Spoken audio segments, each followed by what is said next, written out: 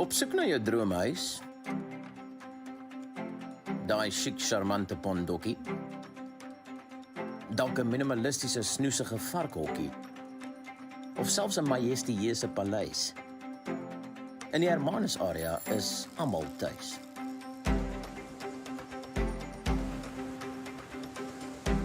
Is jy 'n wynplaashaas? Of liefhebber van die natuur? 'n voorstander van moerensoek? Of dalk 'n kenner van die plesierbier?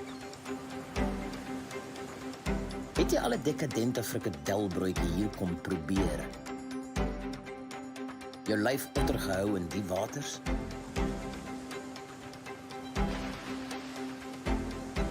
Lang stappies gaan vat op die magiese strande. In Hermanus gebeur dinge, my maters. Son, see, wyn, kuns, glans, genot, geluk en soveel meer. So af en toe kom 'n bekende ook hierdeur. Kom deel 'n brander saam met Tristan wat kan vlieg. Rian Man se rol gereeld hier verby, ek moet bieg. Hi.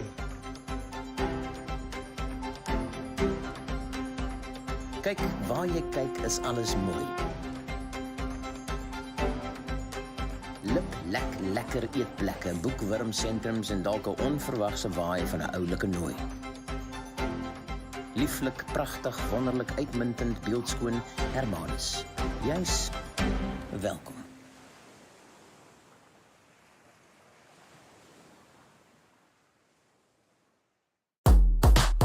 Once again, it is a very good morning to you from the shores of Hermanus on the southwest tip of Africa.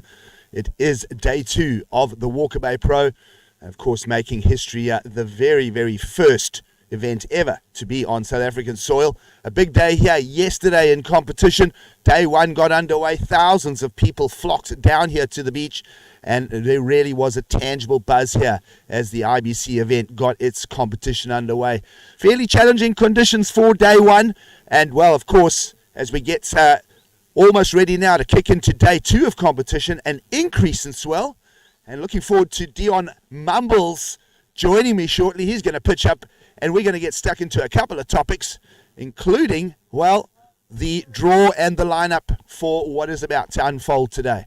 Of course, thinking of action from yesterday, well, 4 to 6 foot waves, challenging conditions, got a couple of excellent range scores to put our riders on display. I remember particularly an 8-point roll from Jeff Hubbard, really lighting up the crowd in the second heat of the morning. Of course, local world champion, the 2019 champ from this very beach, Tristan Roberts. He found an excellent category 13.5 heat score. And, well, there were a lot of highlights to talk about. And, well, of course, I'm hearing the horn in the background. We're about to get competition underway. And I'm seeing Dion Mumbles approaching, so we're going to rope him into the show here. And we'll get competition underway for the second day of the morning. Now, just having a little peep out here, it is around low tide right now, 8 o'clock in the morning. And, well, as we mentioned, surf conditions certainly on the lift. Good morning, Dion, and welcome to day 2 of competition. Good morning, gigs, and good morning, viewers. And, wow, yesterday, jam-packed action. How amazing was it to see the town coming out in full force? I don't even think I've seen so many people here in my life. It's humbling, it's amazing, and it's so good to be here for day number 2 of the Walkabout Pro gigs. The conditions, take us through it. Well, we had solid waves yesterday, Dion. That's the first thing to talk about. I mean, the athletes were under the pump. We had a lot of westerly wind on it. It certainly went a touch onshore by the time the women's rounds took to the lineup yesterday on that outgoing tide. But today, a more groomed surface. That's the one thing we can say. So seeing slightly more cleaner ocean conditions. However, there is a new pulse, there is a new energy, and a much bigger period in the swell. And I'm thinking by the time we get to midday today, Dion, riders might just be scratching their head as to how to get out to backline itself. Yeah, exactly. So, yeah, it's looking good. It's looking good this morning, probably the better one. And we're going to be running till about 12 o'clock, looking at 2 rounds of the men's. It's all man on man. Currently in the water, Hawaiian Pachiko and a local legend, Johan de Goede Chuki. So, yeah, like you said, this new swell is coming. it's going to be massive. And we got the safety guys keeping an eye on the set gigs. Hinky will be making the final call. If he deems it's unsafe around about midday, then we're definitely stopping. But we'll have a look-see come 12 o'clock. But for now, the schedule is we are running 2 rounds of the mains. So it's round 3 and round 4. Jam-packed day yesterday. And wow, what a cooker for this little town. Well, as we allow heat number 1 to start unfolding this morning, Dion, reflections on a very successful day 1 of competition yesterday. I was just starting to talk about some highlights. Remember, Jeff Hubbard got heat 2 really lit up with that big 8-point roll. Tristan Roberts fetched a good combination of scores. Although he had the locals kind of on the edge of their seats for a while, he only just sneaked that wave in with the last 2 minutes to go to get what you would expect as a reasonable result from Tristan. And then, well, other good performances were Aiden Cleve. I thought Aiden Cleve really approached the lineup. Considering he's one of the South Africans without a world title, he's got a lot to prove here. He's the current South African pro men's champion.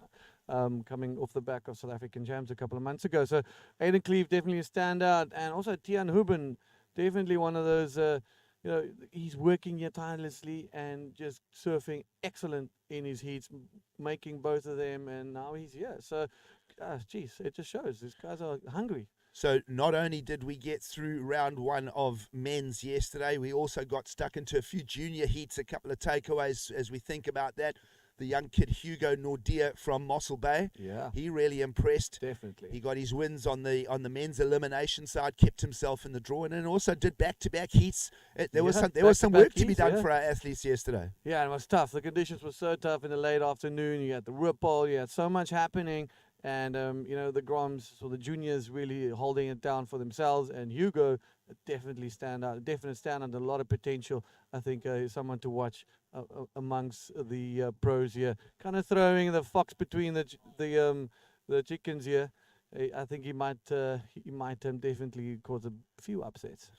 Well, these are the stories we like to tell, right? And then just to summarize what went down on day 1, of course, women's competition, we got that first round checked off nicely. No real surprises there. Yeah, thank goodness. It was good. It was good, Gigs. Happy. Yeah, no, Isabella Souza, she posted the biggest score, I think. And then the last heat in the evening, man, it was just carnage out there for the ladies. Yeah, no, the conditions really put us under the pump, especially at the back end of yesterday. But having said all of that, there was a great spirit to it all. The girls really rolled their sleeves up. They had a go. And as you mentioned, the whole town flocking down here, really a tangible energy. And it felt like the Christmas holidays here in Honors Beach yesterday. Yeah, Christmas in August. How cool was that? But thank you for you yesterday, and thank you for everything you've done for us. And, Surf Zone being one of the partners, that little shop of yours were booming out there. A lot of people, and thank you for everything, Gigs. An absolute legend. No, listen, big time, brother. To plug in and to be part of a historical event like this, Dion, is it's absolutely great. We're making history here, right? That's it. And the forward vision as we think about, in a week's time, this event will be wrapped. It will be a success. You'll be able to look back and go, all right, is there a longer vision to this thing? No, definitely. This is, for us, this is a 5-year plan minimum. And, with the new IBC guidance and the management and the whole team driving the vision and the mission of this and of the sport, changing the perspective, putting the athletes first, the development, the socioeconomic impact around it for every little town and every little place we go to, that really sets the stage for a sustainable event or a sustainable tour, let's rather put it like that. Yeah, absolutely. So many things to talk about here at the IBC stop here in South Africa. We spoke yesterday about the tour thus far, the success of the events building up to this Walkabout Pro, and of course what lies ahead on the calendar. So it's great that you guys are able to build a whole year's tour, the content, and it's really exciting now for viewers to follow the process. Yeah, exactly. We have a product now. After this year, we've got a product with tangible numbers, with interactions and views and events. So we can show something, we can build something, and talk about building, Gigs as well. Is just continuously building. We're in for some great action. I think these mains are this man-on-man format is epic. It gives the guys time to just drop anchor, but get into a rhythm, search and sniff out those bombs. I'm sure you saw a couple of the bombs that we saw this morning as well, and I'm sure they got your eyebrows raised. Well, as we mentioned, low tide conditions here in South Africa right now, just around 8:10 in the morning, the low tide about 15 minutes ago. So what you're going to see now, Dion, over the next 6 hours or so is a strong, steady increase with the incoming tide. The charts are showing that big period, and then, well, tonight we'll have to pretty much sit it out from mid-afternoon this afternoon. I think the lineup's going to be a bit too big. Way too big, yeah. So Henky and them are on the rocks. You can see him sitting there, timing the sets, looking at things, feeling the rhythm of the ocean, the energy. You know, he's got that gut feel. He's born with that knack, and you know, continuously or consistently looking at what the charts are doing. And you know, we're going to be touching the 10-foot bombs this evening, that's for sure. Well, starting to draw our attention to the lineup itself. No rides yet in the opening heat of the morning. Of course, joining us in round 3 of competition. And noticing that Johan de Goede versus Patrick Orr now in the man-on-man format in round 3 here. They were part of the very first heat when we got competition underway yesterday morning. De Goede, Patrick Orr and Tegan Koelenval were that first 3-man heat. So an opportunity now for De Goede and Patrick Orr to match up again.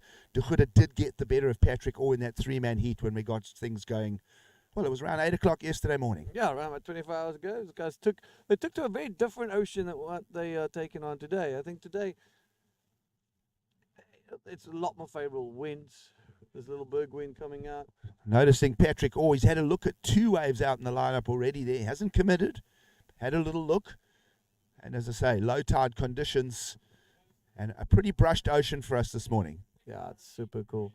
Paddy with a 4-point ride. He's holding on that first priority. And a Chucky in red, he's got that second priority. This man is no stranger to bombs. Here we go, up and riding. I will try and pick him up on camera, but he's noticing quite a bit of distance between our 2 riders across the beach here, Dion. I see. So Pat is sitting on in that rip section. And Johan de Goede is looking for those big right-hand bombs that kind of come through the middle of the bay gigs. A few of them caught Tristan's attention on far side earlier. So I wouldn't be surprised to see him paddling in again on this side than the same tactic than yesterday. A bit more cleaner, so I reckon quite possibly a few better scoring opportunities out there. Yeah, definitely looking at current conditions. There is that right-hander off the rip on the right-hand side of the beach. And then you mentioned the far side, which is the left-hand side of the beach. As you look at your screen, we saw Tristan Roberts use a few waves there yesterday. Sorry, Gigs, up and riding. This is Patrick Orr from Hawaii. Hawks a little Rolo, and still going, and he's going to get out of that one. Sorry to interrupt you there. Action. That's all right. The action determines what we talk about. But I'm noticing Patrick Orr is floating around that same region of the beach where Tristan Roberts was looking for those waves yesterday. And we call that the far side bank. And Tristan didn't exactly just unlock waves there either. He did find some. But I'm noticing that Patrick is sitting in that same region of the beach this morning. Sounds good, Giggsy. Sounds good. Round 1. Well, heat number 1, round number 3. So who we got on the lineup for the rest of the day? If you can go to ibcworldtour.com, check out the scores in real time. Gigs is going to get a lowdown on who's next in the water. Well, Dion, I can tell you, coming into the shore. Next heat, Jeff Hubbard taking on Benji Olivier. There's some stuff to talk about. I mean, Benji, he served exceptionally well yesterday. He was also in the heat with Jeff, with Jonathan Catlin, I think, yesterday. So both of them making it into this round. And, yeah, again, matching up with Jeff. So that should be good. That's going to have good content for us. As we mentioned, that big roll for Jeff yesterday really had the beach on their feet and showing the level of bodyboarding that we'll get out of this Walker Bay Classic. Of course, Luke Bruton taking on Roland Jack, heat 3. That should be a banger. That'll be an interesting one. Versus the Onrus local. So, of course, a lot of local content to talk about here. Heat 4 will feature Tristan Roberts versus Wesley Kutsia. Got right in red. Johan de Goede looking is leaving on that one. Just not getting what he was looking for. Gigs? Yeah, and then we're talking about the draw coming up. Round 3. Alan Munoz versus Mark Webster. Of course, Webster, a local here in the region as well. So that'll be a good one. What's your thoughts on Alan Muniz versus Mark Webster in Heat 5 coming up? yeah, I got Alan Munoz currently is ranked 3rd in the world. He's here to chase the world title. The second ranked rider is not here. That's Tanner McDaniel. So if Alan gets a good result, it's going to go down to front on between him and Tristan. So Alan Munoz is no stranger to these type of conditions, coming from the south of Chile. A lot of these beach breaks and a lot of these big type of conditions. Well, he'll be taking on Mark Webster, who's a local in the area. So Webby will know the lineup. He'll have his mate spotting for him. So that's going to be an interesting heat there for heat number 5. Yeah, definitely a killer. And what do you make of Aiden Cleve taking on Alex Nutt? Another well-balanced match. Very well-balanced match. I think Aiden is also one of the standouts yesterday, as you mentioned. And Alex going to have his work cut out for him. I think Aiden is probably now surfing the best that we've ever seen him surf. So I reckon that it's going to be a tough one. Alex will have to keep his guard up here and surf very smart. And like the look of heat number 7 as well, Ian Campbell taking on Tian Ruben. You mentioned Tian working hard on. Of course, well, Ian Campbell's no slouch. Ian knows the lineup as well. He hangs out in this region quite a lot. So that's going to be another good one. Lots of content.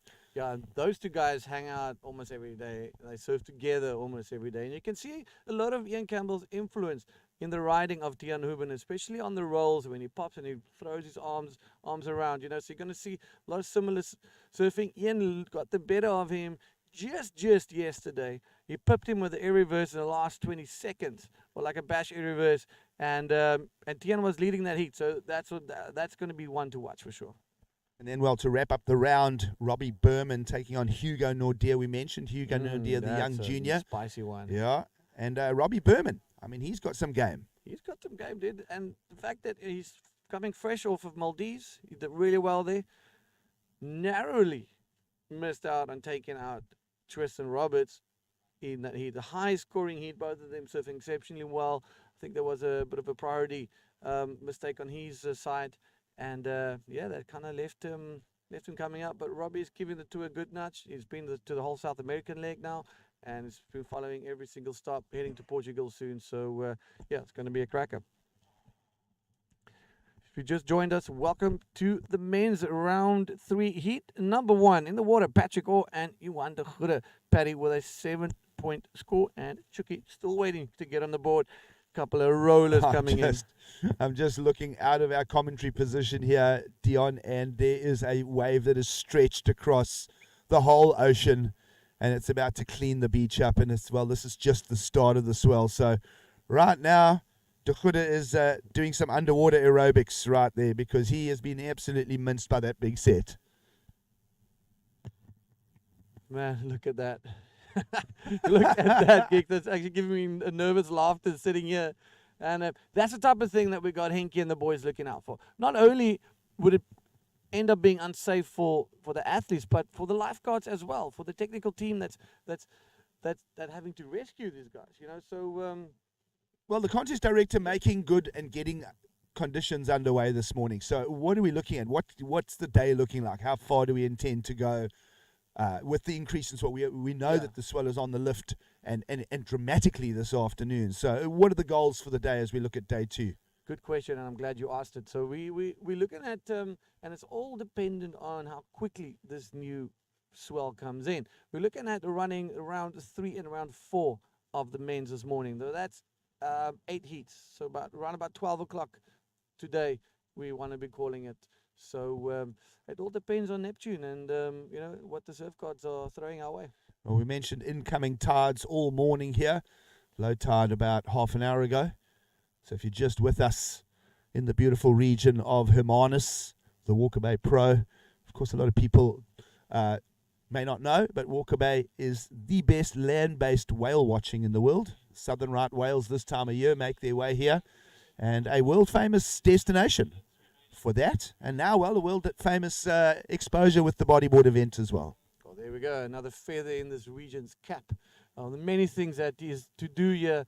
Oh, man, this Himalayan Arda Valley is just, it's breathtaking. And I remember, cycling and training here, one of the big mountain bike races, the Cape Epic, and this is the place. You got everything. You got, if you're a mountain bike enthusiast, if you're a wine enthusiast, if you're a nature enthusiast, if you're a culinary enthusiast, if you're just like someone that likes the adventure and of If you want to get out of the place, big city of Cape this is it. Town, it's 90 minutes away, and it's just got absolute ticks every box. Every single box, whale watching. I've never seen an unhappy girlfriend or wife do a trip to Hermanus either. It's got something correct. for everybody. And of course, as you mentioned, the mountain biking trails, the wine farms, and it's all literally within 5 minutes of where the Walkabout Pro is unfolding now. Exactly, and this is a joy, and this is the reason we have it here. It's that touristic or the tourism drive around it, and what this town, what the Overberg and the Walker Bay area has to offer. It makes us an absolute perfect position and a perfect spot, and just given the infrastructure that we have available for us on the beach here in Onrus. Well, of course, a huge shout out to the Overstrand municipality as well, and the council been very forthcoming in working along with the RBC to get all the boxes ticked, so to speak, you know, blocking off the roads, getting the traffic sorted. And I mean, yesterday was like carnival atmosphere here at the beach.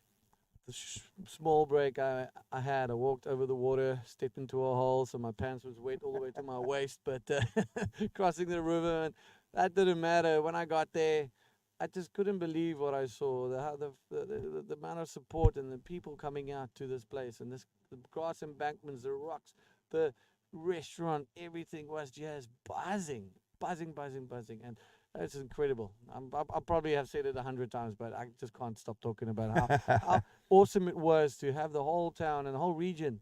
I mean, the parking was going past the caravan park. It was lit. It was Yeah, it was about a kilometre walk at one stage for folks to get in and come and soak it up.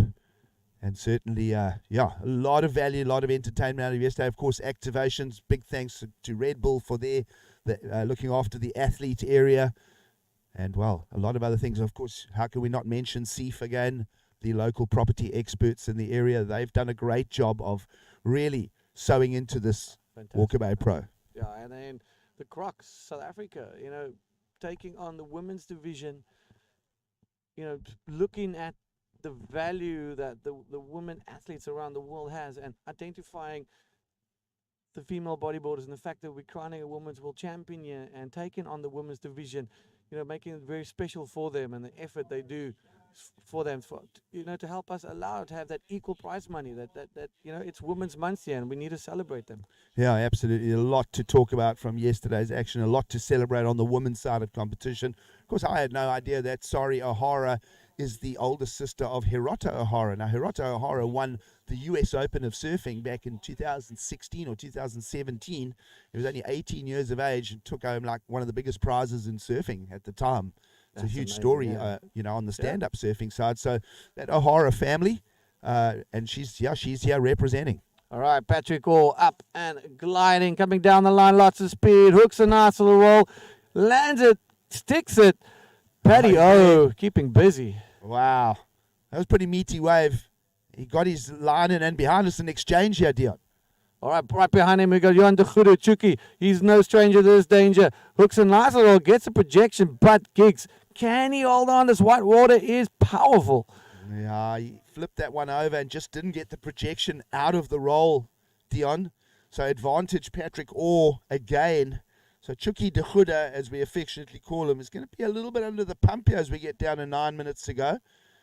Because his scorecard has been fairly empty up to the stage. Yeah, he landed a little bit sideways. I think he was looking to get back into the face of the wave for that second scoring opportunity, because it was quite a long open face that he had. So unfortunately, catching a rail or just all that power holding him down, and him opting to swim straight back out because he wasn't as far in as Patrick. I think he'll hold on to that priority, and Patrick will definitely be making his life a little bit harder here in this 30-minute heat, where he's going to be extending his lead now. They see a total combined score of 10 points. So Chuki almost touching that combination land with 10 minutes to go. It's not a good place to be. Of course, Alex on commentary as well, our lady that's in contention for a world title. Her and I got quite stuck into the discussion about fitness. These big beach breaks, they're really asking of our athletes. You really have to come here pretty prepared and fit. And then the other kind of topic we really drilled into was almost a lack of discussion of priorities. Hasn't been a lot of. It's not like a focused takeoff area on a reef break. Yeah. It's been a more spread out playing zone, and there hasn't been that much discussion on priority and the use of it as far as tactics. Yeah, I think with the I think also it comes down to the earlier rounds. It comes down to some of the guys that it's surfing for the first time as well, and also just being so very spread out. Just look at this little replay here, and I think this is the one from yellow. Patrick Orr goes up, nice little roll, comes through the lip. See, he's got a straight landing, and he's in front of the white water where the Chuki that was on the wave right behind him. He had a sideways landing, and I think he just got washed out and losing his rail for that one. So yeah, no, you're right. The priority, I think it comes to more into play now that we're in the man-on-man situations, and it's a bit more of an asset, but more of a tool that you can use. But obviously, as well that it works very well on a reef scenario where there's a single takeoff zone and maybe a bit more condensed contest area. We have quite a wide contest area, so priority, might it just depends how the athletes see it. Well, that can change. Of course, there could be just a specific part of the bank at some stage in the next 5-6 days that develops. Certainly, a lot of sand could move around now in the next 24 hours. We could end up with a very defined, perhaps a left-hand bowl going towards the roadside, and we could also really get the scouring out on the northern end of the beach, which is the left side of the beach, for the far side, right? That's it. Then that priority becomes key, absolute key, because now you're sitting on this condensed takeoff. It's basically a one-wave thing. Well, one direction into the channel. So yeah, you're 100% spot on. That priority will be coming into play. Well, talk about priority. Using it now is Johan de Goede. Now he needs to improve. He needs to get a big score. Can he get around the section? Does he have enough speed? He is trying it, and unfortunately, nothing on that one. He'll be feeling frustrated about now. That's his probably only his second roll of the dice. He hasn't found a lot of waves in the lineup here, Dion. So, yeah, he's going to have to go back to the drawing board. Perhaps one blowout score could really help him. I mean, he's sitting on... We'll have to look at the individual wave count. I'll have a look at that shortly. Yeah, I think he's got 2 ones. Yeah, perhaps that's what he's sitting on. Sitting on the deuce now. And, it takes one big score and a small roll on the inside, and then you're back in the game. Patrick Orr just keeping busy. His wave selection has been really good. The Hawaiian, just reading the ocean really well, and seems like he's very well connected with things right now. Well, that punchy roll for Patrick Orr fetched a 6 from the judges panel, so a little indication of what we want to see. Just clean through. But Johan de Goede has got to go now and really get some work done. Exactly what Johan de Goede is sitting on, 2 one-point rides. He'll be pretty bummed with himself right now, and he's got to dig deep here as we're already down to 5 minutes to go.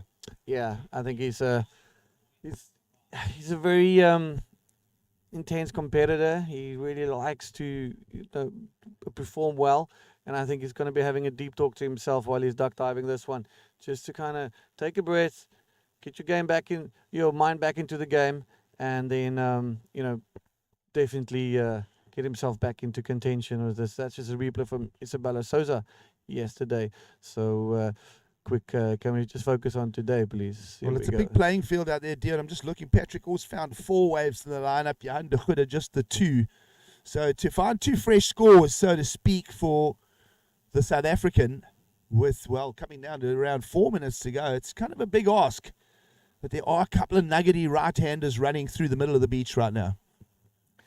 It seems gigs that being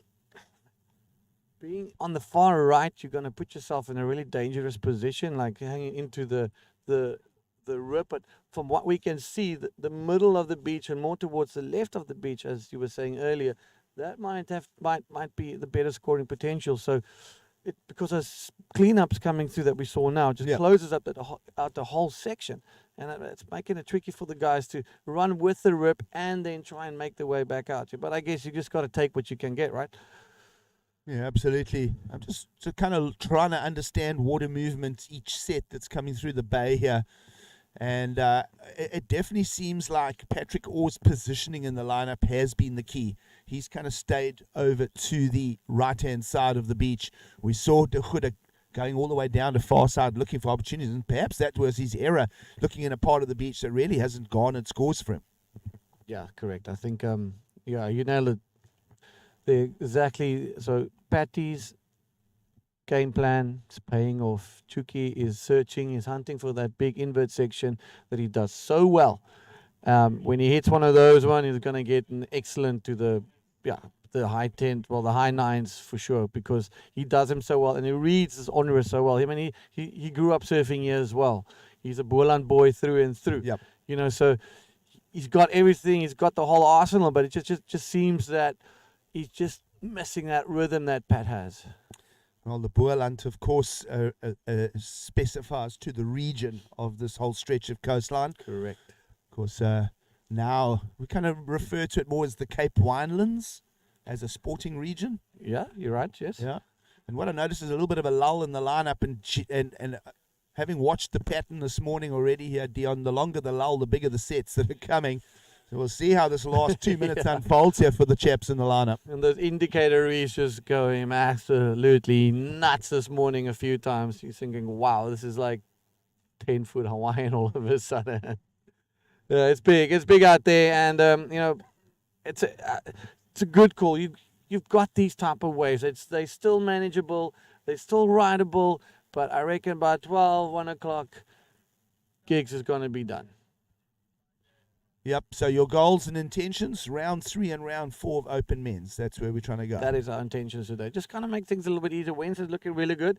We are going to be focusing on the women's division, and we might have to do a men's round as well. And then on Saturday, things are looking really great as well. So then we're looking at crowning our event champions. Here we go, Patrick Orr, an absolute screamer. Can he get a cover up? Almost comes around the section. Gigs, he's looking for a little something. And just going flat on him right there. That wave was very deceptive. Yeah, I kind of thought that thing would barrel out. But nonetheless, no harm, no foul for Patrick Orr. He is the heat leader. And smart of him to use that. Perhaps that was a priority situation that got employed there, because they were both in that same region of the beach for the first time in the heat. And he had that priority. It's 44 seconds to go. Chuki now trailing hard behind this heat. 10 versus a 2-point run, but wait, it's not over. Chuki up and riding and letting this one go. See something maybe in the back, a little bit too wide, and hopefully with 28 seconds to go, he can get one more wave just to redeem himself and just to get those. Well, he's looking for an 8. That's a big number, so he's got to go find the best wave of the heat, and he's got to do it right now. Otherwise, it's trouble street, and he's out of the draw. And there's something showing. 12 seconds to go. He's looking. He's paddling really hard. Yes, there he is. He is looking. He is looking, ladies and gentlemen. Can he get on this one? Again, just going flat on him. And unfortunately, Patrick Orr getting the better of our local legend, Johan de Goede here. And that's the end of the road for Johan de Goede. Well, all credit to Patrick Orr. He did everything right in that heat. He found the best waves. Even that last one, although it didn't pay out a dividend, good heat management, was in the right place at the right time, and he's into round 4. Well, that's it. So we're going to be back with some more high-flying, gnarly action here right after this quick ad break.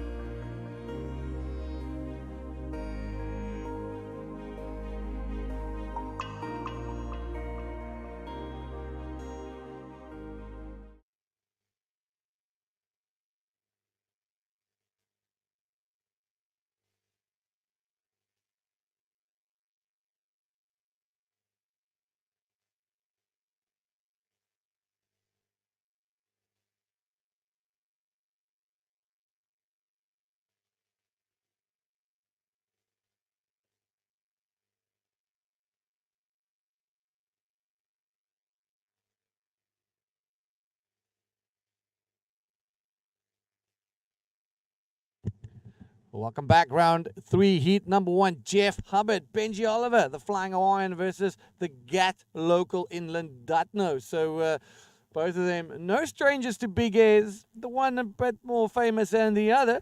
But I can tell you, Benji ain't going to hold back. There's a couple of bombs on the horizon, gigs. Wow, what a beautiful morning here. It is truly a beautiful morning. Look at the mountains behind this low-level cloud cover. This little haze in the air. Should be something burning somewhere. Yeah, there may be some smoke. controlled burning in the air, but there definitely is a little bit of mist. I wasn't sure if it was from all the swell and the breaking, so it's like sea mist, but it appears it's a combination of sea mist and perhaps a little felt fire somewhere that's being controlled. It is winter. It's not really a problem this time of year. Let's have a look at some riding to get heat number 2 underway. All right. Llandudno local Benji Oliver screaming down the line. Going to get a section. Oh, pops a beautiful roll through. That is what I'm talking about. All no right. stranger to big sections. Wow, he approached that thing and the punch through the lip, and he came from behind it, under it. That was pretty critical. Judges are going to love that one. That is, he went like a rocket through that lip. And that's power, because you really got to have a lot of speed. You got to have a lot of control. Then you still got to punch through the thing that's heaving over you, which is now touching on the 4 to 6 foot consistently. And when that impact is very heavy. Let's look at this replay. So there he is, gunning down the line, on the nose, perfect line, sees it, snucks under the little lip and pops right through there. And a smooth, clean landing. That's going to be it's going to be a high scoring. Right, there we go. 7-point ride for his opening wave. It's, he's going to make Jeff's life hard here. He's going to give it to him. Well, he puts the 3-time world champion on call straight away, the young local from Llandudno. Of course, Llandudno on the west-facing beaches of the city of Cape Town itself.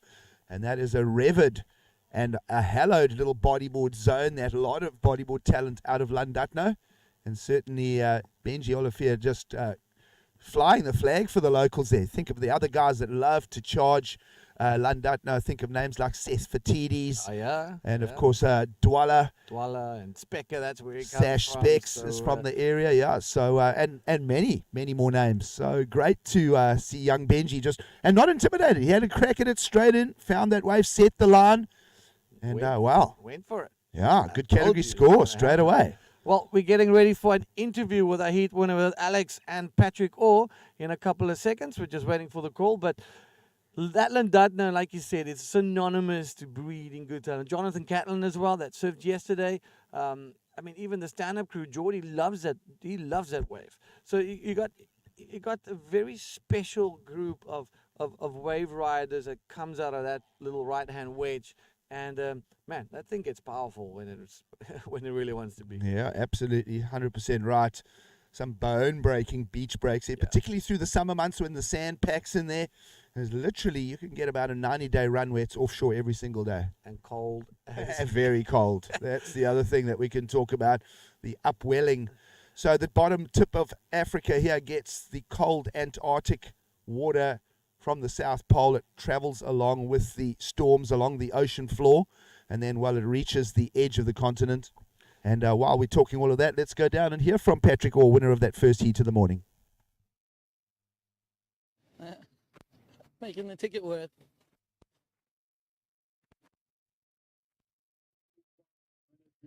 Thank you, guys. And we're here with the winner of the last heat, Patrick Orr, making it into the quarterfinals. How do you feel? Oh, so stoked. Yeah, grateful to be here and just surfing in South Africa. Yeah, it's awesome. Nice, you're coming all the way from Hawaii. A little bit different, the water. How did you adapt into the cold water here? Not adapting, really, just so cold and freezing. But yeah, just stoked. It's heavy out there and tough and just all over the place. But I'm lucky to get a couple good ones. Well, we send you big congratulations. Best of luck for the next heat, and back to you guys. No worries. Jeff Hubbard, Benji Oliver talking about Jeff. That's Benji again, scoring another. Let's see what he can do. That's his replay of his last wave. Great surfing and a 7-point ride for Benji Oliver. Now we asked the question, where is Jeff Hubbard in the lineup? I'm noticing him taking a bit of a wave on the head right now, Dion. A couple of waves on the head. Yep. We see Benji's right in the shoreline. He's going to get himself back into the onerous conveyor belt. and then just continue and try and get himself back into the. What's interesting is Benji actually did try to paddle out after he completed that roll, and he got absolutely pressed by Set. So what he should have perhaps done is just headed straight for the beach post the roll. 100%. And he's probably burnt away 3 or 4 minutes of heat management error there, if you want to be critical of the young Cape Townian right now. But nonetheless, as you mentioned, he'll make his way to the rip fairly shortly. And it's about a minute's trip, and he'll be back on the outside. And, well, Hubbard kind of cruising on that same bank. I haven't seen Jeff activate just yet. Yeah, they're sitting just off the middle, more just off the rip, and he's looking for those big right-handers. I think we're going to see him go absolutely nuts on those right-handers, because he does have his back a little bit against the wall here. He's up against a starting 7-point right from Benji Oliver. So Jeff knows he can't just go in and do a little small safe maneuver. I think safe surfing in these elimination rounds doesn't become a good option. Nah, Jeff will know that the game is about 7s and 8s. I mean, this is an IBC World Tour event, you know. It's like he knows that if he can't open up with the 5, you know. He's got to surf to his standards. He's got to find the number, and well, certainly the 7-pointer sets the standard already for the heat. And all credit to the young Llandudno surfer, as we mentioned. Absolutely, and he did so well in Tant as well. He qualified for the main event. He showed his grit there. Did you see on the highlights reel the double rolo he's done?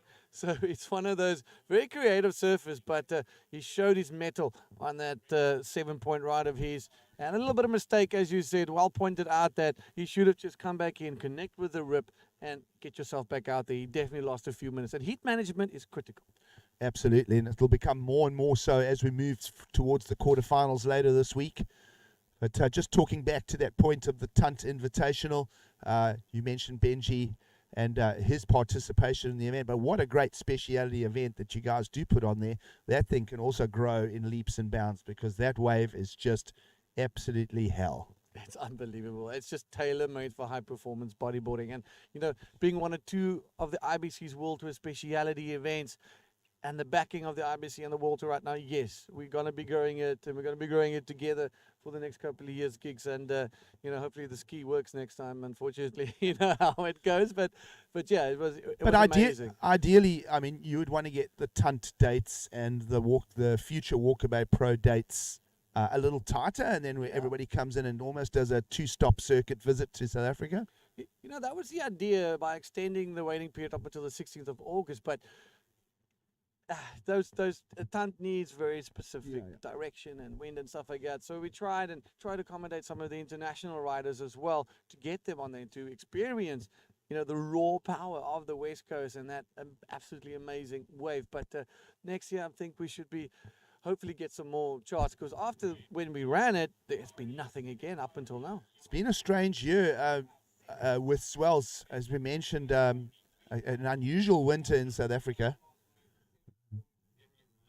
The wine farmers harvesting almost a month late. That's so crazy. Yeah, so I keep thinking, well, what does that mean? That means that May becomes June, June becomes July, and August becomes September. And so so perhaps we're only reaching, you know, a midwinter pattern in the swells right about now, and maybe we've got an amazing September on the cards. But certainly every season has those little sort of, you know, you see in Hawaii as well. You have a late winter, you have an early winter. Not every year's cut, copy, paste. You know, so it's really hard to pick those windows for events globally. It's not the easiest job. Yeah, exactly. And then you gotta within that window, you got to deal with it, to deal with whatever you're getting, because you know you can't go over it, you can't stop before it. Everybody's traveling and they're booking their slots in between that.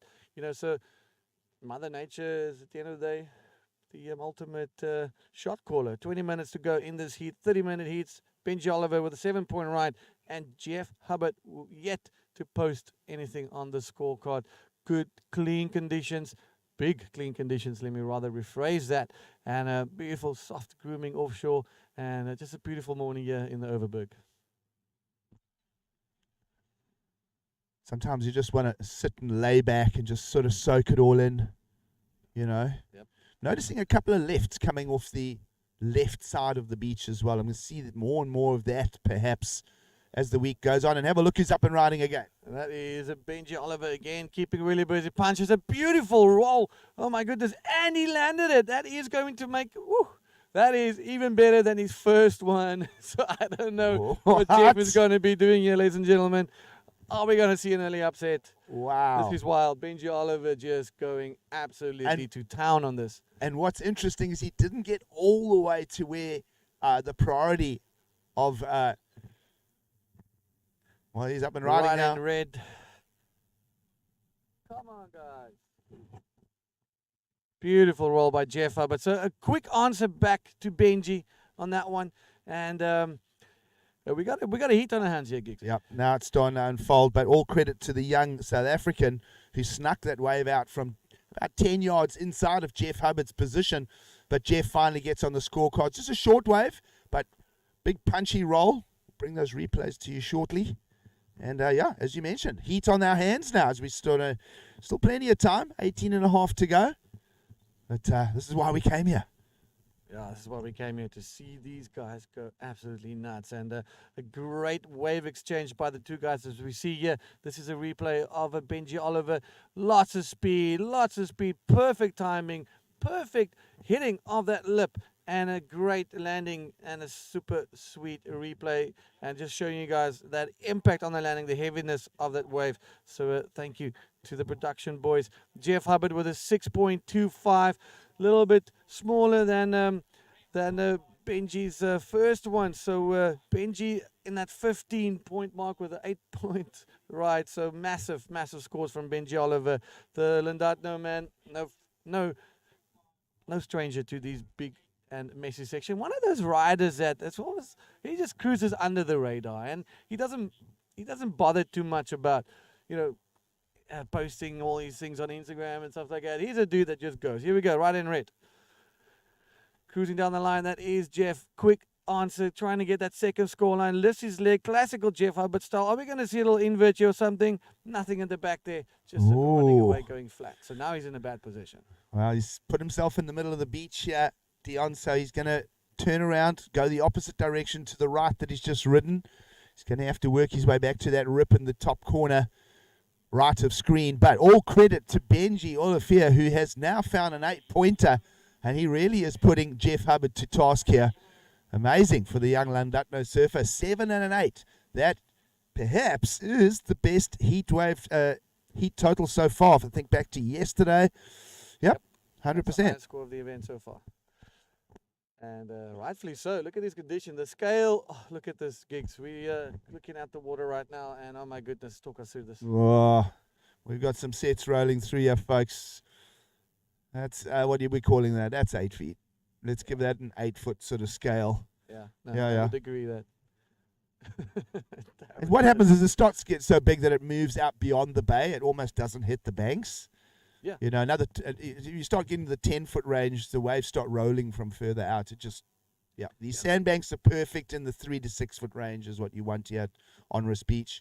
So as it starts capping out over 8 feet, you kind of start losing almost the effect of the sandbars themselves. It just becomes these big rollers.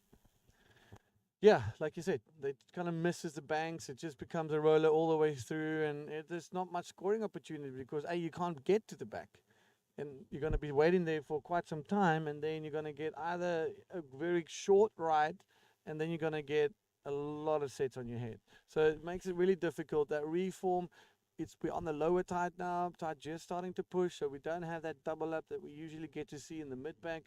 So it's a bit of a double-edged sword right now. The interesting thing with Onrus, having lived here for a while now, is it almost takes every swell direction. In the middle of the beach, heat leader back up and riding again, Dion. That's Benji Oliver going down the face, riding really fast, and then, not getting anything there. But maybe not a bad move now in between to sit here in the middle, trying to connect with one of those big right-handers. What do you think? Well, we're just talking about sort of the lineup and how this beach receives swells. I'm thinking there's a couple of lefts off the far side bank. Yeah, it does seem like it. Yeah, literally, I've seen a couple come off the we call it the far side, But I've seen a couple of lefts stand up and wind into thing, especially if the winds go back to northwest at some stage. Yeah. The left-handers really could be part of the story. Oh, man, this is big. Look at that thing. Look at that thing. Top to bottom barreling, running through that. And that's that left you're talking about. That's that left that's coming off at a very large scale, starting quite big at that far side and then running towards the middle of the bay, getting a little bit smaller, but just so fast. Yep. And the question we'll ask right now, Dion, is where is Jeff Hubbard? There he is. He is on his way back. He's at the edge of the rip. He's about to get to backline again. So Jeff with a total score 7.25 and Benji with a 15. It's leaving the gate a little bit open for Jeff. There's 13 minutes to go, but Benji will be keeping himself busy, and he knows what he needs to get. He's sitting with the second priority is Benji and Jeff with that first priority spot. A little bit difficult with the priority right now because they are spread quite far, and just a ton of duck diving happening here. And I'm sure these guys' heart rates must be through the roof right now. Well, you've got to be fit. You've got to be focused. You've got to have a game plan here because there's a lot of you versus the ocean going on out here as well, Dion. So Jeff's back in position. And, well, Jeff's going to be chasing a big number. Well, if there's anybody that can get it, that's Jeff. Tristan Roberts coming in on the next heat. I'm still very keen to see him appearing and see where he's going to jump in at. We see Roland Jack walking. Also another local. He's going to opt to jump off the rocks. Going to have to be very careful in his timing because now is probably the best time to jump out. But when those sets come and you're in on that rocks, it's a bad place to be. Oh, you know, the fact of the matter, that rip is so strong, you can pretty much beach start. You don't actually have to do the rock jump. You can do a beach start here, and that current will just pull you all the way out. But with around 12 and a half minutes to go, Jeff Hubbard looking for an 8.75. There is a set of pressures now for the three-time world champion to deal with. Yeah, we're in that 12-minute mark, so we're approaching that 10 minutes. So he's gonna have to find something. He's gonna have to find something. Benji opening his account quite early, and we see Roland Jack here having a quick little chat. The guy's always smiling, super quiet, super humble, and I would say a little bit nervous right now. And who wouldn't be? The water safety standing right on the edge, ready to react if anything happens. Some of the best water safety guys in South Africa watching out for these riders. So I'm super stoked and super grateful for them. And just making sure that everybody feels a little bit more relaxed as we standing here looking over the ocean on a beautiful morning here at the Overberg. I'm joined by global surf commentator Gigs Villiers. Gigs unfortunately has to leave us in the next hour or so as he's got other commitments around the country. And it was super fun to have you around, dude, and I'm looking forward to many more. And this is just the beginning. This is just the beginning for our little town here and everything we get to do. And I had super pumped. It's been great. Thank you so much. Been an absolute pleasure to plug in with you guys, to be part of history here. As I say, made this home several years ago after a busy decade in Cape Town itself. And yeah, love living out here, and well, to see how the town has responded to the IBC event coming to the shores. It's really just been a privilege to plug in with you, Dion. Trust I'll get a few more call-ups to come and chat with you over the years to come. Yeah, but more than that, I'm sure you can definitely bet on that. So yeah, it's been great. Yeah, absolutely. And just as we mentioned, just you know, everyone that's made this event work. You think of all the partners. You think of everyone sewing into this. We mentioned Seif, the Milk Restaurant here, really providing for the panel, and of course all of us being powered by Jackery as well. Those portable solar and power units. They've been invaluable actually to the event. I mean, think about it. This whole event is just being run on natural energy, well, battery and solar. Not a single generator being used. You know, just trying to, you know, it shows it's possible. That massive LED screen is pushing like 1,000 watts every second, and the units are handling the load. Yeah. We got the PA system. We got the entire broadcast system. Pretty low carbon footprint for a global event. And this place is a blue flag beach. So the thought process behind that was like, you know, let's test it. Let's see. Let's set the bar not only for us, but give Jack with opportunity in other surfing events or sporting events to be able to see, well, something at this magnitude is possible without, fuel and stuff like that, and use that as part of your product. Yeah, absolutely. And of course, great on your media side to have a partner like Wavescape as well. Yeah, Think Spike of and the boys. Thank you. Spike and his forecasting. It'll be interesting to know what his thoughts are about around sunset this evening as far as the swell goes. Of course, wavescape.co.za. There's that left again. Dion are just having a look at a couple of lefts pouring through that part of the beach. But it's a tricky place to be. You sit in the wrong position.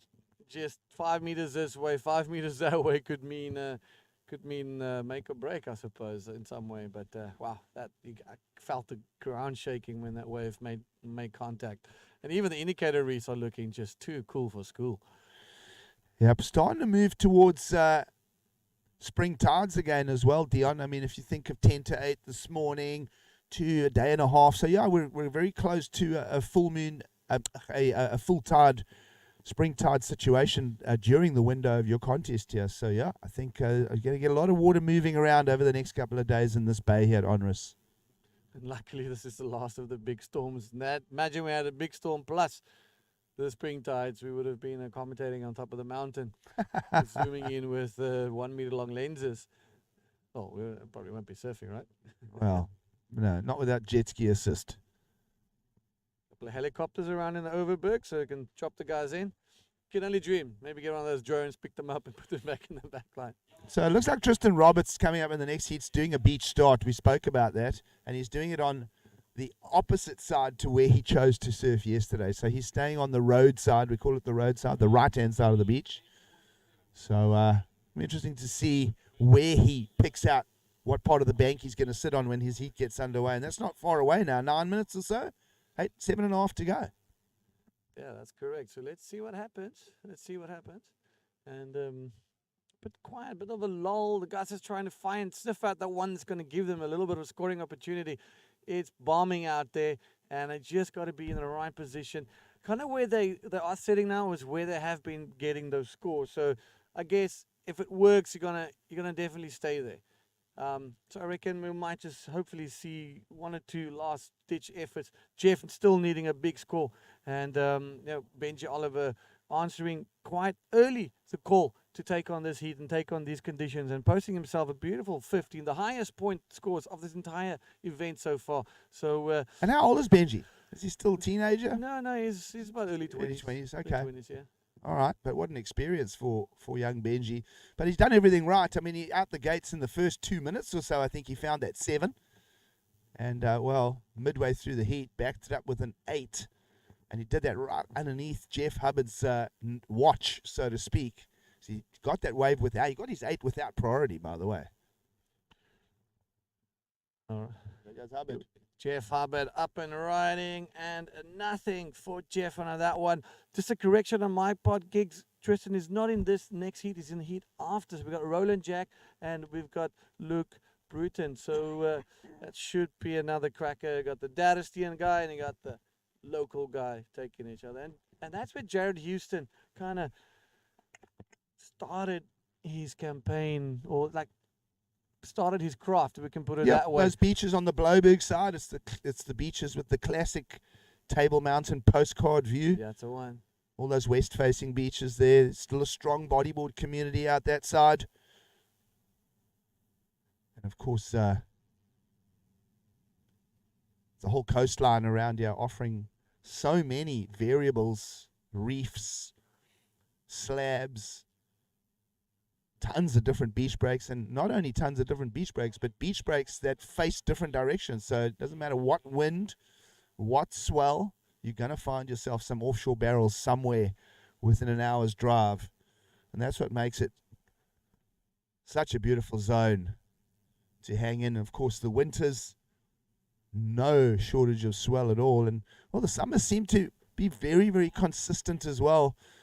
And this region is one of those that the water temperature actually in summer is colder than in winter. It's just because of the offshores take the surface water out and it causes the upwelling. We mentioned that colder water on the sea floor coming from Antarctica. that makes its way to the edge of the African continent here, and then the offshores will brush the warmer water out to sea. They'll upwell that colder water. But many variables, so many different lineups in and around the Overberg, the greater Cape Town area. And of course, that zone where Jared Houston comes from, Blouberg, Dadestian, Horse Trails. And then that's just the gateway to the West Coast from there, because you get in your car and you start driving. Endless possibilities. You can drive from there to, well, to the equator. You can drive to Nigeria if you really want. There's waves. There's waves. There's waves. So And let's not even start talking about Namibia and Angola. I was about to talk about Namibia. So a couple of years ago, you and I were fortunate to be together at the same place, and that 2 kilometers of fun. Sure. And what a magic place! What a wild place! What a wave! What a freak of nature. Yeah, it's been founded in 2008, and it's been 15 years, maybe more, of surfing. I mean, I've seen bodyboarders get absolutely, I'll tell you who's an absolute crazy nut when he gets there, is Andre Botha. I think he must specifically train for Skeleton Bay, because I've seen that guy sprint 2 kilometers from the bottom of the point back to the lineup. I've seen some amazing barrels in my life there. Of course, talking of Lundudno locals, guys like Ed and his whole crew, they've been very much part of the pioneering process of all of that West Coast. And, well, we're not even going to mention... So that's it. We're not going to talk about the West Coast anymore. That's it. No, we're not talking about it. What is that? Yeah. What? Yeah, we're not. There's waves. Come and visit. Yeah. Land in Cape Town. Find some friends to go surfing with, and, well, you'll leave with memories of a lifetime. Well, let's talk about situation in the heat gigs. Benji Oliver, holding it down for the South African flag, and Jeff Hubbard trailing deeply behind him, looking for a big score. He's moved into the middle. Well, he's still standing in the same position. And we see Benji has moved across to those left-handers. And he knows he cannot let his guard down for 1 second up against a seasoned competitor, world champion, Jeff Hubbard, the high-flying Hawaiian. We would love to see some more action from him, but it's epic seeing Benji absolutely sending it in great surf, big surf, and holding it down just for himself and his crew. And it's really rare to see a guy like this finally, having this opportunity. And it just again comes down to having this event here in South Africa, showcasing the talent that we have here, just showcasing the place. The place is it's magical. The country is magical. 11 official languages. So there's a lot going on there. And we just saw Jeff posting a good score and a great maneuver. So we're going to get you guys a replay on that one. And he's still going. He's looking for that link up, that second maneuver. There he is. He's getting it. And another Rolo. He's going to sit on the nose. I love how he sits on the nose. He's fighting for that score. He's looking for it. Still going in the short break. Another Rolo. Wow, just cannot count this guy out. 1 minute to go. Has he taken it away at the last minute from Benji Oliver? Well, looking for an 8.75, wow. Dion. What are you thinking? I don't know. I just don't know. Just don't know. What? He's going to get a 9. 9 No. point right. The hearts are breaking. Relief on the beach from Jeff Hubbard right now. A 9 point right. Let's get you that replay and see what's happening there. 9 point right from Jeff. Just a 0.25 more than what he needed for Benji Oliver. Hearts are breaking. You can feel it there. Benji's going to be so bummed. But, man, he's going to be so stoked.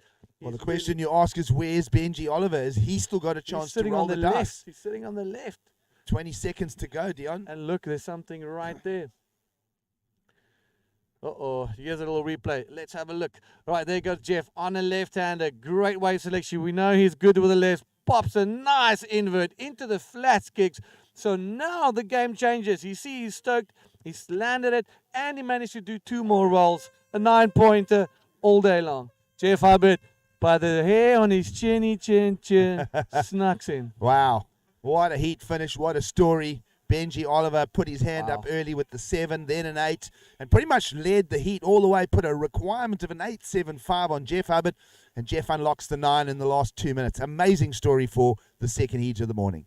Wow, we're going to be back with some more wild action here on Onrest Beach for the 2020 Walker Bay Pro. You can see Jeff Hubbard, super stoked, sense of relief, very grateful. We'll be back with some more action after this ad break.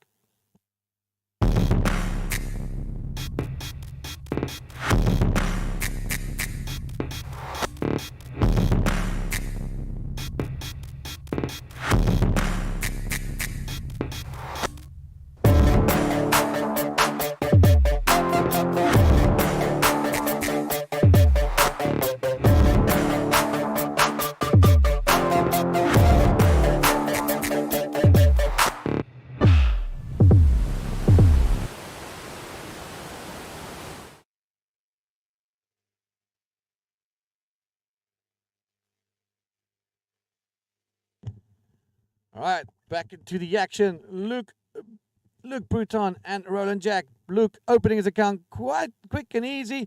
Punches through the lip, but not punching and landing to the back of the wave. Well, man, that was some intense moments there. How are you feeling, Dion? Yeah, I'm feeling like, wow, I'm like on both ends of the spectrum. For one, you want Benji to go through. For two, you want Jeff to go through, because both of them are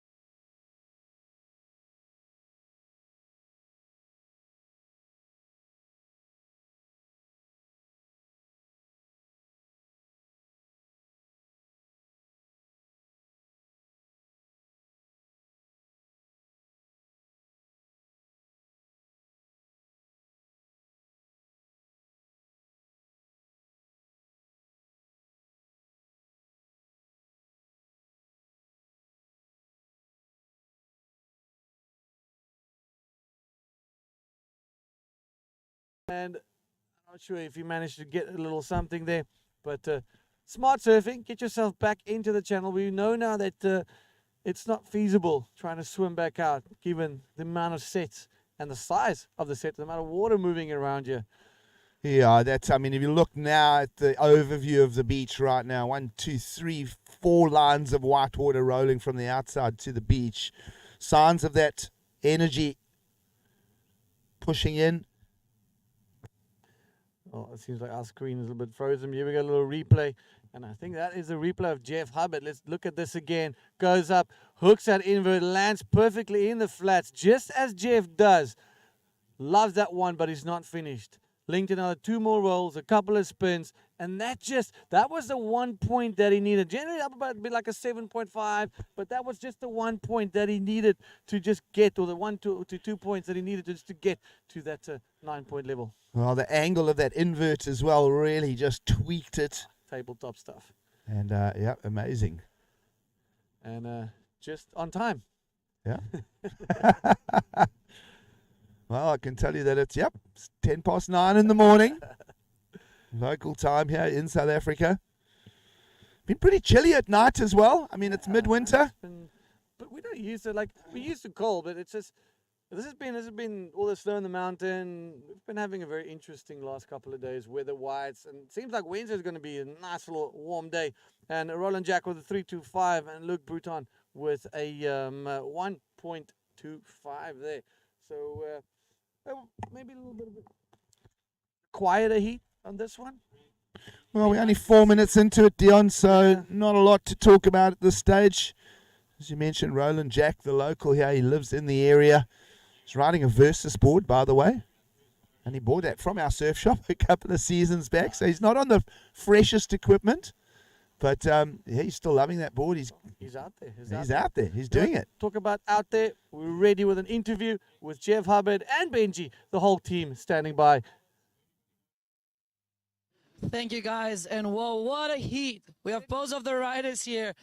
Benji leading the heat through the heat the whole entire time. And then Jeff, you never want to have Jeff behind you, making it in the last minute. Tell us a little bit about the heat, guys. Oh man, it was pretty good. Like got some nice clean rolos. Like think I just got lucky getting that wide one and then like an inside one. And that set me for the heat. And then after that it was just chasing Jeff. trying to block him, but it's such a big playing field. It's hard out there.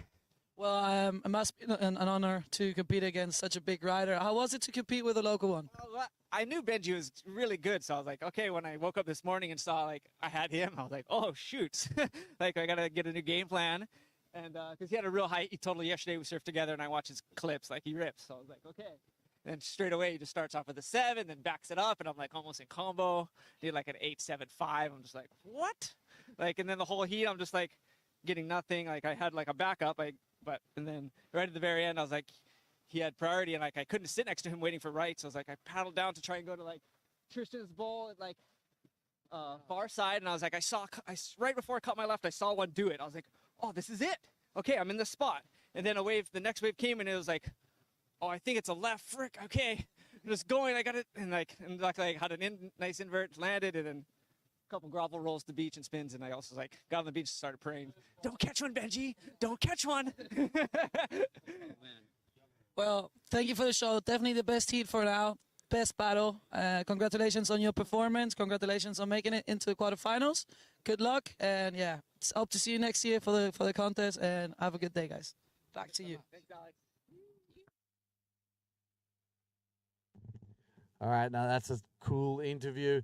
Just showing the camaraderie and the mutual respect between the two athletes. Roland Jack 3.25, Luke Bruton with a 1.25, and both of them will be frosting to take this opportunity to advance into the next round gigs. And that's what it's all about. You're approaching those money rounds, and for a lot of these guys, it'll probably be the first time that they ever earn some money out of the sport. Well, I tell you, I kind of thought Benji Oliver had Jeff against the ropes there. I didn't think, looking at the conditions, looking at kind of what the lineup was offering, especially in that last couple of minutes, it wasn't a particularly special wave that Jeff got that score on. He engineered that score, he manufactured it, and well, kudos to him. What a freaking freak he is. And that's just that experience that he has. But he probably heard you, because he went and moved over to the lefts. He knew that he's been seeing that the right-handers, and probably saw a couple of lefts coming down, and right place, right time, he got that left-hander, got the score. He ended up here in the corner as you entered by far side. So, you were spot on with that these lefts are there, and roll the dice, and there it is. But what a heat in the last heat. Kudos to Benji Oliver and Jeff Hubbard going toe-to-toe in this one, and that was a great display of professional bodyboarding. Yeah, great show. Makes for a great story, and well, Benji Oliver can hold his head high. I mean, a 7 and an 8 in the lineup. He actually had the highest heat score until Jeff stole that credit away for the heat advance. So yeah, exciting surfing out of round 3 here this morning on the second day of the Walkabout Pro. Loving it. Stoked to hang out with you, Dion. Thanks again for having me. I'm going to be slipping out shortly. But, good luck for the rest of the event as well. I think a huge impact for the town of Hermanus itself. And, it's tons of people drove through from the mother city of Cape Town yesterday for the day. It's amazing to see, yeah. And, of course, they'll do that again. Finals day coming up at the end of the week. You guys are teeing up for a massive finals day and crowning champions come the end of the Walkabout Pro. We might even the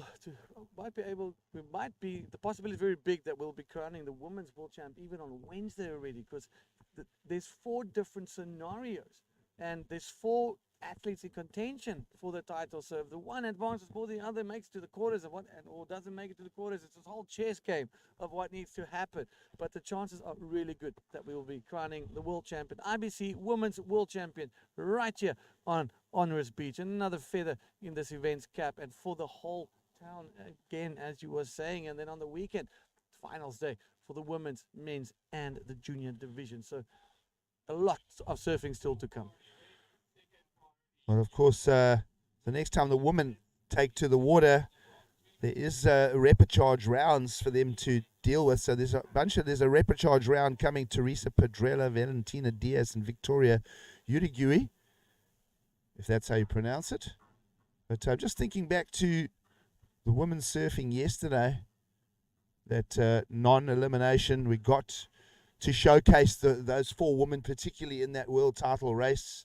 Alexandra Rinder getting her win in the opening round, 11.67 heat total.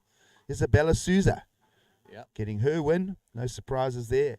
And Sarah O'Hara also, good solid performance from her. And then Neymara, So those are kind of your fetching four the big, title contenders. and they all won the heats yesterday, so no surprises.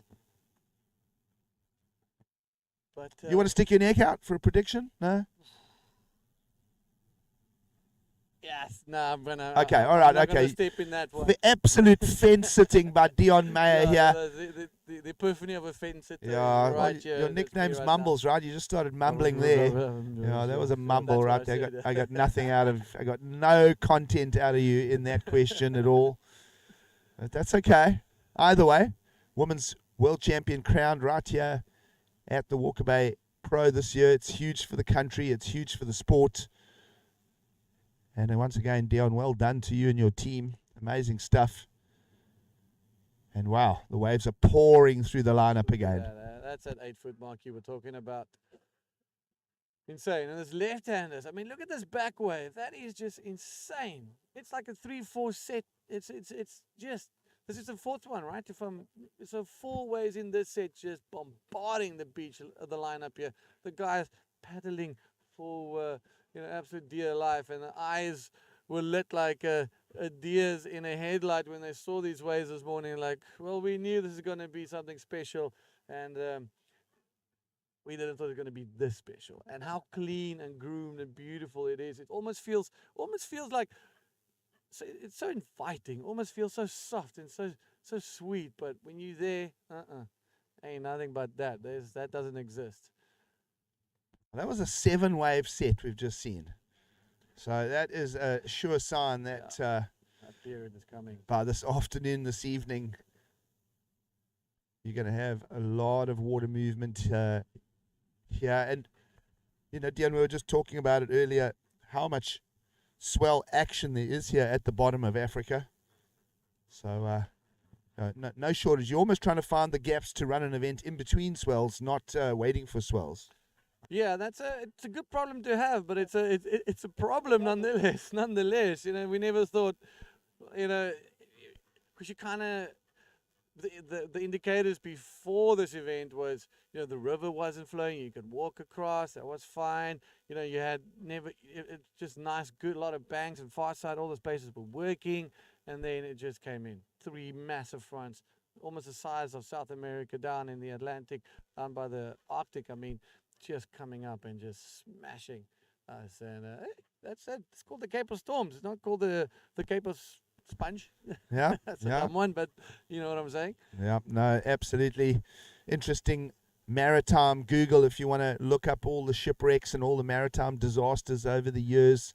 This coastline littered with, it was such navigational hazards for the. I probably think the Portuguese had the least amount of accidents quickly. I'll Google that at some stage. But certainly with the commercialization in the last 150, 200 years, incredible amount of shipwrecks in the area.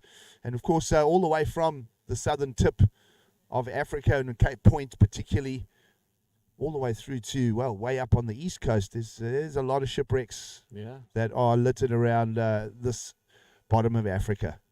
I mean, just take a moment and think quickly. When your Bartholomew Diaz or the first people who ever came here, it might not even be them. Who will ever know? But what I'm trying to say is, here we go. A rider in red, up and riding. Big roll by the rider in red. And we're just going to have to bring you that replay, unfortunately. Well, that was a Yes, big punch. They had a bit of a glare on us, so we might have missed him as he was on screen. And we're going to hit you guys with a nice little replay. And that is Luke Bruton. And he's no stranger to big little section. You always see his hair flicking over as he comes down on his section. But that view when you come around somewhere and you're running out of water and you see this Table Mountain from far away, like what must have been going through, what do you think must have been going through those guys' minds? Let's just look at this replay first. Luke Burton running down the line. Good section, good timing, a little bit of sideways landing. Now the question is, did he get it? Unfortunately, that sideways landing making punch through the lip was good there, yes. Dion, but there's a ricochet, almost like a backslash from that landing lip. Right in that impact zone, and landing not facing the beach. Yeah. You got no real control. Yep. Fundamentals of bodyboarding, right there. That's it, 101. But it's pretty gnarly out there. 3 versus a 3.25, just under the 15-minute mark. Great approach. I mean, if you think of Benji Oliver's first counting ride in the previous heats, he put a 7 together very similar to that. That was almost on its way to that. But that landing Bruton, just facing the beach, and that's it. That engages your rails, your fins, everything. So else. A 7-pointer becomes a 3, basically. That's it. So we're 3 versus a 3.25. We're under that 15-minute mark here at day number 2, round number 3, heat number 3 of the Walker Bay Pro. Next up on the IBC World Tour, we'll be crowning the Women's World Champion here in the southern tip of Africa and the beautiful Overberg. And we'll be continuing the charge towards the World title race. Currently, world number 3, Alan Munoz from Chile is here, and he will be taken to the water quite soon. And coming up in the next heat is the Prince of Onrus, and that is Tristan Roberts. So a lot of hometown pressure for the guy, but I think if it comes to pressure, he's someone that can handle it, and he's been actually showing that over and over. So looking forward to see Tristan's approach, and I'm looking forward to seeing his approach as to how he's going to be paddling in and where he's going to be paddling on this one. Yep, no one will know the lineup better than... Yeah, better than Tristan for sure. Bless you. And all the germs that never had parachutes.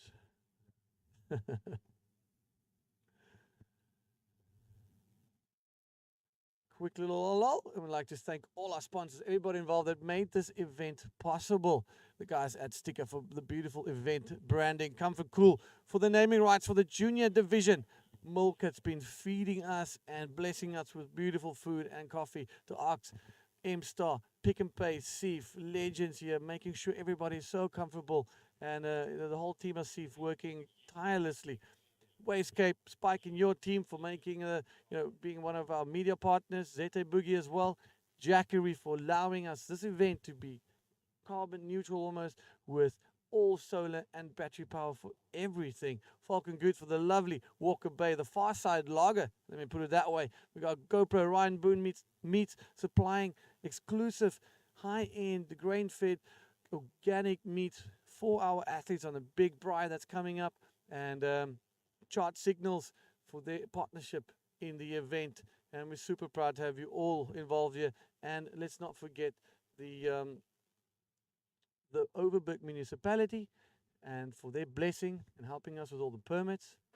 And we got right in red, Luke Bruton up and riding down the line there, lots of speed. Can he get around that section? Unfortunately, this wave just going absolutely ham on the back, but wait a minute. Roland Jack out at the back, big bottom turn.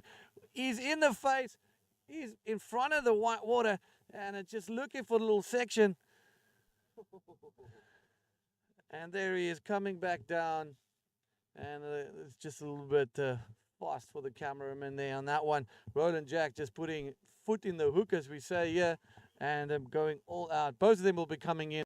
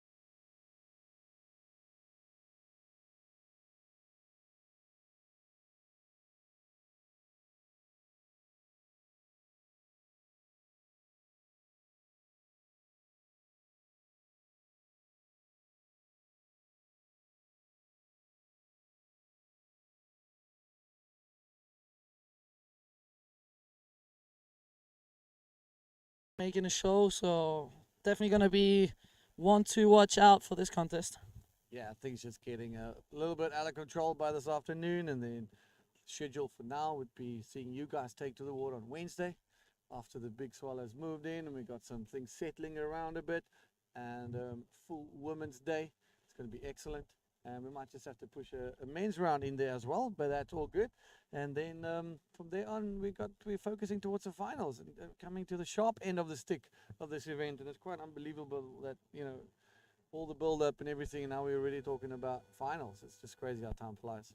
Yeah, no, definitely the boys have been doing a lot of rounds. So after this, they're already in the quarterfinals. And girls, we still got some running to do to get into the final day. But definitely looking forward to some good conditions. Today looks way better than yesterday. Looks cleaner. There's some bigger rams out there. And you know what?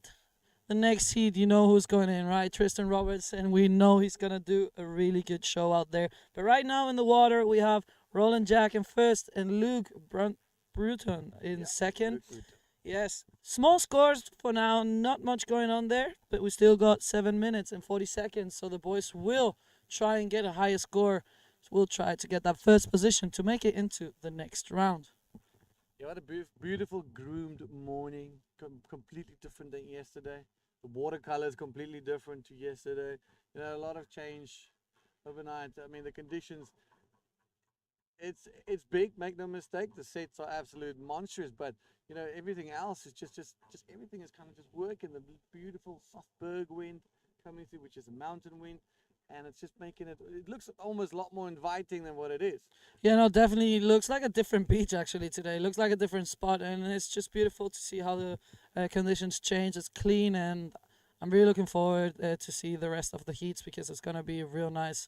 Some big names are coming up, and it has been real good. Like, what a show, just the last heat. As we have Red on a nice clean wave. Can Luke get a nice little section? No stranger to these things. Stalling just right in the foam. There he is. Releases the rail. There's a little something coming for Luke. Can he land this roll? That is the question. Yes, he does. In the flats. Team going absolutely nuts on the beach. And I'm sure he's going to be breathing a massive sigh of relief, Alex. He's been working hard to get this one. He's been working hard to get here, to get the money for the entry fee. And you know what? This is just great to see a kid like that who put so much time into bodyboarding back home finally gets an opportunity to perform on a world stage. Yeah, he must be stoked with that one. Let's see what the judges think, but it's beautiful to see when people give so much effort to come here. It's not easy, and we see the replay. So he goes there, he knows how to draw the line, and he looks to get the perfect speed to connect with that roll. And I tell you something, I was there yesterday. Those closeout sections are not easy to hit, so that was a really clean maneuver there for Red. So let's see. He gets a 6.0, so he must be stoked with that. He will be going up there to the lineup and trying to get a good backup, so yellow won't get the first position. But I tell you what, he's out there. Roland is definitely waiting for a good wave to make also a big score. Yeah, Roland, the local, he knows what to look out for. He surfed really well yesterday, and he just needs now a 3-point ride. So that means there's not much in this for this heat. I won't be surprised if we're going to see these guys maybe coming a little bit closer to the shore break, or just throwing in a Hail Mary with one of these big ones. And it's basically going to be like maybe 2 spins on a set wave if you're really looking at the minimum requirements with that. So it's still wide open.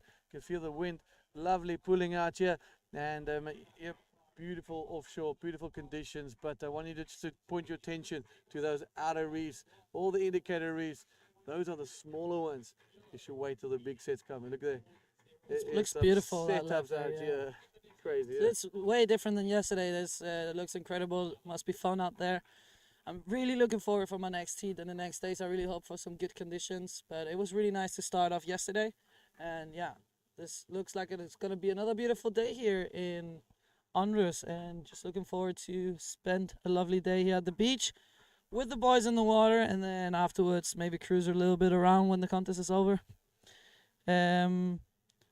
So Yeah, man. I don't know. The last heat just shook like it was such a shock there at the end. Such a show coming from Jeff Hubbard. But you know what? These boys out there, they're still gonna show us some action for sure.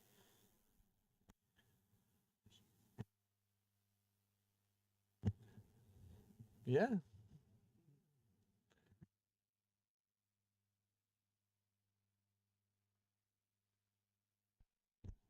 Like.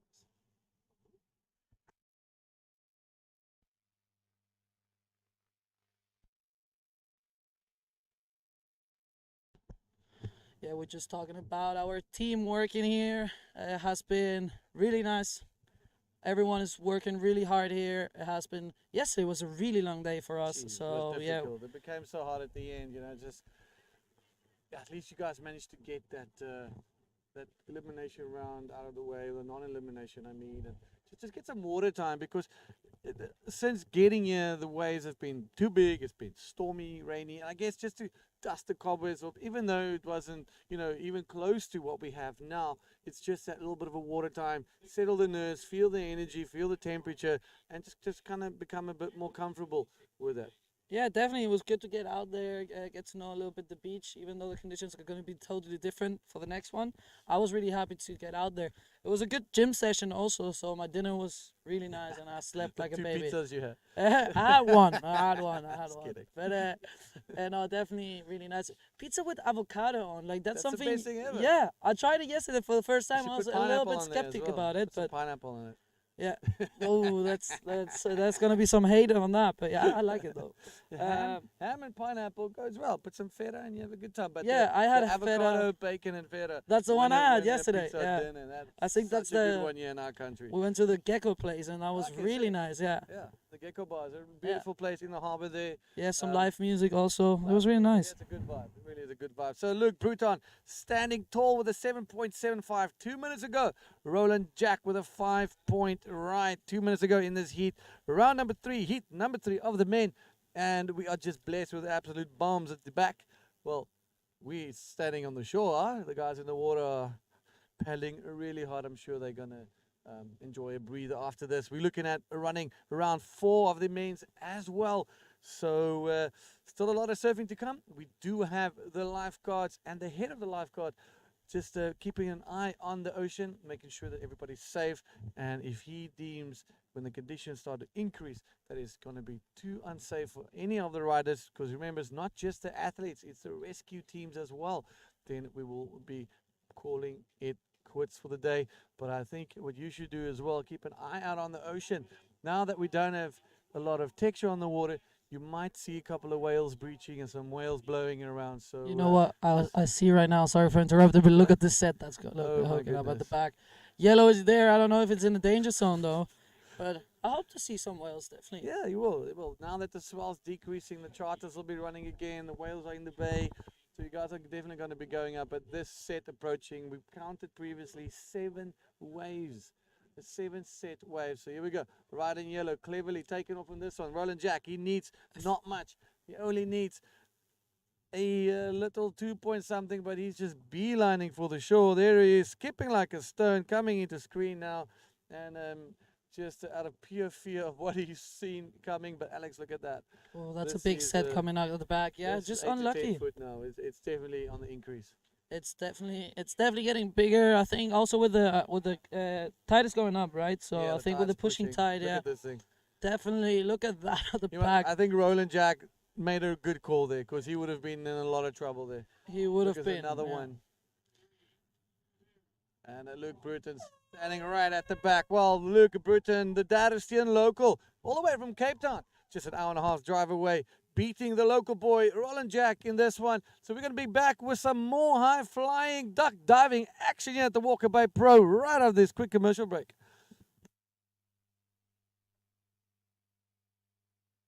Home is our story. SEAF. Expertise built through generations of trust.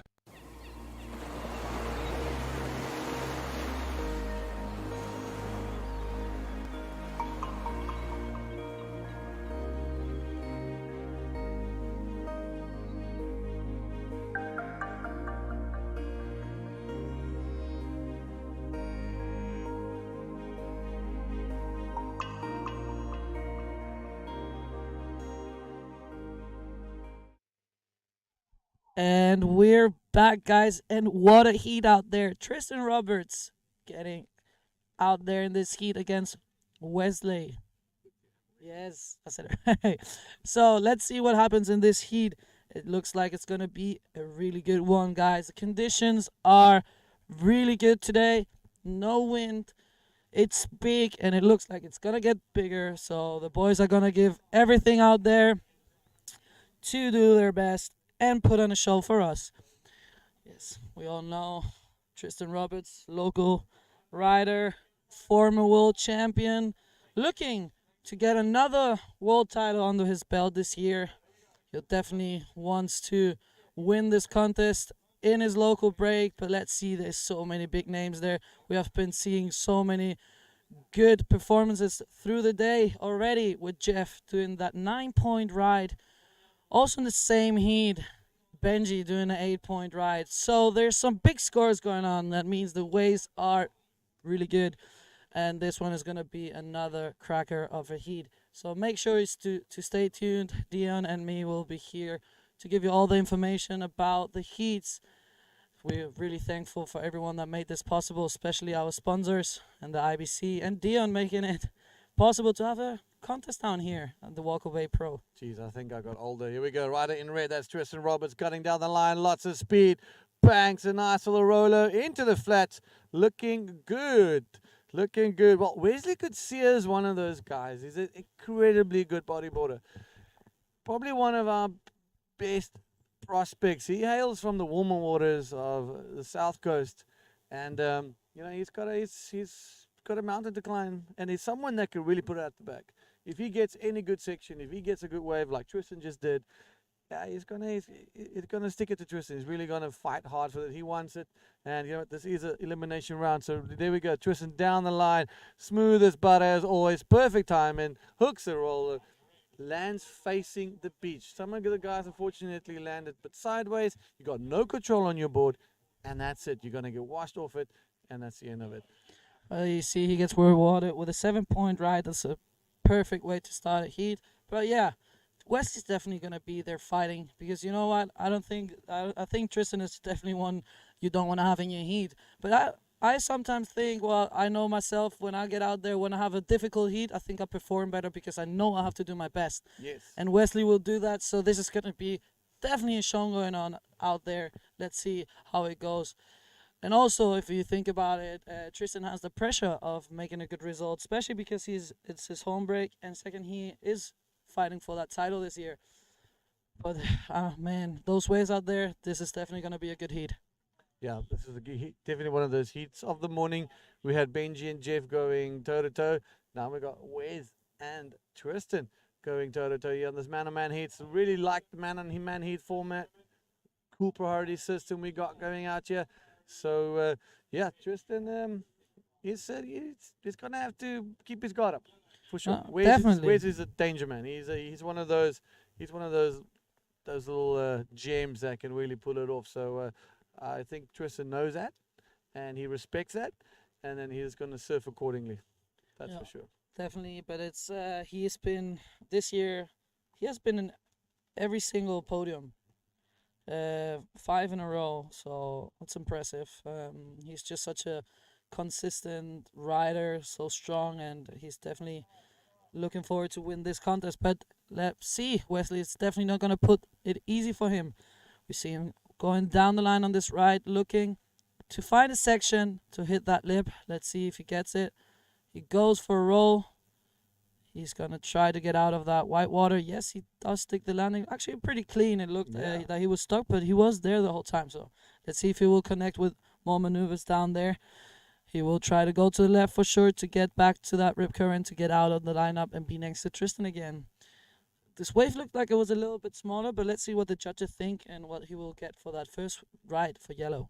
Yeah, Red finally answering back straight. Well, yellow, I mean, Wes answering straight back to Tristan. But here we go, Tristan paddling and leaving.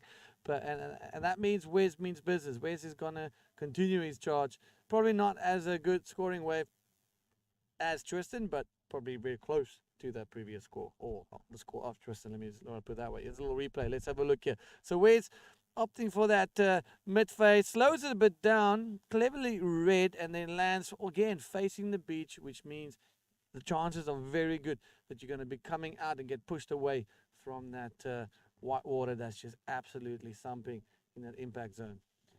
Yeah, no, he definitely 5.25. 5.25. That's not bad. That's a good score also to start off your heat. And you know what? There's still so much time left. So let's see what the boys have in there. Is it? How long are the heats? Are they half an hour or Yeah, 25? 30-minute heats. Oh, okay, I was a little bit confused. I was what? Why is it still 25 minutes left? So yeah, that's actually really good, important because the conditions are big. So it's good to have that time to get some good waves out there to make some big scores.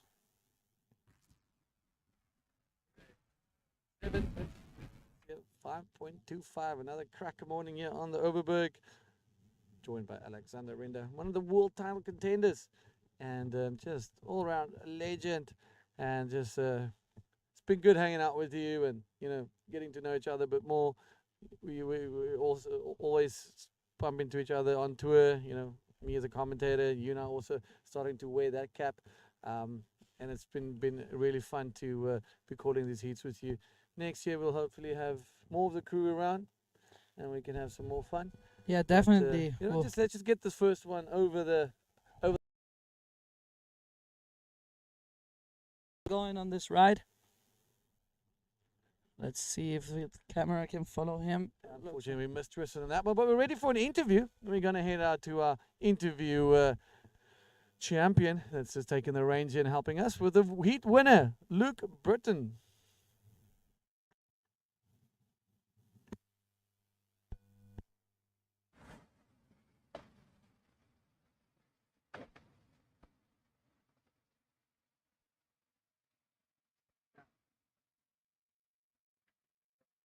Right.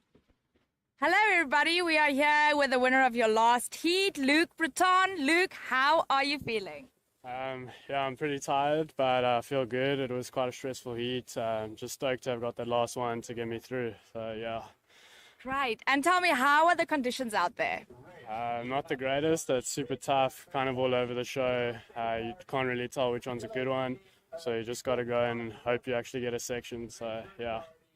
Okay, fantastic. And tell me, do you have any shout outs for today? Yeah, I'd just like to thank all my sponsors. We are a Coffee, Reef South Africa, Cream Surfing, Kuko, and yeah, just shout out to my mom, my girlfriend, everybody watching back home. Yeah, shot. Oh, amazing. Thank you, Luke, and congratulations again. Back to you guys.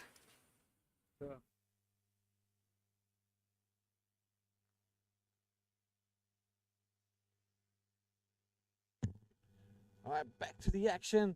Thank you for the rad interview. As we just, it's all about coaching and teaching people new skills, and just having people in our arsenal that we can call on to fill some shoes and some gaps. That while you and I are quite busy, and it'll just be nice it's nice having new team members on board, and you've been coaching quite well. Definitely, that was a really good interview, and thank you for helping us out. As we have in the water, we still have Tristan in first position with a 7-point ride in a 0.75. And in second, we have, I think Tristan lost his board. We have Wesley on second with a 5.25. But we got the call that someone lost their board. And I think it's Tristan, yeah. That's definitely not a position you want to be in. He will not be happy about it, but you know what? He's so fit, he will definitely, he's just there already. Crazy rider. But yeah, he definitely needs to work on the leash there. Where is he? I can't see He's him. just here in front of us, and the board is somewhere there, so Okay, he'll be there soon, I can hopefully. see that the beach, there he is. Yes, there's Tristan swimming there. Going to be body surfing in, fit as a fiddle, just narrowly missing his board. He's going to get it now. Hopefully there's a bit of a lull in the set, so he's swimming super hard, and the rip is pushing the board towards him. And remember, Alex, he's swimming against that rip. That's just absolute power from the young man. And you had the lifeguards just showing him where it is, and I think he's going to do a double knot on that leash right now, getting a big applause from everybody on the water, on the edge of the water, I mean. And that's a big effort. Luckily for him, massive set did not come through. He was lucky in an unlucky situation. I've been there. That's one of the worst things that can happen in your heat is that you lose your board.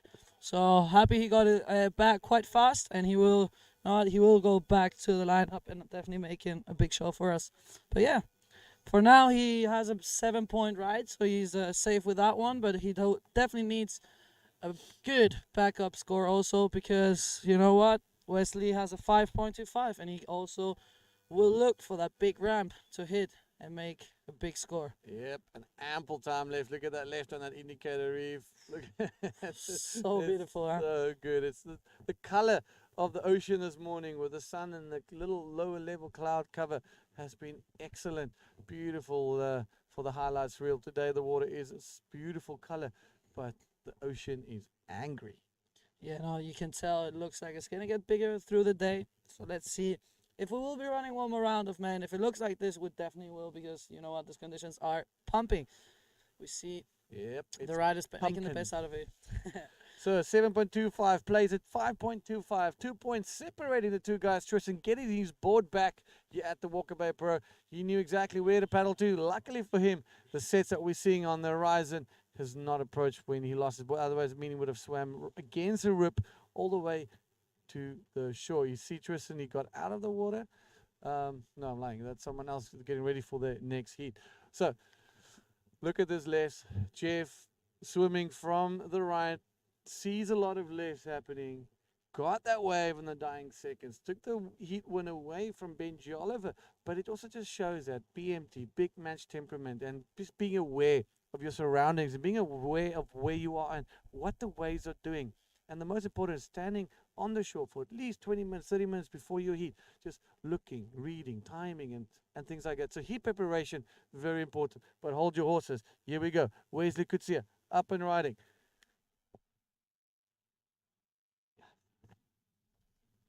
And we have him on the right here looking for the lip to hit. Goes for a big roll. See if he can land that. And we see Tristan at the back. Quick ride for Tristan. But yeah, he couldn't stick to the landing, so it's an incomplete. Oh, he did. Did he come out of that, or did he take the next wave? I'm not sure. We're not sure, but the judges keeps an eye on it more than we do. We'll see. Screen, and the judges have the whole beach to look at. Tristan as well took a wave right behind him and didn't get a scoring opportunity there. So we'll see if Wes managed to get up there. So Tristan a little incomplete with a total score of 8-point ride, and Wes with a 7. So two small little scores for the two guys, and it's a 1-point horse race at the moment.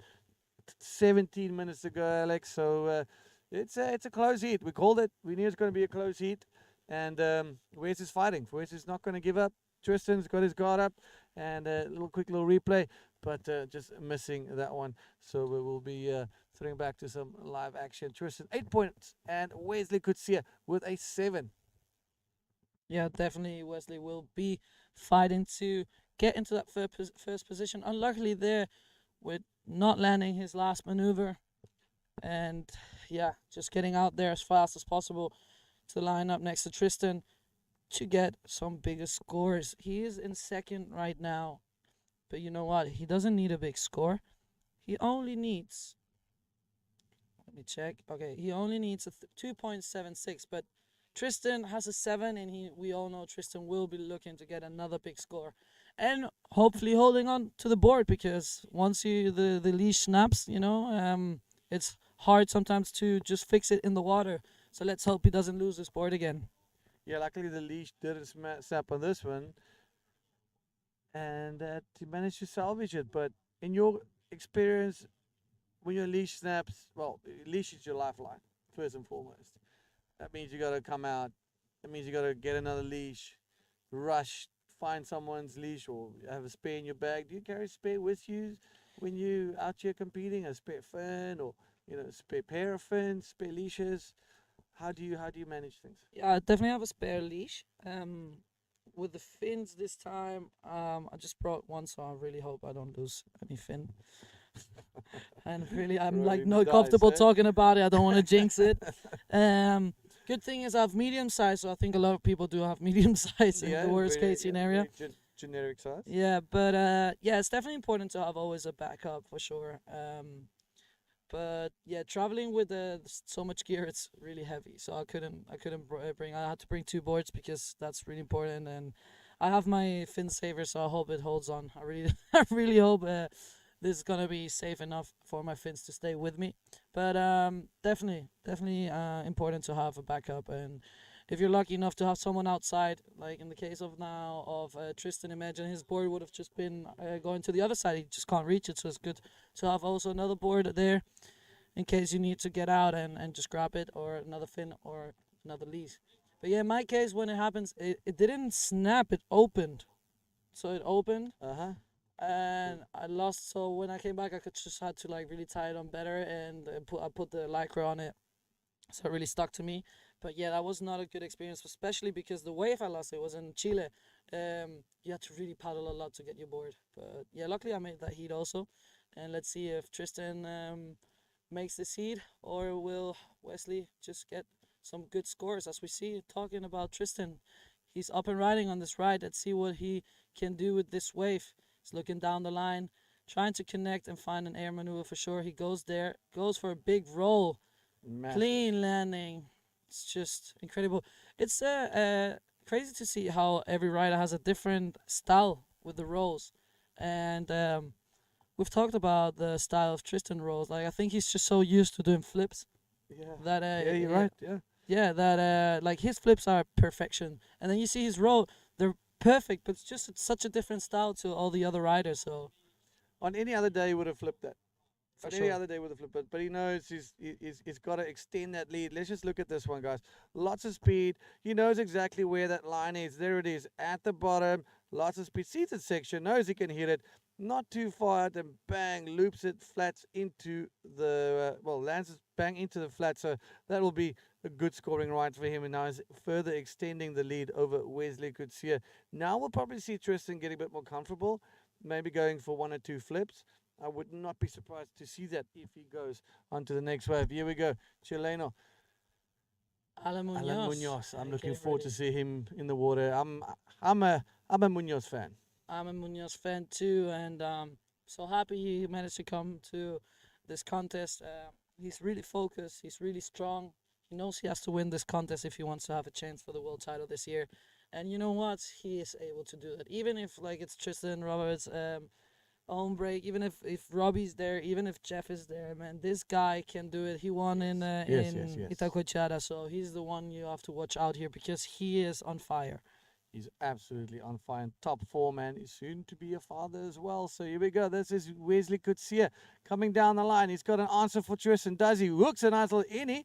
Just a little bit of a projection, but not bad at all. And we've got a heat on our hands here, ladies and gentlemen. Tristan getting a 6.5, but here we go. Back at it. Tristan with that big backflip. I told you so. Hooks it and smokes it. Yeah, you see when a rider gets comfortable, then it's just then it's game on. It's we have been seeing Tristan normally even starts with flips, so he has been really going on the safe side here, doing rolls first, and now he's unleashed. The beast is unleashed, and he's gonna go for the big ones for sure. Yeah, those 2 safe scores extend that lead a little bit from Wesley. Wesley answering right back with a little invert, and now Tristan right behind him on a good-looking right-hander hooks an epic backflip. Just as we said it's going to happen in this. Here's a little replay of Wesley down the line, lots of speed. Good to see some explosive riding. Nice little invert. Lands it perfectly in the front of the wave. He'll be stoked with that one, and the wave right behind him. We saw Tristan going down a smoker and banging a massive backflip. Here's a little backflip replay. Take us through it. So we see him going down the line, and he just connects it perfectly. As we see, perfect lining there, and then just boom, what a clean backflip. That was incredible. And also, just like, did you notice how fast he got that wave? Like, he just had the roll, fast back, and he just got another one. And that's where you see how fit he actually is. No, he's an absolute machine out there. And extending his lead to 16 points. So it's a 9-point ride, and that's it. The first real backflip of the event. To be honest, it's the first one, but just that's become his signature move. You know, PLC always held that backflip flag, and being the guy. I mean, his backflips are still, he can backflip anything, he can backflip off a shoe if he wants to, but just, I think the baton is being passed on to Tristan now, just being so technical in his ability to almost backflip any single section, and it's just testament. When he was a Gromia, he would be right in front of 1 or 2 footways, does ARSs, and you don't see him do ARSs now. It's a backflip, invert, air reverses. That's kind of what he likes. And then give him a banging air forward section. He's going to send It's it. just But a he complete doesn't do rider. ARSs. No, definitely not. Like a lot of riders, I do myself. Like depends on how I hit the lip. I do an RES. I do a backflip. Normally in these conditions, and aero spin it's easier to perform than a backflip. But yeah, man, Tristan is just this year also, like we haven't been seen in the last years. He's just on fire. He's such a strong rider. Also mentally so strong to in competitions, and that's what we want to see. As we see the next seat going in, we see yellow. Let's talk about this guy, Mark Webster. Another weapon, a local surfer here that has held multiple titles in the country. Just a guy that has all the talent in the world. All the talent in the world. He just needs one opportunity. And I think it's one of those underground guys that come in from Onrus, knows his wave inside and out. But not just here. Everywhere he surfs incredibly well. Loves his flips. One of those guys that you really like. When he's got his back against the wall, Alex, he will come out swinging, and he's up against Alan Munoz. Well, let's say Alan Munoz up against him, and he's someone that can really, really put just complete mess up everything for everybody. And Alan has got to just keep himself composed and just sniff out those bombs that are there. And Alan Munoz will be able to do that more than anyone else. But you got to watch out for Mark Webster. Yeah, no, especially because look, Alan Munoz has that pressure that he really has to perform good in this contest to keep his world title dream alive. So he will definitely make it difficult for Alan to win that heat. And let's see, maybe he just kicks out a big name of the contest and makes it into the quarterfinal. It would be lovely to see a lot of local riders making it into quarterfinals. Yeah, definitely. So I would also like to see a lot more of the local riders making it, but they work cut out for them. Alan Munoz, Jeff Hubbard, you've got Patrick Orr is looking really good. Yeah, yesterday you surfed well. Today, game's first heat, manages took it away from the local legend here, Chucky, Johan de Goede, which we've kind of all grown up at admire and watch him surf this place like no one else. Kind of like the Mike Stewart of here, but here we go. Where's the Kusia leaving? It looked like he opted not to take that wave. Maybe a good decision, as the wave looks quite small and he needs a big score to get into first position.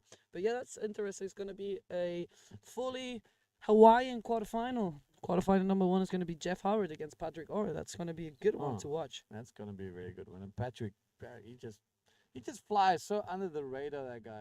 I haven't even seen him. I've seen him in the water. I haven't seen him physically since he's been here. So who knows what he gets up to when he gets serves the heat and he just, boom, ninja bombs and he's out of here. No wonder there's a little bit of smoke there. It's probably still from Patty's smoke bombs.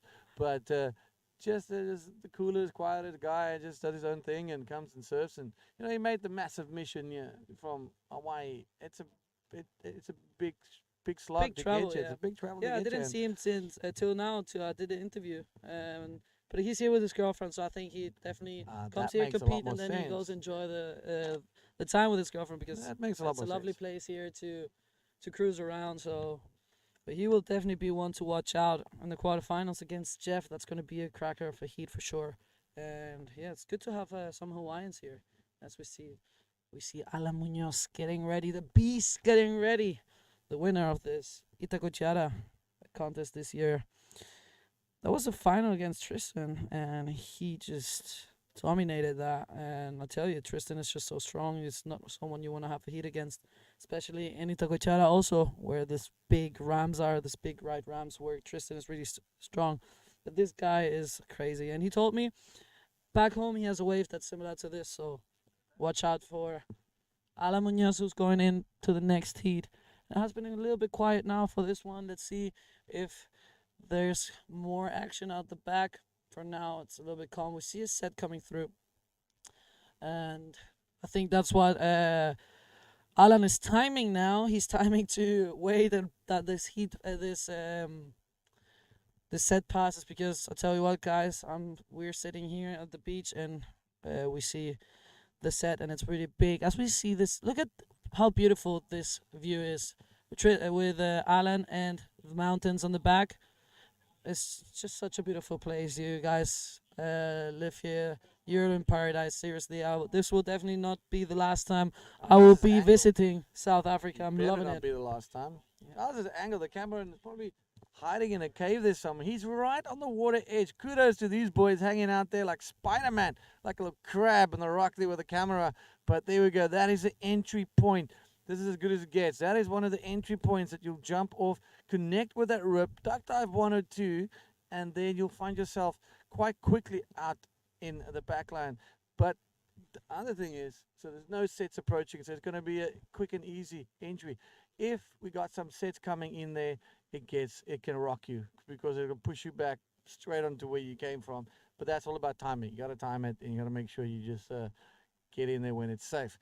We'll have a little Cook Slam reels, but you don't want to be the guy on the Cook Slam reel. And Tristan Roberts, 16 point, showing his dominance, his local knowledge here, keeping very close to Wesley Coetzee, because he knows Wesley Coetzee is a very dangerous competitor. And he just with a 12.5 up against a 16-point ride combined score from Tristan. And yeah, this is it. This is a Walker Bay Pro. Tristan Roberts in the water up against Durbanite or KZN South Coast legend Wesley Coetzee. This event is presented and sponsored by all amazing sponsors we have here. But the women's, okay, hold your horses. That's Tristan Roberts up and riding and looking at this one. There he is coming down the face, lots of speed. Alex, what are we going to see? He's on that nose. It's either going to duck out or continue, and there he ducks out. He definitely thought, I can't pull a show on this one. I'm going to kick out. I need a bigger one. I need a bigger ramp. So, the Tristan show. Interesting choice also to take that wave, but he is in a good position. Wesley needs a 8.76, so he definitely feels quite comfortable, but he pulled out a 9, so definitely Wesley can pull out a 9. So there's still there's only 2 minutes 50 left, and now Yellow has priority, so it's his chance to sit there, hopefully getting a big set wave and maybe just putting on a really big show and getting that 8.76, maybe kicking out Tristan from this contest. But for now, it looks really good for Tristan. It doesn't look right now that a set is approaching. Looks at the back that maybe another set is going to get in. Let's see if it gets in time. And I'll tell you what, Yellow will definitely look for a big ramp to hit and putting on a show, trying to get that score to make it into the quarterfinals. But even if it doesn't, it has been a really good contest for Wesley. But it's not over till the buzzer sounds. So let's see what happens. As we see the camera, look at that doggy there. So some spectators today. It's Monday, so a lot of people are working, but still so many people just coming and cruise around watching the contest, because today it's so beautiful. It's another beautiful day here in South Africa. As we see, red, Tristan Roberts going for this ride, and he kicks out of there. Didn't see the potential in the wave.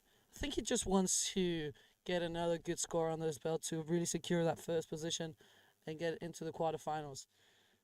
We see a little bit of movement outside. Let's see if another set rolls in before the heat finish. But you know what, it's 1 minute and 25 seconds left. Not much there, not much time left, and it looks quite calm out there. So let's see if Wesley gets another chance, or if it's gonna be Tristan making it into quarterfinals. You see that right-hander that you guys, well, that we just saw, so well, on the smallest swell, that thing's gonna show. Here we go, Wesley Coetzee. He's got to throw the kitchen sink out of this one. Lots of speed, gets off. There's a rider on the water.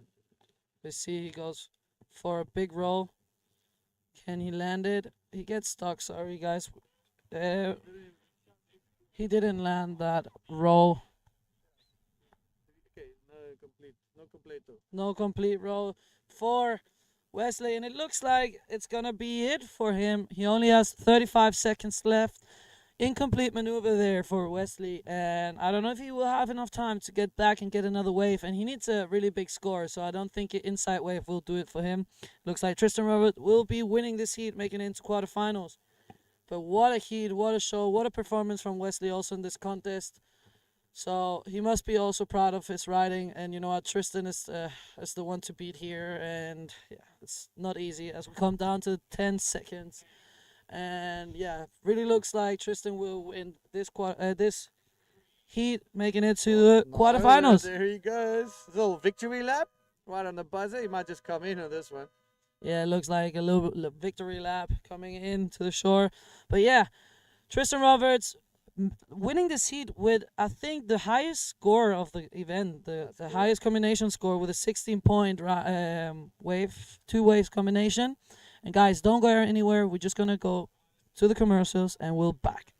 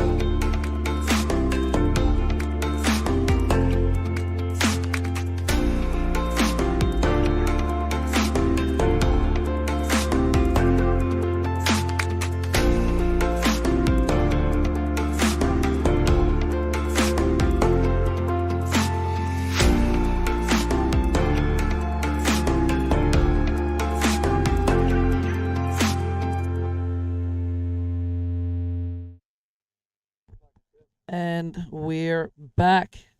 And what a heat is coming up. Alan Munoz against Mark Webster. This is going to be a cracker for heat for sure. And just coming out of the water, Tristan Roberts with a best total score, 16 point. And he had a 9 with this huge backflip. So watch out for Tristan in this contest. Also, big congratulations to Wesley. Did a good performance. Yeah, Wesley did well. I think it's, coming from those warm water places like Durban and surfing these high power beach breaks, it's a different story. He's been in Cape Town now for a while, did well in the Tant Invitational, and someone to look out for the bright future. And I'm looking forward to seeing Wesley continuing his tour campaigns next year with the support of some local companies and local brands. This guy really has what it takes to make it. And congratulations to both athletes. Tristan just showing his dominance out of the water. Great sportsmanship with both of them there. And Alan Munoz, Mark Webster, what a heat. I'm pumped for this one. Super psyched. Alan Munoz, he loves those lefts. He loves those big ones. So he's going to be hunting. I'm sure he's been looking and staring and studying the ocean for quite some time now, Alex. But he's up against one of those dark horses, Mark Webster, a.k.a. Webby, the brother of another friend of ours, DK Shredder, which is it's Matthew Webster. So bodyboarding is deep in that family. And yeah, I'm really looking forward to this one. If you don't know, we're running this 8 heats for the day. Things are slowly but surely building and building and building. Conditions still staying really nice. The wind coming up around about lunchtime. So the cards falling in place for a good event. But here we go. Alan Munoz, all the way from Chile, coming down the fire there. A little closer. There it comes out. Still cruising. Still cruising. There he goes. Alan looking for a little something. Past that section. There it is. Nice little super clean roll. Huge roll. Super clean roll. Yeah, that was a good start for Alan Munoz out there. What a start of a heat. He's the one you have to really take care of. He's an underdog. Nuestro Alan Munoz en el agua. Empezando fuerte con un gran rolo para toda la gente de Chile que esté sintonizando a Alan Munoz en esta manga, empezando con un gran rolo.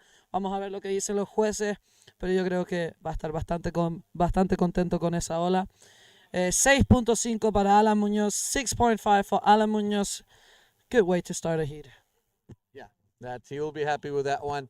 Mark Webster, he's waiting. Still started. We got 3 minutes down this heat, so ample time. I'm not even going to be worried about that, but that's a great opener just to get the juices flowing, getting onto the scorecard, get those two scores, and then bang, start exploring that. We saw Tristan do that. 2 rolos, just get on it. We said, well, we might even see him now get a bit more creative, and sure, bangs that beautiful backflip, extends his lead on Wesley Kutsia. And we can expect a similar game plan from Alan Munoz and also Mark Webster. Don't ever count him out. Definitely one you have to take care of. It's just the beginning of the heat. Alan got that first good wave, but now Yellow is out there alone, waiting patiently for a good wave to come, and it looks like there's a set approaching, so stay tuned for that. He All will right, be sorry doing to his interrupt best. you, Alex. We're ready with an interview with previous heat winner Tristan Roberts. Take it away, guys. Let's go. Hi. Hello, everybody. We are here with your last heat winner and current world leader, Tristan Roberts. Tristan, how do you feel? Yeah, I feel good. I was a bit rattled in the beginning after my leash broke on my second wave, but could tie a couple fishing knots and we were good to go, and managed to get a couple good scores. The waves are really good, super clean out there. This light offshore wind that we have is just making it super clean and allowing you to go really fast. It's just a matter of trying to find the ramps. So I think we're in for a great day of bodyboarding and the rest of round 8. So stay tuned and thanks for tuning in. Amazing. And do you have any shout outs for today? Yeah, just shout out to my girlfriend, my family, my friends, everyone that's around. Yeah, thanks for all the support, everyone in Hermanus who've been incredible, everyone on the beach. And yeah, it's been a real crazy experience for me to compete at home, and I'm very blessed and I'm loving it. Amazing. Thank you, everyone. And over to you. Thank you for that lovely interview. Tristan Robert making his way into quarterfinals. And we see some waves coming at the back. Let's see if some of the boys will take one of these set waves. There's someone in position, but opts not to go. Look at this. Look at how beautiful it looks. Clean waves, but it's definitely not something you want to break in front of you, because I tell you, this wave is strong. I got some of them on my head. Well, I got a lot of sets on my head yesterday. Yeah, at least 50 times for sure. But yeah, it was a good cardio session. Well, got to make up for all the good food we've been having around here, that's for Definitely, sure. yes. I mean, the wine is incredible. Tomorrow you guys have got something special planned for you guys at a place called Creation. One of our event partners, also out in the Himmelin Arder Valley. So all you ladies will be donning your epic Crocs garments. Crocs naming sponsor for the women's division. Come as you are. That is Crocs South Africa. And they're going to be spoiling you guys with some amazing exclusive merchandise as well. And right now you're going to be sporting them from 12 o'clock today. You guys be getting all of them. And then it's good times. All of that floating on air when you wear those. Oh yeah, definitely one of the most comfortable shoes you can wear. Crocs. Looking forward for them. And also they have some really nice designs. And looking forward for what they got in for us. But yeah, looking forward to tomorrow. Yeah, it should be a nice day with all the girls. But definitely going to have to paddle a lot after the good food and some wine. Gotta be that's like the best combo then. Like that's why you're competing in this way for sure. You knew that we're gonna have good food, so you're like, okay, you gotta burn it off in there. You know, there's method in the madness. Method in the madness for sure. Definitely a beautiful place, beautiful activities the next day. So really looking forward, and also looking forward. It's gonna be too big tomorrow, but I think Wednesday's gonna be a really good day. Long day for the girls, and maybe putting in some men also. Let's see if we will run another round of men today, or if after this round we'll call it a day. But that's still part of the technical team, and we'll see how the conditions will be going through the day, and we'll make a decision. I mean, it'll largely stay like this from like lunchtime. The wind will turn, we'll go a bit onshore and stuff like that, but it's going to be very low wind. But the thing is, the pulse that's jumping from a 13-second period to a 16-second period to a 19-second period, and that's happening in like 3 hours time, like within a 3-hour time frame, you know. So it's going to make it really tricky. The pushing tide, you can see already the tide is starting to slowly push, and the waves are breaking a little bit more closer here. So now with the pushing tide, you will be getting a lot more of those waves close in the bay. So a lot more duck diving, very unsafe conditions that we'll be seeing. Yeah, definitely it will change. Yesterday was changing quite a lot through the day, but let's hope that this wind just stays like this, so we can enjoy some good riding as we are. Yes, look at that beautiful right-hander there. Means should be a set coming in here, right? Yeah, that's your indicator, Reese. You can see there's another one. It's a little bit wider, and you can see that thing heaving in a couple of seconds time. You got offshore still grooming it beautifully. Just gone 10:15 or touching the 10:15 in the morning. And yeah, things are looking really good. We're looking to run 8 heats, 8 half-an-hour heats for today. And it's going to be very exciting to see that. I'm sure everybody's looking forward to a little bit of a rest day and some extramural activities. The production team's got some time to iron out a few things. All of us have some time to iron out a few things, but it's so much better today. Yesterday, that wind just came and just made things a lot harder. The umbrellas had to come down from the camera guys. The structure was shaking, so that was unsafe. We took that, and then we got stable image again. So it was a lot of things happening yesterday. A lot of curveballs coming our way, but you manage with them, and you have plans in place for these things. So yeah, super fun. Today it's a good day. Redeeming ourselves, and that's red up and riding. Alan Munoz looking down the line. Can he get around the section? And nothing on that one. Bit of a quiet heat so far. Yeah, a little bit quiet. I think the conditions are changing, so they're just trying to find a good wave. As we see Yellow paddling, decides not to go on this wave. Maybe smart decision, as the wave looks quite wide and not offering that much. But looks like there's another wave coming at the back. Let's see if Yellow will be in position to get that wave. Yes, we have Yellow up and riding on this ride. Let's see what it gets for him. Looks like a good wave. He's going down the line, looking for the section to hit. He goes for the roll, gets a little bit stuck there. He was a little bit slow, so he doesn't complete that maneuver. He will be trying to paddle as fast as he can back to the lineup and get a better wave, because unfortunately he didn't land that roll. Means an incomplete maneuver, which the judges will not give a lot of point for. Yeah, Mark Webster getting drilled on that one. Like you said, he lost a lot of speed there, and just by losing speed, because he had his eye on an earlier section, and the wave just didn't play its part. He had to readjust and look for something further down the line. As we look at the little replay, we can see him charging. See, he almost wanted to go. That's it. They right there wanted to hit it, but knew he's a little bit too low for that. And there, no speed, sideways landing. And thank you. We're going to push you down to the bottom and have you enjoy your time down there. Yeah, small 1.5 ride for him. So that will not be an important score for him in this heat. We still got plenty of time. We have 19 minutes left, so there's plenty of time for the boys to have some good waves, to make some good scores. For now, Alan is in first position. He has a 5.5, if I'm not wrong, and yeah, just a short second ride. So he will definitely be looking to improve that. Second score, he got his one. He has a 6.5 and a 1 point, so he'll definitely look to improve that 1 point and securing his first position to make it through the quarterfinals.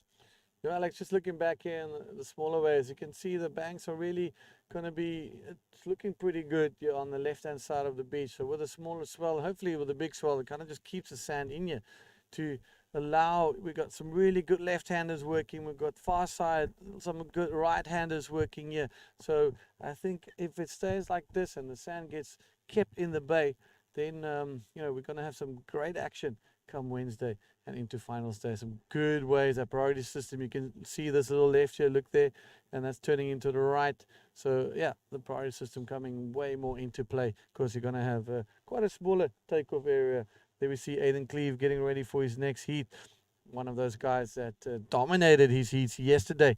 So also someone to look out for. The current South African champion, Aidan Cleve. Right there, the indicator reefs are going absolutely nuts. It means another set's approaching. So many sets, back on back on back. I mean, that barrel's so big, you can literally put a car in that on that indicator reef. Heaving again. Wow. Okay, I'm just looking at the deep ocean, and it's looking really good. All right, Alan Munoz, Mark Webster. Mark Webster needing to come back into the game. And here we go, riding up. That is Alan Munoz going on the left-hander. And just trying to get himself back into the position. Yeah, definitely some waves out there. Looks like they're struggling a bit because the conditions are not easy. Even if it's clean today, it's no wind, but there's still some tough conditions out there. So trying to make the best out of what they have. But definitely not an easy game out there. Alan Munoz still looking to improve his second wave for 1 point ride. And yeah, Yellow hasn't really got lucky now. He has only a 1.5 ride. He needs a 6.01. Totally possible for him in these conditions. We still got time, so let's see what the boys will do. with this race. There's a lot of time left in this heat, so I'm sure they will still put a show on. It's a little bit of a slow heat, coming off of a crack of a heat with Tristan Roberts in the heat before. But it's just incredible to see how the riders, and that's us. Hello everyone. Look how Welcome to the beautiful. Look office. look at our office. This is as It's good as it great. gets. We got Walker Bay Pro signs behind us. We got the beach behind us. We're sitting here together. We're out in the wild. It's just really cool. So it's myself and Alex hanging out here, and just been good. A lot of action. Well, I'm Alex, and you, Dion. Yeah. Nice to meet you, Alex. Hey, Dion. What's up? Yeah, good, man. Thanks for doing all the hard work here. Well Yeah, done. thanks. Yeah, it was hard to get the contest down here. Yeah. Have fun. How do you feel? How are you sleeping at night? Not sleeping at all. Oh, yeah. I remember that. But yeah, it has been great work from Dion here, and great work from everyone. It's the second day now, and yesterday was a long day. Today looks like it's gonna be a little bit shorter, but definitely some good action out there, some good waves. So yeah, let's see what the boys will do with the conditions we have. Correct. Couple of standouts. Obviously, Tristan, Jeff, and Benji was incredible. Those two guys went toe-to-toe. Last-minute stuff. Patrick Orr keeping it super consistent and disappearing again after his heat, but he's into the next round. We're looking at doing 8 rounds a day up until the big swell comes in. And right now in the water, we got Mark Webster up against Alan Munoz, the pride of Chile, as I call him. But what a great ambassador for the sport. What a humble man. I really enjoy having him around, and I enjoyed having some conversations with him as well. His English is improving so much better. And Alan Munoz is about to become a father soon. Yes, and about to get married. So congratulations on that. Muchas felicidades a Alan Muñoz, que va a ser padre y se va a casar. Así que muchísimas felicidades. Muchas gracias también a toda la gente española, chilena, bueno, de habla española que esté sintonizando. Estamos aquí en el segundo día del Walker Bay Pro 2022. Estamos en una ronda antes de los cuartos de final. Alan Muñoz allá afuera con un 6,5 y un punto, intentando mejorar esa segunda ola. Y bueno, vamos a ver lo que puede hacer. Seguramente Alan estará buscando esa gran rampa para hacer un gran show. That's it. Thank you for that update. Quite needed, and we'd like to engage to all our audiences around the world, as you can hear with the previous events, and not as much as that one, but we're trying to bring you a bilingual, a trilingual broadcast throughout the world, from Chile to Brazil to Maldives to here to Fronton. We're all over the place, and Portugal as well. So we try to cater for all our team members. Well, let's take a look about yesterday. Yesterday was, for the first time we managed to put up the show here, and the beach was absolutely packed. It was incredible to see that. But most importantly, we managed to get through a lot of heats that day. The conditions were everything. Well, hold your horses. Here we go. Mark Webster, the local boy. Can he get through a nice little roll? There it is. Good landing. Nice little bounce. When you bounce on that landing, you know you've landed it. You can feel it. Yeah, definitely. And you know that you had some air time there. Let's see, he was connect. Oh, you see Alan at the back. But we see Mark, it's still going there. Went for a spin. He's trying to connect with the inside. Yes, he's still on this wave. It looks like it's going to build up for him. Oh, lucky there. Just a little close up. But let's see what the judges think. That will definitely be better than his 1.5, right? We'll put him closer to get into first position. Alan Munoz, let's see what the judges think, and we'll give you an update of what's going on. Yeah, just using that local knowledge, knowing that from the outside, with the tire being pushing a bit now, that the reforms will be there. And just that little spin that he did in the flats, it's just going to help him, that 0.5 or whatever it's going to take. See, there goes through the lip. Boom, lands it, bounces around, knows, okay, cool, I got this. Immediately starts looking at the rip on the right of your screen. So now it's moving to the left on the beach, but it's moving on the right on the screen. And then he managed to link another spin and just gets a bit of score. But here we go. We got a 1.5 game at the moment. Alan Munoz up against Mark Webster. A little bit low scoring. We were touching the 12-minute mark right now, Alex. And yeah, this heat can turn. Alex, Alan, he's definitely keeping a keen eye out on his competitor. So here we are back again, and just enjoying this place, enjoying the beach, enjoying the view. We're looking straight at the mountains, lovely low-level cloud cover. I mean, this should be our office every day. Look at this. This is comfy. We can't really complain about our office. There's someone there. Where? Yeah, guys, as you can see, we at least have a lot of fun in our work. Can't complain. The views, great to work with you, Dion. And yeah, that was a 4.5 for Mark. Puts him closer to get into first. Now he needs a 3.01, as we see. Alex Nutt, the Alex Durbanite, Nutt, one of the few Durbanites, but hold your horses. Alan Munoz, gunning, can he get around the section? Ejects on that one. Maybe he did a maneuver, we don't know. Might have just had a long bottom turn. But in the next heat, we got Alex Nutt from Durban up against the current South African champion. And that is Aiden Cleve. And that's going to be an absolute cracker heat to watch. So let's see if we got something on Alan Munoz. It's right there, he takes off, and the wave just breaking right in front of him. Tries to get around the section, but no bueno. No bueno. Oh, no. Weird that he made that decision, the call. I think he really thought he will make it through that section there, but good thing is he will still be out there trying to get his priority. But no, now Mark has first priority, so Alan making that decision, it's not normal to see him. I think he's nervous. It's normal, man. He's here to win the contest, and that's a lot of pressure you can put on yourself. But yeah, Mark now having the chance to get a good wave and maybe getting into first. Alex Nutt getting in the zone. No stranger to big waves, especially down on the south coast. He is no stranger to them. Quick little prayer to just get some power and things ready. And here we go into that jump off zone. The cameraman right behind him. This is risky business for our crabber man. And he's going to be out there just following him. And let's see if he can get that little jump on the ledge. There goes. One-handed, holding a camera. Someone get that man a breakfast. He worked so hard yesterday, he forgot to eat and drink, this poor kid. He was working so hard there because he was on point. And also, his director is quite strict. Make sure that they get the angles. Yes. You know, when the boss is watching, you got to do your thing. Definitely, yeah. No, it's been a great job from everyone here. And hi again. Yeah. Now the sun is coming out. It's starting to get quite warm here. I'm kind of hiding under the peak of my cap because the sun's literally above us there at a 60-degree angle. And yesterday my solar panel got absolutely loaded, and so I'm fully charged for today. When I got to bed last night, oh man, I got burned yesterday. Like someone just turned the switch off, and I got resurrected at 4:30 this morning. Like, okay, I'm awake. What happened? Like a robot. Where am I? Like the machine, yeah. Exactly. Long days, short nights. I even had the little dog like half sleeping on me and half in the blanket. I'm like, oh, what's going on here? Hey, Put a little good snowy. company. Better than sleeping alone sometimes. Yeah, at least I got someone cuddling me today. So that's the view we have, guys. So imagine, like, look at the bombs that are just breaking behind us. That's massive. Crazy. That's about 200, 300 meters away from us. Yeah. That's not too much.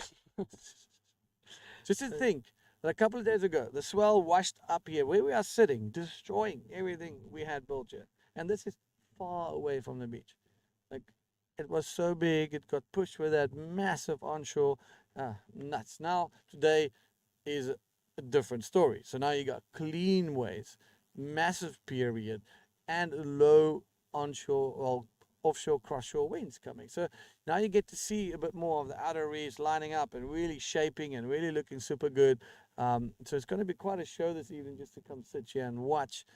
So I reckon it's going to be quite cool for you guys to come and see how this whole coast handles some of the big waves. A couple of spectators sitting on a little cliff there. A couple of benches out there to enjoy the view. Often you can just sit there and watch the whales, just chill out.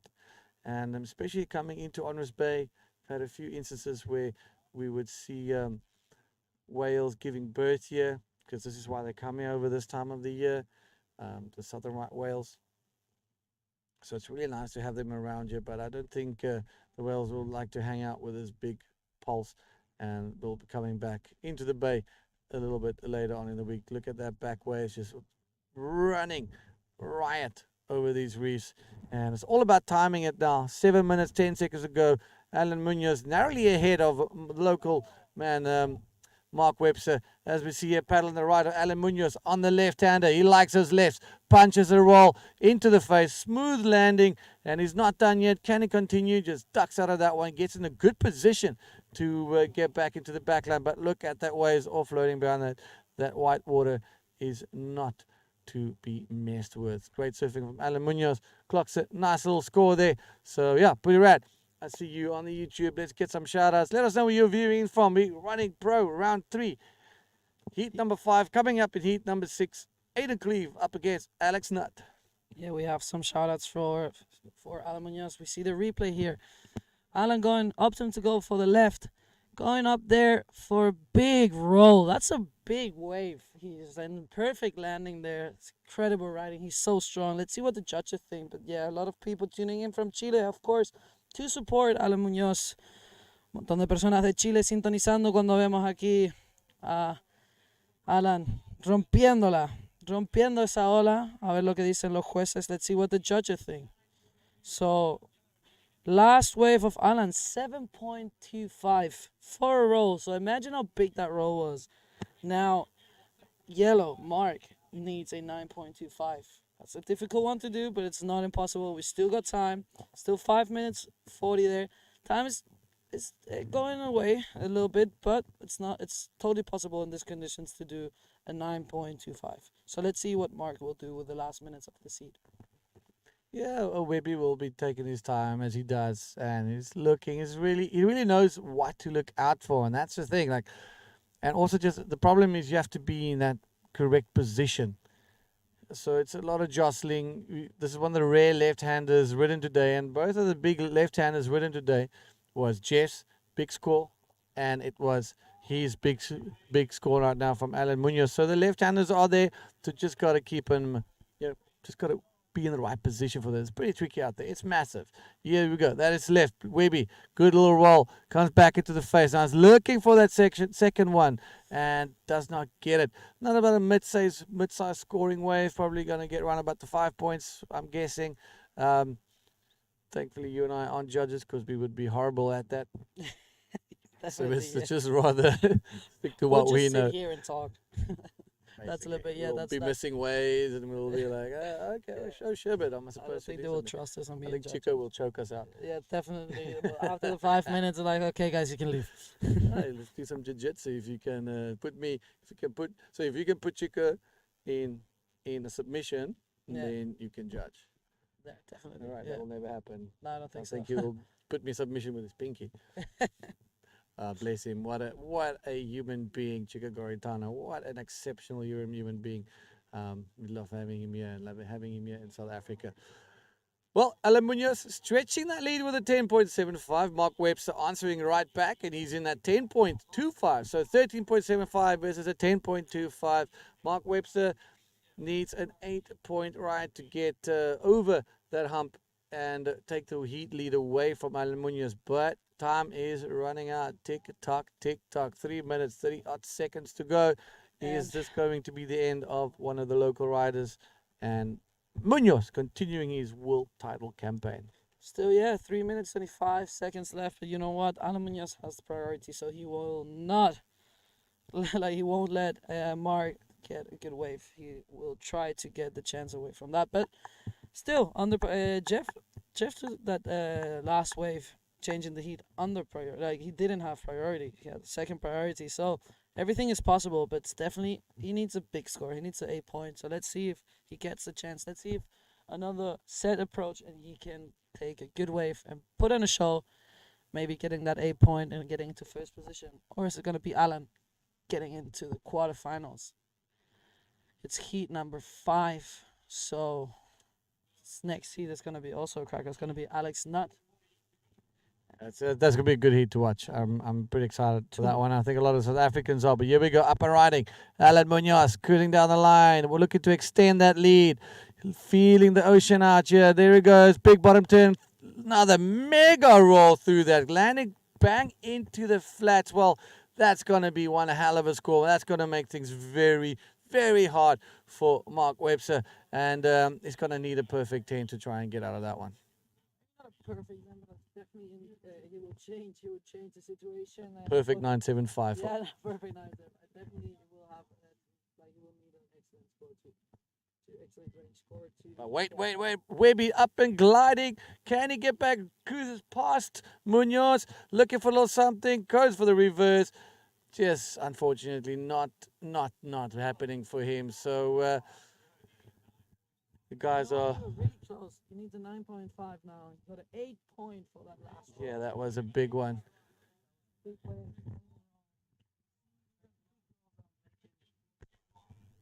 My mic was off, sorry. It's okay. 8-point ride for Alan Munoz in that last wave. What a big roll. You see how he would like projected it perfectly. Down the line, boom, clean landing. That's what the judges want to see. I think he just landed in front of them. So it was like, here guys, you want a big roll? Here you go. Yeah, and that was the projection he got through. That's quite possibly the best roll of the day. And I think the score shows it as well. It's a power roll. It's a big wave. It's a big section to go up. It's a big section to go and hit. And I'll never forget. I think it was 2018 or 2019 in Arica. Manny and myself just leaving the contest site, and it's free surfing, but it was a day before the start of the event. It was absolutely pumping floppers. And from the parking lot, we were eating empanada, and we're just looking back, and you just see this massive, this air reverse out the bowl on one of those less. It was big floppers. And both of us basically choking on our empanadas, and then just finding out who this person was. And that was Alan Munoz. And he loves those big lifts. But look at this. Again, this right-hander cruising down the line. There it is. Bang through the lip. Full projection. Out the water. And wham. Into the flats. This guy is going to... he wants that world title. Chile wants that world title. And he's here chasing that world title. And it's incredible to have him here. And you know what? I won't even be surprised if you got a Munoz-Tristan final here this year. Or it... who knows? That's just one of those guys that's going to really, really make things hard for Tristan, because he wants that world title just as much as anybody else. Definitely, and he goes there for his victory lap. Guys, don't go anywhere, because we will be back soon, just after these commercials. Home is our story. SIF. Expertise built through generations of trust.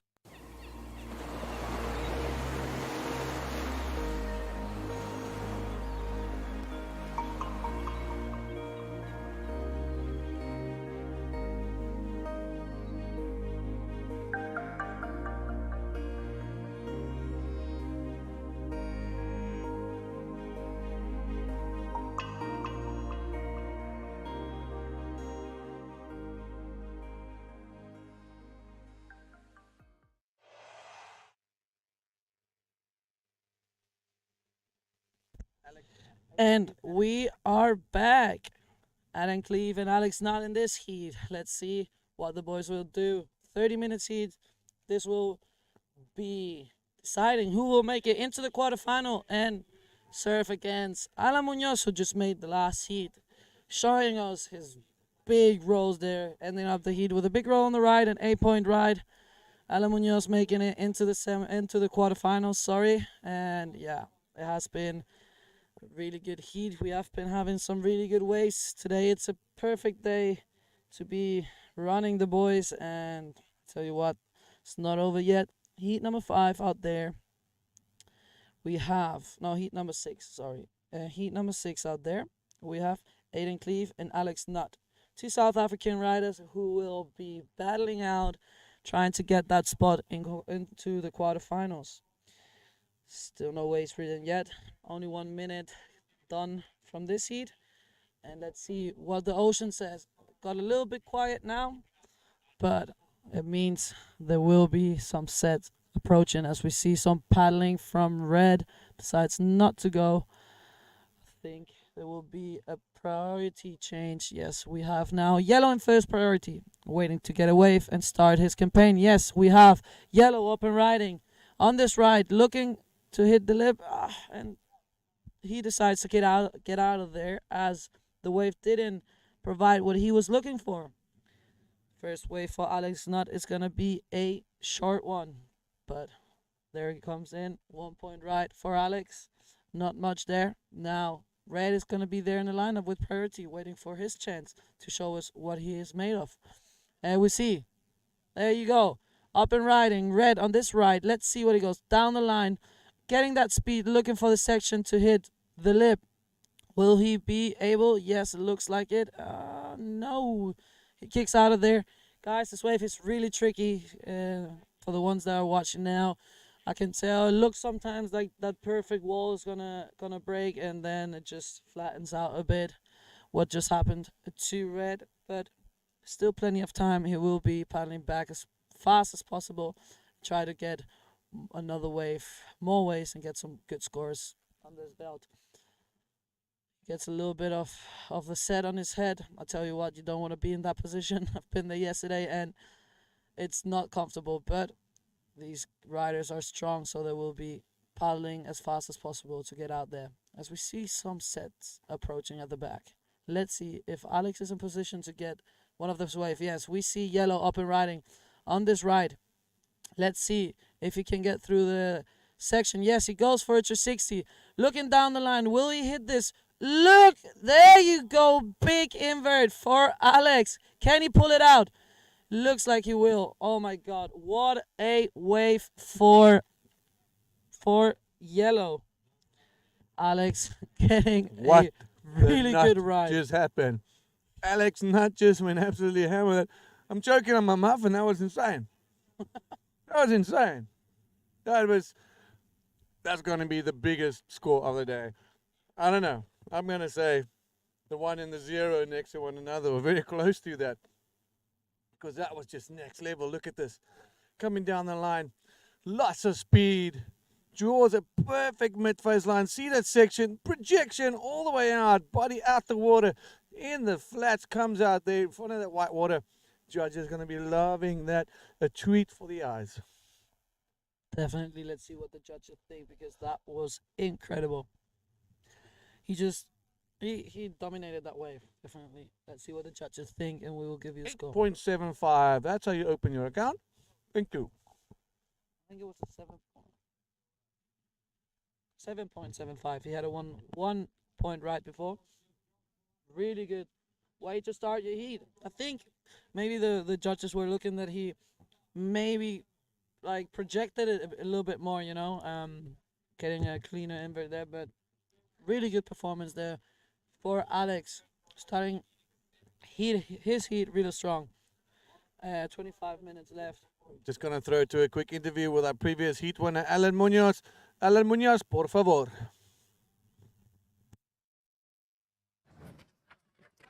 Hola a todos, buenas tardes. Estamos acá con el último finalista del HIT.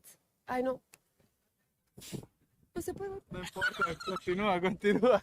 Está bien. Perdón, quería decir el último ganador del HIT, Alan Muñoz. ¿Cómo te sentiste? Muy bien, contento. La verdad es que hay que mirar bien la ola antes del hit y bueno, encontré mis derechas, encontré una izquierda, tenemos 30 minutos, ayer eran 25, entonces la verdad es que te relajan esos 5 minutos extra y me sentí tranquilo y la verdad por esa primera ola también, así que fue un buen hit, siento. Bien. Tu primera ola fue una izquierda con un rolo muy limpio. Yo estaba de las piedras, se vio muy bueno. Sí. Bueno, felicitaciones. Espero que te vaya muy bien en los siguientes hits.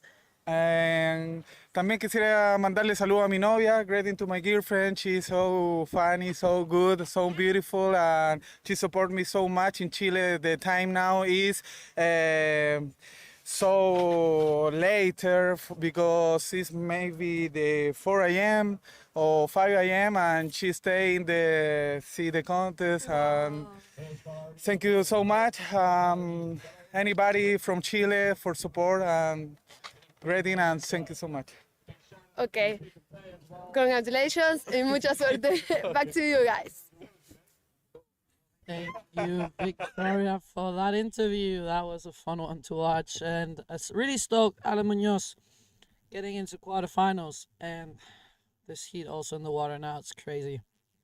Alex having a 7.75 with that invert on the ride, and let's see what the boys will show us, because this is not over. We still got 23 minutes and 15 minutes to go. I tell you what, it looks quiet right now, but that means there's going to be a big set coming soon for sure. How was the muffin, Dion? Yeah, we just got treated with some self-made muffins, which are incredible. So thank you for that. We've been starving a little bit here, but now we're back on fire. We have energy for the rest of the day. definitely looking forward for some good waves ridden by these two riders. Alex already showing what he's made of, and Aiden will definitely look for a good wave to put on a show. And got a little bit quiet in this heat. Let's see if there's some sets approaching, because I really want to see what these two South African riders are made of to show us how things are done down here. Tell you what, there's gonna be a big show. I'm trying to eat my muffin and cookie like a seagull so you can have yours. So, yeah, I'm halfway through mine. Well, I got about 2 more bites left. But Alex Nutt with a 7.75 and Aiden Khalif, current South African men's champion, the pro champion, I mean. He is trailing. He's got that first priority. Yesterday dominated his heats. And it will be great to see both of these guys advance. But unfortunately, only one can. And who is going to be going toe-to-toe here. But Alex Nutt opening his count with an amazing invert. Thanks for that highlight clip, dude. That's going to be sick. So, yeah, all out to go. 21 minutes to go, 30 seconds. 8.75 was a 1 point ride. Aiden Cleve wanting and waiting to open up as we anticipate the swell making a landfall around about lunchtime. And, the wind will also start turning around about lunchtime as well. So far, we got 2 more heats after this, and we'll see what happens. But you can see the texture already changing a little bit on the face there. Bombing waves coming in this afternoon, so it's going to be next level. It definitely looks like their swell is picking up. Now it's a little bit quiet, got a little bit quiet this heat, but it looks like there's some sets coming. So let's see if the boys are in position to get a wave and put on some big scores on that table there. So see who will make this heat. For now, it's Alex Nutt in first position with a 7.75 and only a 1 point. As we see what is going on here at the beach, we have this little shop here built up. And if you need something, go around, grab something. It will be, the locals will be thankful. It looks really beautiful. Let's see if we go inside. Yeah, some merch, some rashies for the events to get some signatures. You've got a bunch of surf gear in there. Thank you to Surf Zone and Gigs and his team, one of our event partners. You can see a couple of rashies hanging there. So come grab a rashie, get that timeless piece, a little piece of history. As we see another history, this is right in yellow. Alex Nutt cruising again, looking for something else and not getting anything. Tall, slanky kid, big figure. But man, means a lot of pressure in the water with Aiden Cleve. Here we go, Aiden Cleve up and gliding, looking for something, an answer to Alex Nutt. Hooks a little invert. Can he come out? He's holding on for dear life. A lot of white water there. Unfortunately, Aiden Cleve getting stuck in that one, and there he is popping up. Yeah, it looked like a really tough one there to make. He maybe he should have rolled it, because when he went up there, he was definitely looking for a big maneuver because he knows he needs a good score.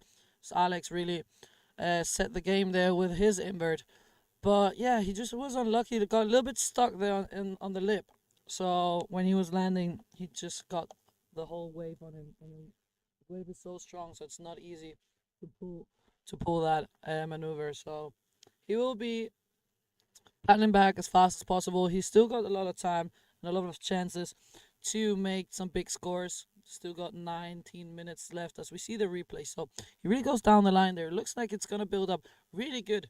And then unfortunately, there at the end, he just gets stuck a little bit. He has to go through the lip a bit, gets a little bit stuck. So when he lands, he just gets all that white water on him, and it's really hard to complete. So incomplete maneuver there for Aiden. He will be paddling back and try to get a better score.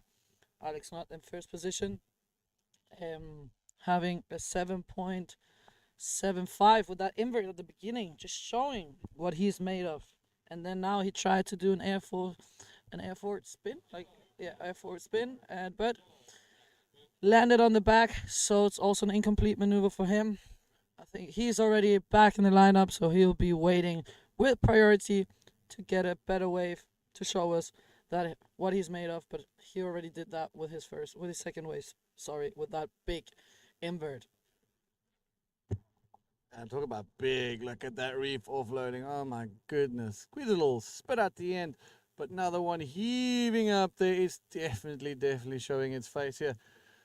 Quite, maybe less like gnarly than this morning with a low tide in terms of all the waves breaking so deep, and the waves kind of not hitting the banks. And with this smaller high tide that we have, given that we like within the neap tide cycle, we we kind of see some of them hitting the banks a little bit better. But this is classic. You see the indicators light up, and then a few seconds later, you got these ones standing up super tall, in the middle of the bay. And there we go, now the bomb offloading here. Look at this thing, almost closing out the entire bay.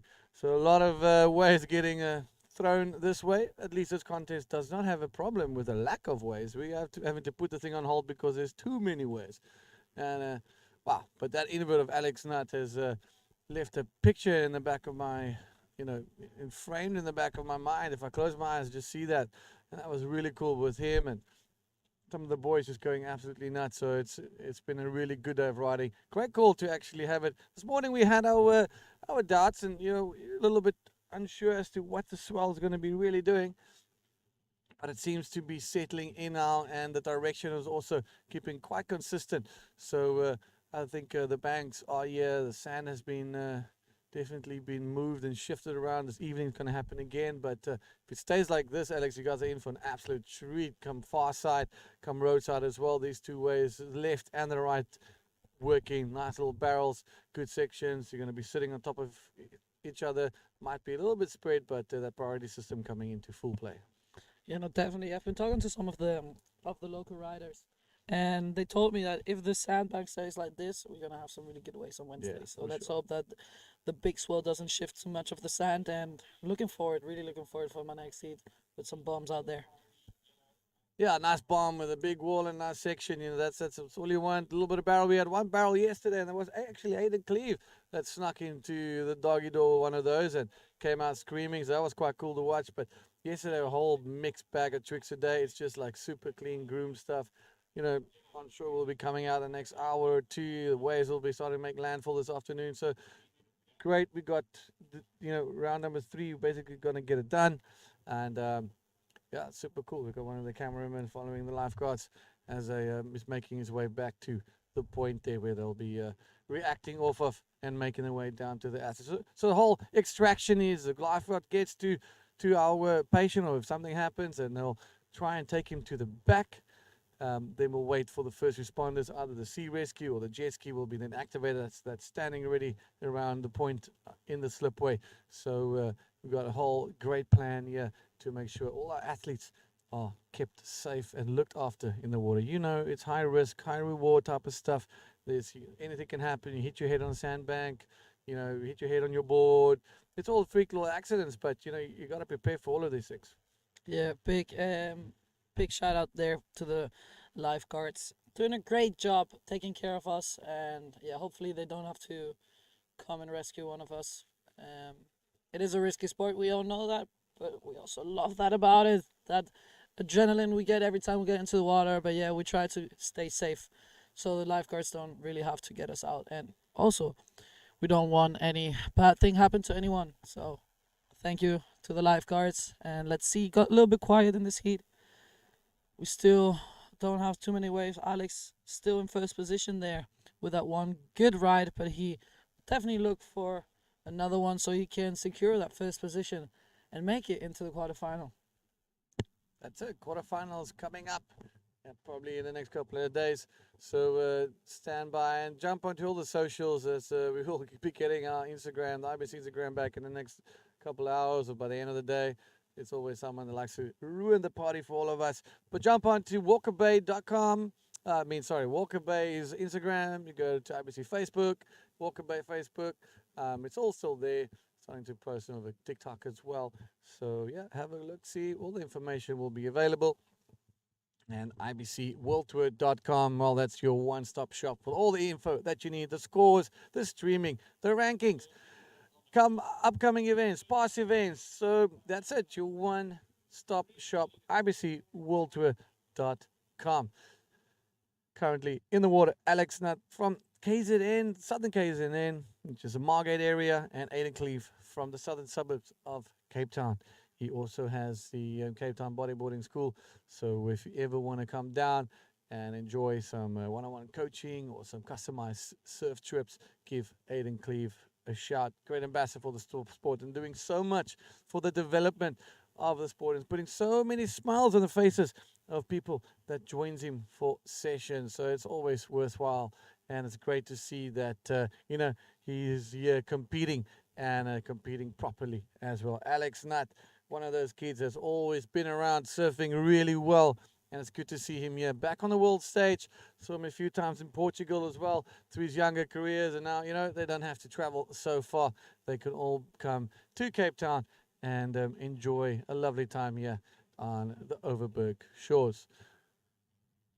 Let's see again those indicator reefs lining up, tires starting to push, so making things a little bit more manageable for the guys. Great visuals on the rocky point. From the rocky point, you can see that's where the riders jump down. Nice place to chill and watch the waves. There we are. You can kind of almost see me, but not, because I am very skinny at the moment. Looking great. So pumped for that. Thanks to that magical diet called... I'm just joking. All right, well, Alex Nutt, 9.5 and a 3 for Aiden Cleve. I'm joined by another Alex. Yes, Alex Rinder. Yeah, definitely a little bit slow now, the heat, but still got some time there. Let's see if a set comes in. The boys are in position so they can show us some good riding. Oh, look at that. Looks like there's something approaching at the back. Let's see. Looks like a set coming. See if someone is in position. Oh, it's red. We Take see off red. spin. All right, Aiden Cleve now. He needs to get on the scorecard. He needs some big stuff here. Can we see something explosive from the young man? Gets in there and gets out. You can see this wave. Look at that thing behind him. Alex Nutt, upper riding in the middle of the bay. What's happening? Whoa, that's about a 6 to 8 foot face. Crowd cheering at both of these boys. Just, wow. Next level. Yeah, that was a big set. That was 2 big waves, and just unlucky with how the wave broke. So it was a little bit, it wasn't that clean of a wall. So both of them opted to get out of there to try to get back to the lineup as fast as possible. But what a set! That's the thing, when it gets quiet for such a long time, it's gonna be definitely coming a big set there. It's quiet before the storm. I think both of them reached new speed heights. Mark 2.5 coming down their faces. Aiden Cleve just going absolutely full tilt here. Let's look at this replay. This is the one from Aiden Cleve going all the way out. Look at that. Cruising. Look at the size of that wave. And he's mid-face right now, and just nothing happening for him over there. So he'll be just trying to get himself back there. 5 versus a 9.5. Alex Nutt's getting the better of the exchange so far. Yeah, so far it looks good for Alex Nutt, but it's not the biggest scores they have. Alex has 1 good score, but he definitely needs a backup, because if Aiden gets a wave, he can definitely get into first position. Aiden now needs a 7.51, so it is a big score, but it's totally possible he can also get 2 good waves, so it's enough time for that. 9 minutes and 20 seconds. Let's see the replay. This is the replay of Alex, if I'm not wrong. Yes, this is Alex going on that big ride, but then decides to kick out because it closes. So let's see who gets it back first and who gets the first priority. If I'm not wrong, it's going to be Alex, because he looked like he was a little bit further up.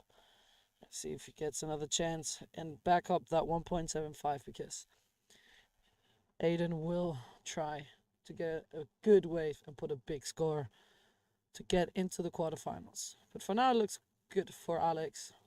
But still got 8 minutes and 40 seconds left on the clock. So let's see what the boys will do with what's left of the heat.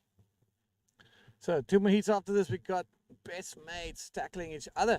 That is Ian Campbell and Tian Huben.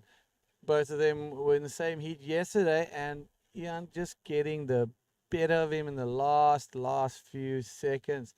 But Tian then managed to get himself out of the repercharge again with some experience surfing and some explosive surfing as well. So that's also going to be another heat to look out for, as you see Ian Campbell and Tian Huben, one of our staff members as well. Got to pay homage to this guy. He is an absolute machine, and he's made the whole setup. We managed to just rebuild again after the big storm, but yeah, Tian out of the water and having a good time.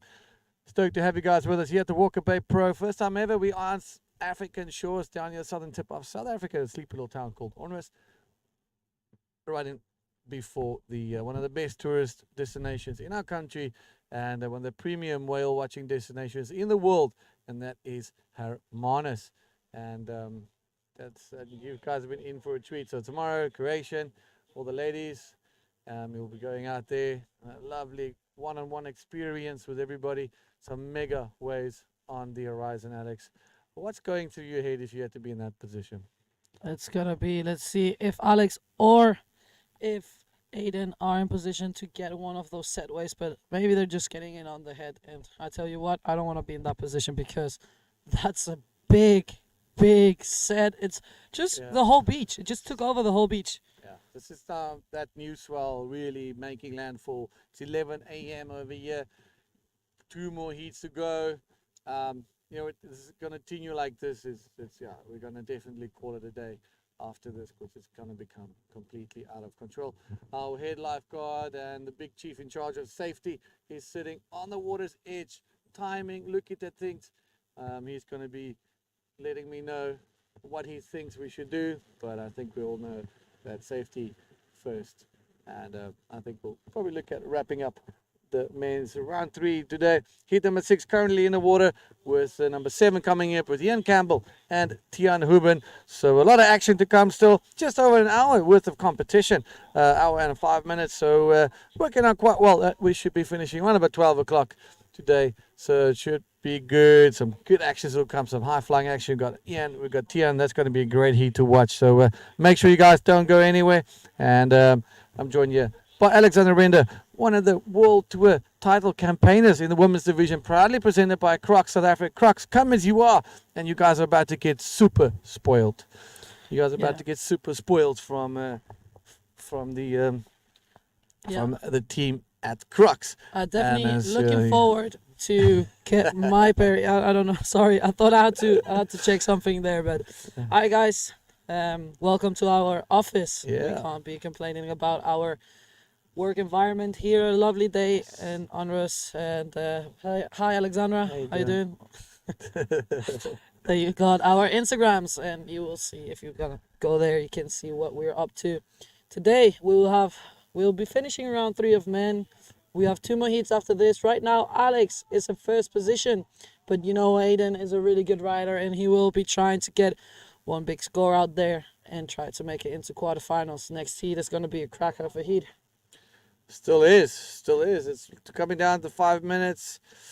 But nervous for Aiden. It's ways are very difficult. There's not a lot of scoring opportunities. I mean, it was right in the beginning of the heat, but here we go. Talk about Aiden cruising down the line. Now he needs something big. Can he get that bottom turn up? There it is, a section. Goes for a quick roll. Hard landing, though. That was a tough landing and a good landing to pull off. Yeah, definitely. I think he tried to have more speed so he can really project that. He got a little bit stuck there, but he's keep going in this wave. Looking for that reform. Yeah, he's looking to get some more maneuvers in there. Let's see if he gets lucky. Goes for the spin. Beautiful spin. So let's see if he gets some airtime. Another spin. Let's see if he can connect with another maneuver down there. Looks good for him. Goes for the roll. He's gonna kick really hard. There he is. He comes out of that one. Oh, that is a heat taker. That's let's see what the judges think. It was a really good wave. Let's see if that's a 6.51. Let's see what the judges think, and we'll give you an update. It's getting down to the last 3 minutes and 50 seconds. Alex is out there with the first priority, so he will try to better his 1.75. But let's wait for the last wave of Aiden. Let's see the replay. So he goes down the line. It was a really good looking wave. It's not the biggest of all, but like, look at there. He goes in the break. There he goes goes for a really good roll. Keeps going.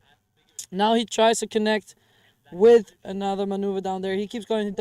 For the ones that didn't see that, he did 2 more spins and then he did a roll. He gets a 4.75. Not enough for Aiden to make it into first position. He now needs 4.76, but Alex is up there with first priority and with a 7.75. He needs to improve on the 1.75.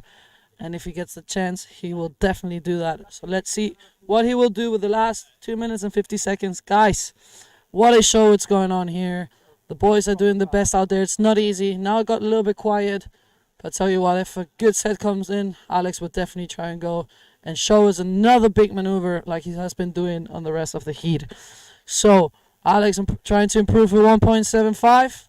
And Aiden getting a 4.75 in his last wave. Now looking for a 4.76 to get into that first position and take the first spot out for Alex, who is looking strong in this competition.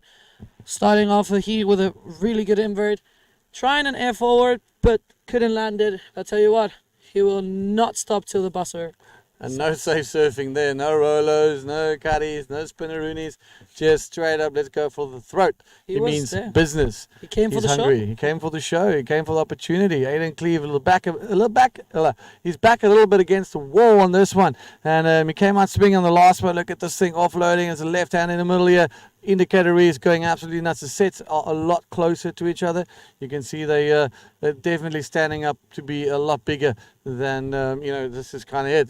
It's building now. So I would say it's safe to assume that after this next two heats, we might just be calling it. All depends on our safety guys, but there's a couple of bombs out there. Maybe a change of plan. Like try get a reform, get a 1 or 2 in the back, and come sit in the middle and try get a reform. But it's so much easier standing here and looking at things. Yeah, but it could have and he should go there. It feels quite comfortable out here. When it's nice and dry and high, but when you're in the water, it's a whole different ballgame. You got to throw everything at it. Yeah, no, definitely. There's some big bombs coming in through now. But I'll tell you what, the next heat, Ian Campbell is no stranger to this condition, so he's definitely going to go big. Going to try to do some big maneuvers there. Thean also, really good rider.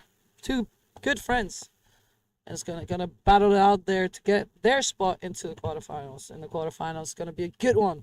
Right now, Alex in first in the last minute and a half. Oh, sorry, in the last half a minute. So 30 seconds left. 30 seconds. Looking good for Alex. Aiden just unlucky there. Not possible, maybe not able to get another wave. 20 seconds left. Let's see what's going to happen. But not a lot going on out there. So it looks like Alex is going to take this one. And getting his spot in quarterfinals, he must be stoked with that. His performance. Not a lot of wave ridden in this heat. But yeah, look at the sportsmanship there. Well, that's it. That's the end of that heat. Alex Nutt coming out top with a 9.5 versus Aiden Cleve 7.75. One of those heats that, just started off absolutely banging and ending up a little bit slow. We're going to be back with some more high-flying action here with the second last heat of the day. Ian Campbell up against Tian Huben right after these breaks.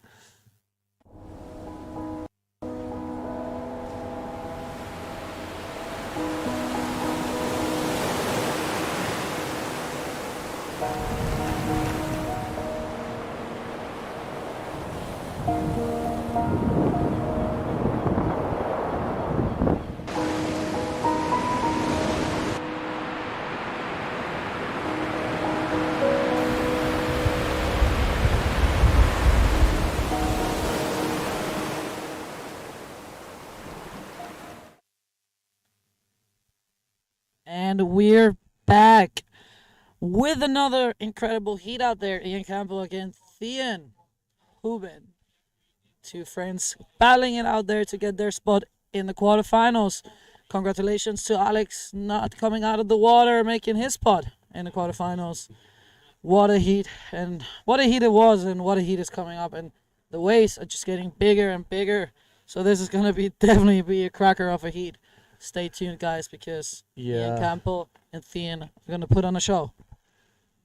Yeah, it's going to be good. I think it's going to be a good heat. They're going to be, we're calling it slow heats. Slow heats not because of lack of waves, because the guys really need to find themselves in the right position, get that scoring opportunity, move across, sitting in the middle base, sit in the right-hand side as we look at it. The left-hand side hasn't been ridden much because it just gets the direction hits those spots full on the whole time. And and that becomes way too big and far too unmanageable. As we see Aiden and Alex coming in on the same wave. Aiden Cleave, unfortunately, ending his campaign here on the IBC World Tour Walkabout Pro, but nonetheless, great experience for all the riders as they are continuing, some of them continuing on to the World Tour after this. Quite a few people going to Portugal from South Africa. Portugal is a good destination, not too expensive to get there in terms of flights. So a very affordable destination for a lot of our local riders. But going to Portugal and not coming over here. But people have goals, and see another reef lighting up. So yeah, here we go. In about 10 seconds from now, we're gonna have some big waves coming through. Definitely, and let's see if the boys will be in position to get one of the set waves. Tell you what, I'm looking forward for the set to come, because what the waves are looking so good out there. Looks like when the big set comes, it looks a little bit impossible to make. Not impossible, but really hard. But these boys are no strangers to this condition, so they will definitely do the best they can to put on a show for us and to secure their quarterfinal spot. Ian Campbell out there in red and Thean Huben in yellow. 27 minutes left. No waves ridden yet, but I tell you what, the boys are definitely keen to get something in and some big scores and show us what South Africa is made of. Well, if you're not sure what South Africans are made of, well, look at Tristan, look at Ian, look at Jerry, look at Dre, look at Specs, 5 different world champions, DK, Pro, all of them coming from this coast. And Junior. Tell you a little bit of history. Andre Bertha got married on this beach. But wait, red up and riding. That looks like an absolute cracker for Ian Campbell. Are we going to see something big? Mega roll. How is that landing as smooth as a butter melting on croissant? Ladies and gentlemen, Ian Campbell has arrived. He's just landed, literally. That was insane. That was crazy. Are you kidding me? The size of the wave. Yeah, that was crazy. Perfect roll there for Ian Campbell. Let's see what the judges think. But yeah, you're talking let's about... see that replay first. Who cares what the judges think? This is a bomb. Take us through this one. So we see going down the line, he knew already what he was going for, but look at that perfect roll. Extends his arm, perfect projection, just lands perfectly. He keeps on going. I thought he was trying to connect with something, but I think he was just doing it, just making his way back to that current that takes you out to the lineup. So really good wave to start. 8-point roller. What a wave to start for Ian Campbell. But Did you notice the wave behind that set wave? How big that was? Yeah. Like that was great wave selection. That's great wave selection. Definitely. And look how quickly he's going back into the channel. But now, if you just look at the channel, the cameraman can just lift it a little bit and see this wave coming in now. We haven't had this type of wave coming in right into the channel. Another bomb is going to be breaking in front of all the boys. So, it is getting hairy out there. This is professional bodyboarding at its best. Some absolute bombs out there. So we'll see. Tian Huben back against the wall. He needs to improve, or he needs to get another banger like this. We know he can pull those scores off easy peasy. It's just a matter of being in the right position at the right time. So we're ready with an interview with our team down at the beach. Interview ready? Guys, take it away. And what's up, everybody? We are here with the winner of your last heat, Alex Knott. Alex, how are you feeling? I'm feeling stoked that I won a heat, so it's a good feeling. So amazing. And how are the surfing conditions out there? It's really tough, but there are 1 or 2 in the mix, so that's a good day. Fantastic. And do you have any shout-outs for the day? I'd like to thank my sponsors, obviously. Thank you, M-Star and Ripfins, for hooking me up with all the good gear.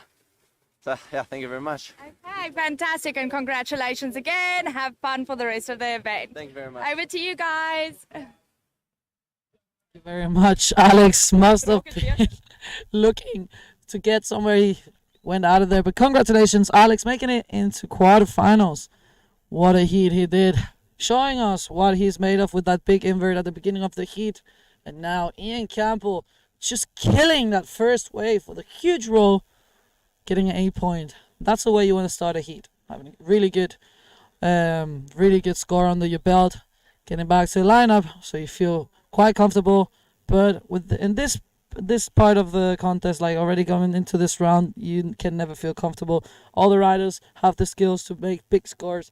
So let's see what Thean can do. He has first priority right now, so he will be waiting for a good wave to show us that he can also do those big air maneuvers. As we're talking, he looks at that wave, but he decides to not take it.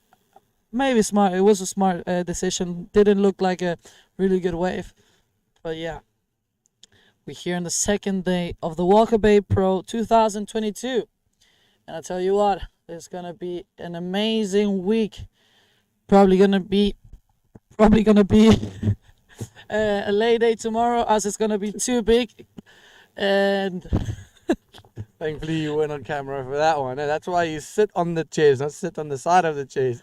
Alex basically was falling on her backside. But yeah, what's happening tomorrow? You guys are gonna go and have some delicacies, some wine, and some fine dining. hopefully, I know you guys are jealous that we girls are having. We're having such a good time. Here we go. What's happening? This is white. Tian Huben up and riding. That's yellow coming down the line. What answer does Tian Huben have for Ian Campbell's 8-point ride? It's a good-looking wave. Go up the line. Hooks a mega roll. Comes down the face. The crowd's loving it, but wait, there's more. He's like an info commercial. This guy's just cruising. Can he look another one? Ooh, almost another roll there, but he's coming in. It's not done yet. Stay with him. He's linking up that inside section. Little reform. Looking for it. Looking for it. There it is. It's showing. It's showing. He's dropping down. Looking for the right. Anything. Should have gone left. There was a section there. And unfortunately, that's where all the roads. But that was a insane rolo. Wow. Whoa. Bam. Whoa. Who says rollers are dead? No, man. Rollers are. I think even this year, I think we have so many contests with big waves where we have seen so many big rolls. It's such a beautiful maneuver. I love it because you can control it so much and you see so much when you do a big roll. That was just incredible. Maybe you can have a replay of that to see that really good roll again. He gets a 7-point. So he goes down the line and he knows what he's going for. Gets perfectly lining there. Perfect speed. Gets around that section and just boom! Goes for the big roll. Perfect landing. And it looked like he was getting another section there. But unfortunately, it didn't go as he planned and he had to go straight. Get out of the wave. Now he's down here. He's in front of us. He'll definitely be... He looks exhausted. I don't think he will be running, but he will be going back to that rip current, to that... How do you say it? Like... Yeah, no, but like the channel. Sorry, yeah. I didn't find the word. Going back to the channel. Now he's starting to run over there, but maybe it's better to walk because you get back fast if you get into the channel. And if you run, you might just be out of breath. So yeah, bring the heart rate down. That's it. Red up and riding. Ian Campbell. There he goes down the line, looking for something. He's got an 8-pointer already and gets nothing for his efforts. Best to get back into the lineup, get back into position. And a high-scoring first wave openers from Ian and Tian. 1 point separates the two. Campbell just getting a 0.75 for that last one. Yeah, I think he maybe just took that wave to get into to the other side of the beach. They all have different strategies, but I'll tell you something. If they're moving around, they know what they're doing. So Ian out there now, first priority.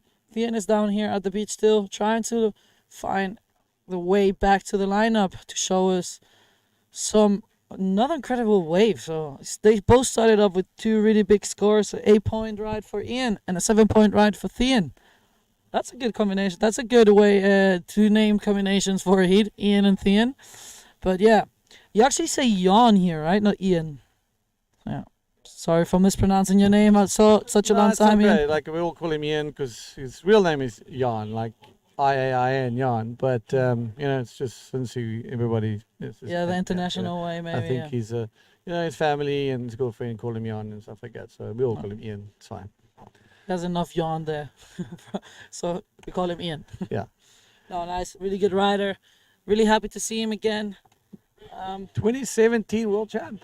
Yeah, I remember that year he was so far, like no one got close to him. As we see, Ian going for this ride. Let's see what this wave offers. He's going down the line. Looks like he's gonna get a good section there. Let's see what he can do. He decides to get out there, and you know what? He's going to get one on the head there. Yeah, he's going to get a couple of duck dives for his effort. But you might even see him turn around and come back in. But listen, that guy can swim. I think for long there's been this thing saying people actually don't want to surf against Ian Campbell because he out paddles them, and the way his technique is probably one of the best in the world. His mom is a swim coach, and he played water polo, I think even national level water polo. So the way he swims and his pedal stroke is incredible. Did you see the video he posted the other day where he outswims a wave? Well, my point exactly. There's a little bit of motorboat somewhere stuck on him, and he just managed to do that. That's crazy. No, he's an incredible rider, such a strong rider, such a fit. Yeah, he definitely. When there's a paddle battle, you really don't want to have a paddle battle against Ian because he's one of the fastest paddles you can have. Yeah, and we've seen him come from behind on a few of these ones, and then that's that. Yeah, so now getting some of the sets on the head, and if you see him struggling, guys, then you can tell it's big and strong out there. Ian Campbell, one of our stronger riders, trying to get back to the lineup, but just getting wave after wave on his head. I think he will also be deciding and choosing going to that channel to get back out there. He is in first position right now, but he only has an 8-point ride. That's perfect, but he only has a 1 as a backup. So he needs to get out there and try to get a good backup because Thean has a 7-point ride. So he's just 1 point behind Ian actually. So let's see what the boys will show us for the 17 minutes we have left on the seat. Nice old drone image and good images of the beach. You guys can get the feel and the vibe of what's happening here and the location, a little bit of, get to know the place a bit. So next time when you're on holiday, you can come have a holiday down here as well. No priority at the moment. Both riders getting closer to one another, both of them getting to the channel. Ian just took a nice little easy swim all the way to the rip, which is very clever. You don't want to overextend in too much energy. Ian has been a little bit sick the last couple of weeks. Yesterday, coming out the heat, the man was, he didn't look so well. So he's definitely managing himself a lot better, feeling hopefully a little bit better as well. But it's never good to go out and get your heart rate through the roof once you've coming off a flu. But he knows what he's doing. He knows his body, so like anybody else. So, but yeah, Ian Campbell, 9 point. Tian Huben with a 7. Tian only with a 1 wave score. So, as we said, this is going to be a tight heat. These two guys surf together almost every single day in a place called Caves. You can just go on to both Tian and Ian's social media, and you'll see that right-hand wedge, which is just an exceptionally good wave for bodyboarding. I'm just getting through some shout-outs here. Grande Alan, some Chileans supporting Alan for sure. Some people also tuning in from Hawaii, from everywhere in the world. Hello, Boogie fam. Hello to everyone looking from Cape Town also. And that was nuts. That's a perfect description for the last heat for sure. And yeah, some people from Portugal. Aiden, come on, Aiden. Yes, Ian. Everyone just trying to tell us how to pronounce Ian's name, actually. So, pronounce Ian. I hope that's correct. But, yeah. Thank you, everyone, tuning in. I hope you guys are enjoying because we are watching the boys out there just ripping. Starting off the heat really strong. Both of them, 8-point ride for Ian Campbell and a 7-point ride for Thean. There's still 14 minutes 50 seconds on the clock, and there will be some waves coming. It looks like, yeah, Thean is here picking up his hand, looking, and it looks like there's a little bit of wind coming. So let's hope it still hold on a bit till our last heat finished. But I tell you what, the conditions are so good. The boys are ripping out there, and they will do in the next heat also. But as we said, there's still some time in this one, and let's see who will take out the win and secure their spot in the quarterfinals. Here we go. That's it. Thank you for that great breakdown. 14-minute mark, ladies and gentlemen. Ian Campbell up against Tian Huben. Mates in the back. The wind definitely turning, coming from the other side. So now that's the offshore is blowing more into the faces of the right-handers. We had a northwester, now we had a northeaster. So this means the wind is starting to shift and swing. So it's going to be cross-shore, and then we're going to have a light little onshore trickle that's going to be pushing in. that massive swell that we've seen making landfall. This is lull we're talking about. It's going to be quiet for a couple of seconds still, and then these mountains will be coming in on Orners Beach. It seems like we're just waiting for an official call from the technical director, but it seems like we'll be running one more heat of round number 3 here at Orners Beach for the 2022 Walker Bay Pro. I'd like to thank everybody involved, and you know what? Let's just take a minute and just think about the fact that this entire event is not running off any fuel, any carbon dioxide or anything like this. It's straight up solar panels, straight up battery units called Jackery. Jackery.com or jackery.co.za. You can check them out and get your orders in. In this country, we got load shedding. Load shedding is not a problem at this event. We have nothing of that sort. We've had a few days of load shedding. The streaming is up. The PA systems are running. The cameras are running. The scoring system is running. We got the admin staff running. We're even running one of the catering trucks on these things. So absolutely mental piece of equipment. A couple of different size units. You guys can check them out. And, you know, it's great for camping. It's great for outdoors. Ross Painter was on the streaming yesterday, giving us a good breakdown of all these units. GoPro, Ryan Boone, Falcon Good. We've got Wayscape. We've got ZA Boogie, the Arcs, M-Star, Pick and Pay, Sieve, Milk, Comfort Cool, Sticker, and the women's division is proudly presented by Crocs, as well as the junior division presented by Comfort Cool from KZN. And Gigs, an absolute legend, and he's amazing surf zone here in Hermanus. Yeah, thank you to all the sponsors, everyone that's making this possible. Incredible that the IBC really managed to do this contest down here in South Africa. For me, it's the first time. Definitely not the last time I'm going to be here.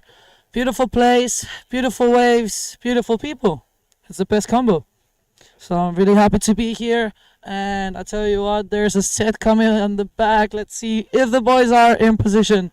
But yeah, these are the waves breaking in the right-hand corner, that those indicator reefs. So we're going to wait for another one, and the camera guys are going to throw back out there. So then, look at that. So there's the indicator reefs. Now a little bit of a lull. There's one, a smaller one breaking, about to pitch over. A little bit more to the right. There we go. So that's a smaller one. And so another one behind us. We're going to keep an eye on it. We're going to bring you guys an image of and showing you what these indicator reefs look like once they start lighting up. And these are little in-betweeners. So maybe the director and his crew can just keep an eye out on that set, and we can swing. I actually can see one building, so let's just keep an eye out there. We're going to be seeing some massive swells offloading quite shortly. Yeah, definitely. It's a little bit calm right now, but that's the calm before the storm, as we all know it. The boys are out there trying to wait. Well, they'll have to wait for a good wave to come, but tell you what, they're both ready. If there's a good wave coming, priority number 1 is on Ian, so he will be definitely looking to back up his 8-point ride, bettering the 1 point he has. And Thean, only one wave ridden for Thean, but that's a really good one, a 7 points. So he will be trying to get another good score and take that first position away from Ian Campbell. Both really good riders, both definitely have the level to perform some really good waves here, trying to do their best. They have shown us in the first wave what they're made of. So let's see what they do with the last 10 minutes of the heat. Still plenty of time, just waiting that the guys catch some waves to put more scores on the table. That's correct. All right, Mr. Director, after this little set, we're going to see something offload this. I'll tell you when to switch over. And this is a little insider. You can see it's definitely getting a lot bigger. The one behind it just about to explode. And there is one of them. And look at this. Here the set comes. So the outer reefs are starting to light up. From here, look at that one heaving over. A solid 10 foot. Look at that bowl. You can literally park your car in there. But wait, there's more. Even a bigger one behind it that is going to be standing up and be a little bit wider than that one. So now that shows that there's a set approaching for the surface. It's a really good thing to maybe have in the back of your head. You're going to have a look out there. You're going to see, all right, oh boy, it's coming. Let me get into the position. So now we're going to see the shore break in a couple of seconds as the swell is making its way and about to hit land. And that's a super long one, closing out the entire Bay. Look at that thing. Wham! That That's explosion beautiful. is insane. And another one behind it, but absolute incredible images here from Onrus. That big swell is starting to hit, and my goodness. One more hit for the day. That is coming up. But next, I think it's Robbie Berman. I'm not sure who he's up against, but we'll have a quick look-see. But right now, still in the water. Very one-hit wonder for both of the athletes, Ian Campbell and Tian Huben.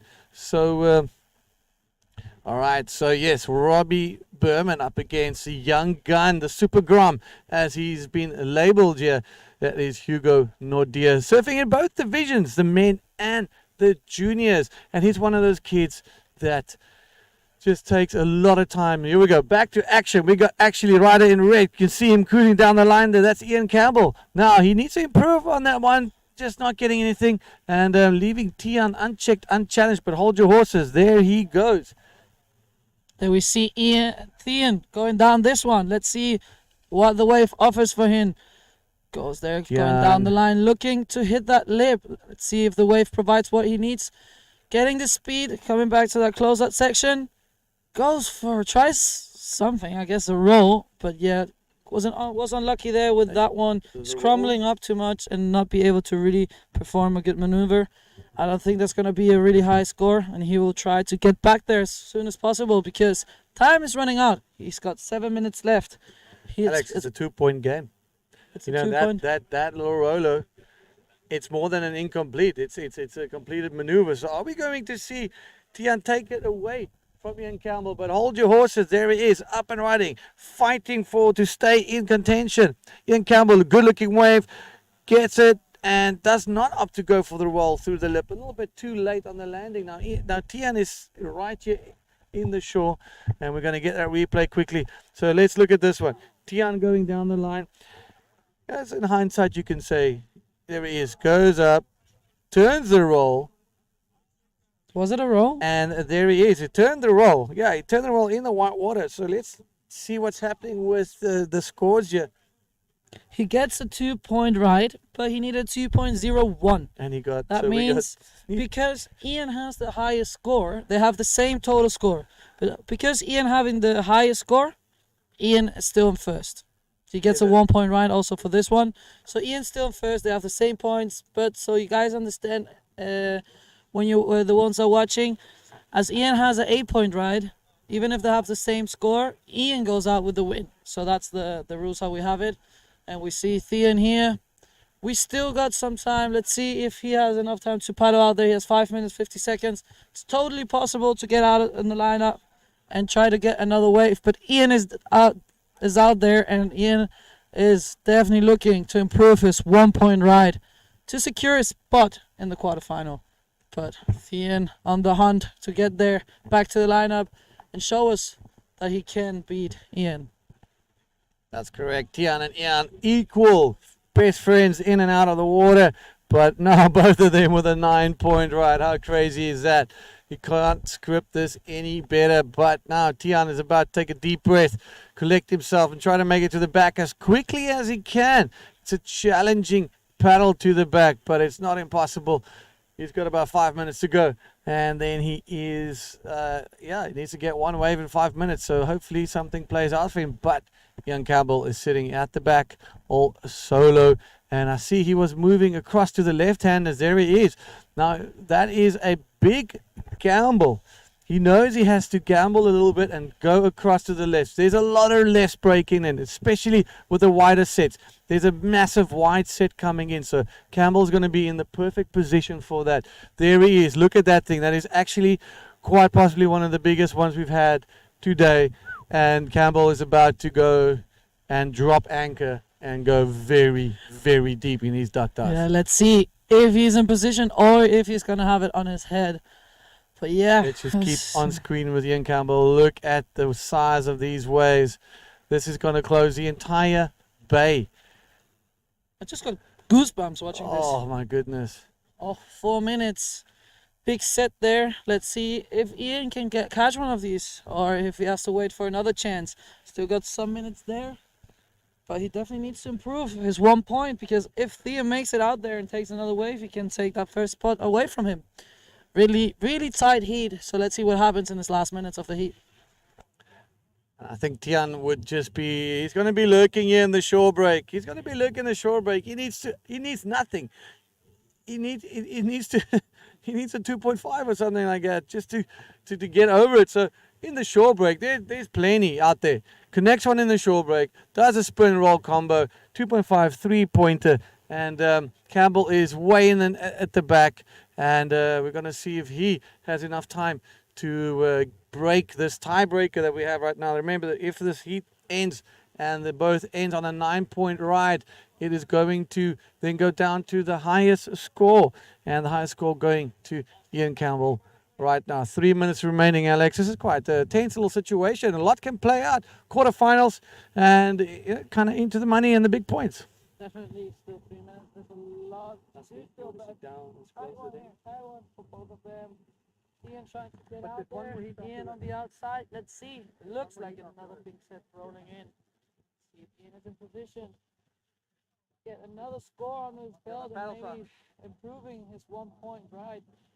Securing his position in the quarterfinals. As we see Ian down here in the inside section. That's what we said. It's looking. Goes there, goes for a roll. Oh my goodness. Oh my goodness. 2.01. Let's see what the judges think. Try to go and do another one. This is Where's Ian Campbell? Wait a minute, Ian Campbell up and riding at the back. There's a lot of action happening here. He needs that too. He needs to make this one stick. Whatever he does, he needs to make this count. Massive roll. Unfortunately, I reckon that's going to take it away from Tian. Two Chomis, two mates, Chabas, going toe to toe here. And Ian Campbell, wow, just that gamble of swimming over just broke Tian's heart. Tian gave it all in here. He needs only a 2-point ride. There's no waves in the set. A massive lull, Alex. 1 minute 40 to go. Guys are tired. It's a big swim, and Ian Campbell just going absolutely nuts there with a 13 total score. So just pull it out of reach for Tian. And here we go. Just look at this thing. Perfect line, smooth surfing. There he is, sees that section, comes up through the lip, power surfing by 2017 world champion Ian Campbell.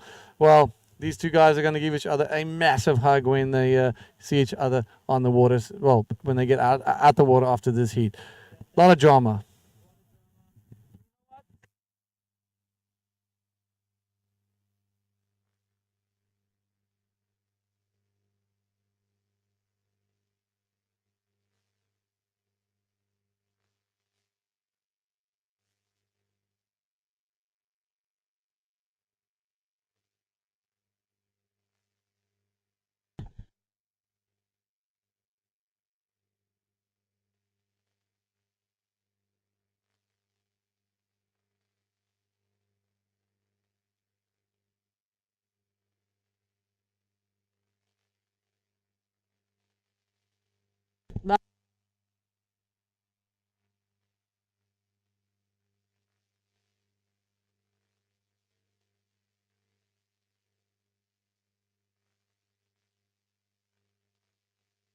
Be incredible.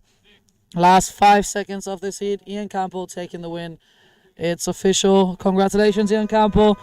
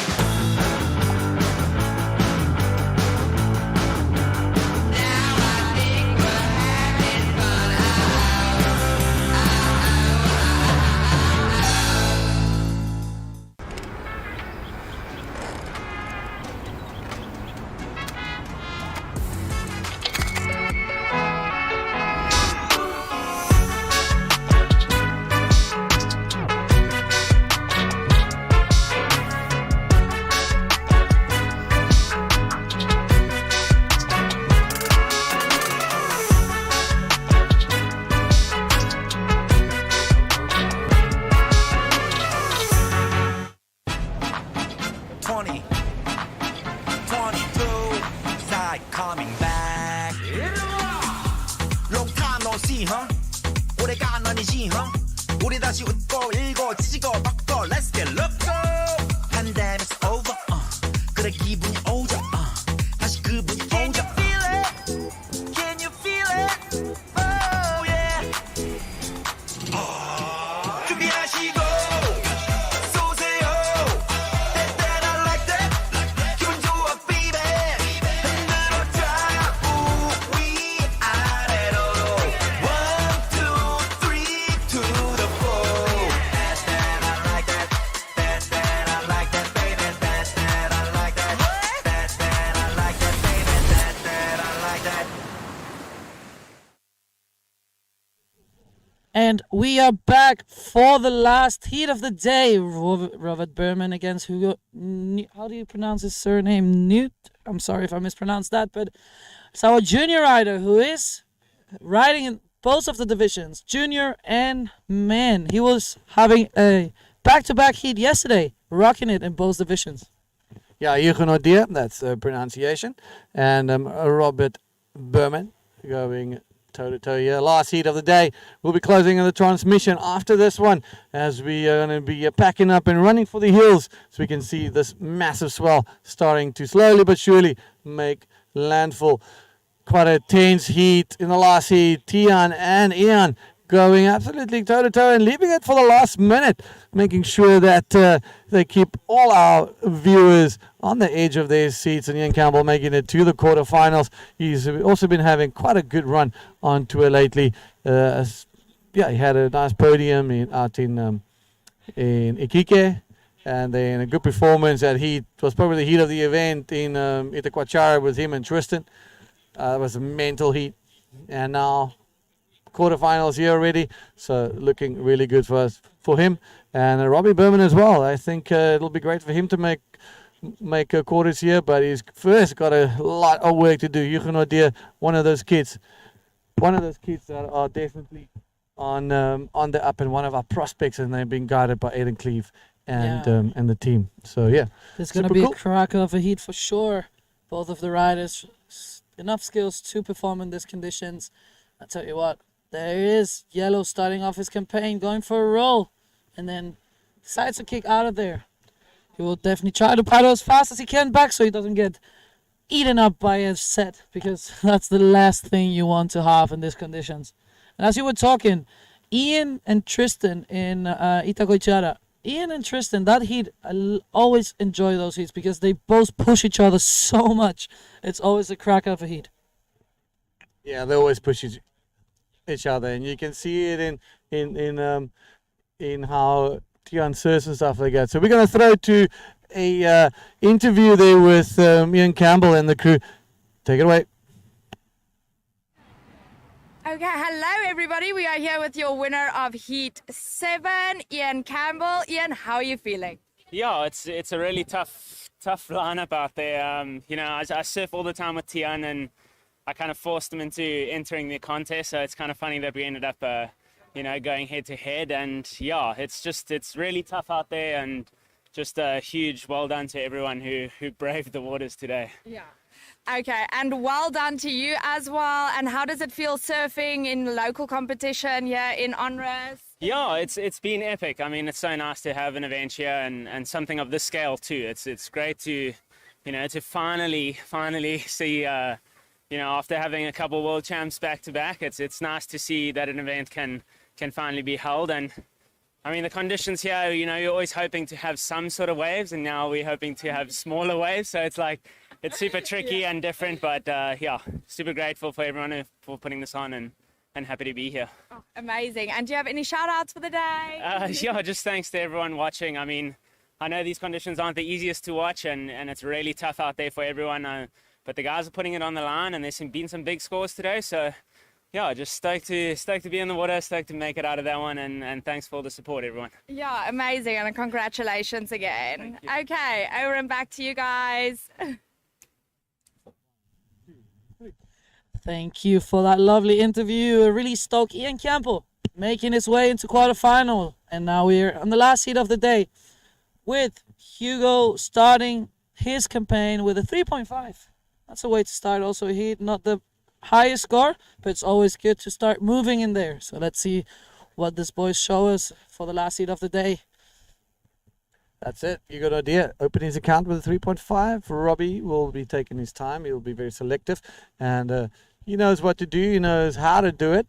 And he's going to try and apply some pressure on Hugo Nadir, kind of using the experience that Robbie has gained with his time on the World Tour now, especially this year. He's grown leaps and bounds as an athlete. And it's really good to see his development. But I think he's now the older guy.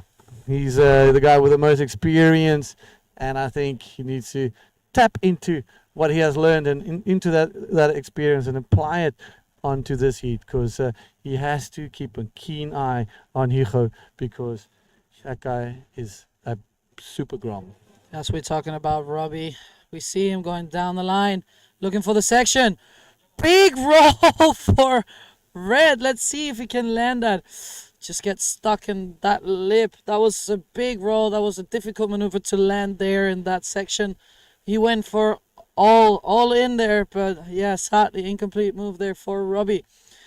But yes, this is maybe the youngest age combination heat in the men's division, I guess, right? Robbie's 23 or 24, and then we have a junior.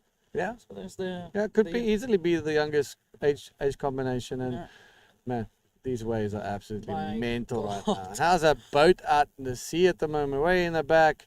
Probably one of those fishing dudes. Look at that. Don't even see Crazy. Over there on the reefs. Oh, yeah, now I see it. Either the police or a poacher's boat. Yeah. Just like, guys, it's getting too big. Our last heat that looks like the water patrol, the water police.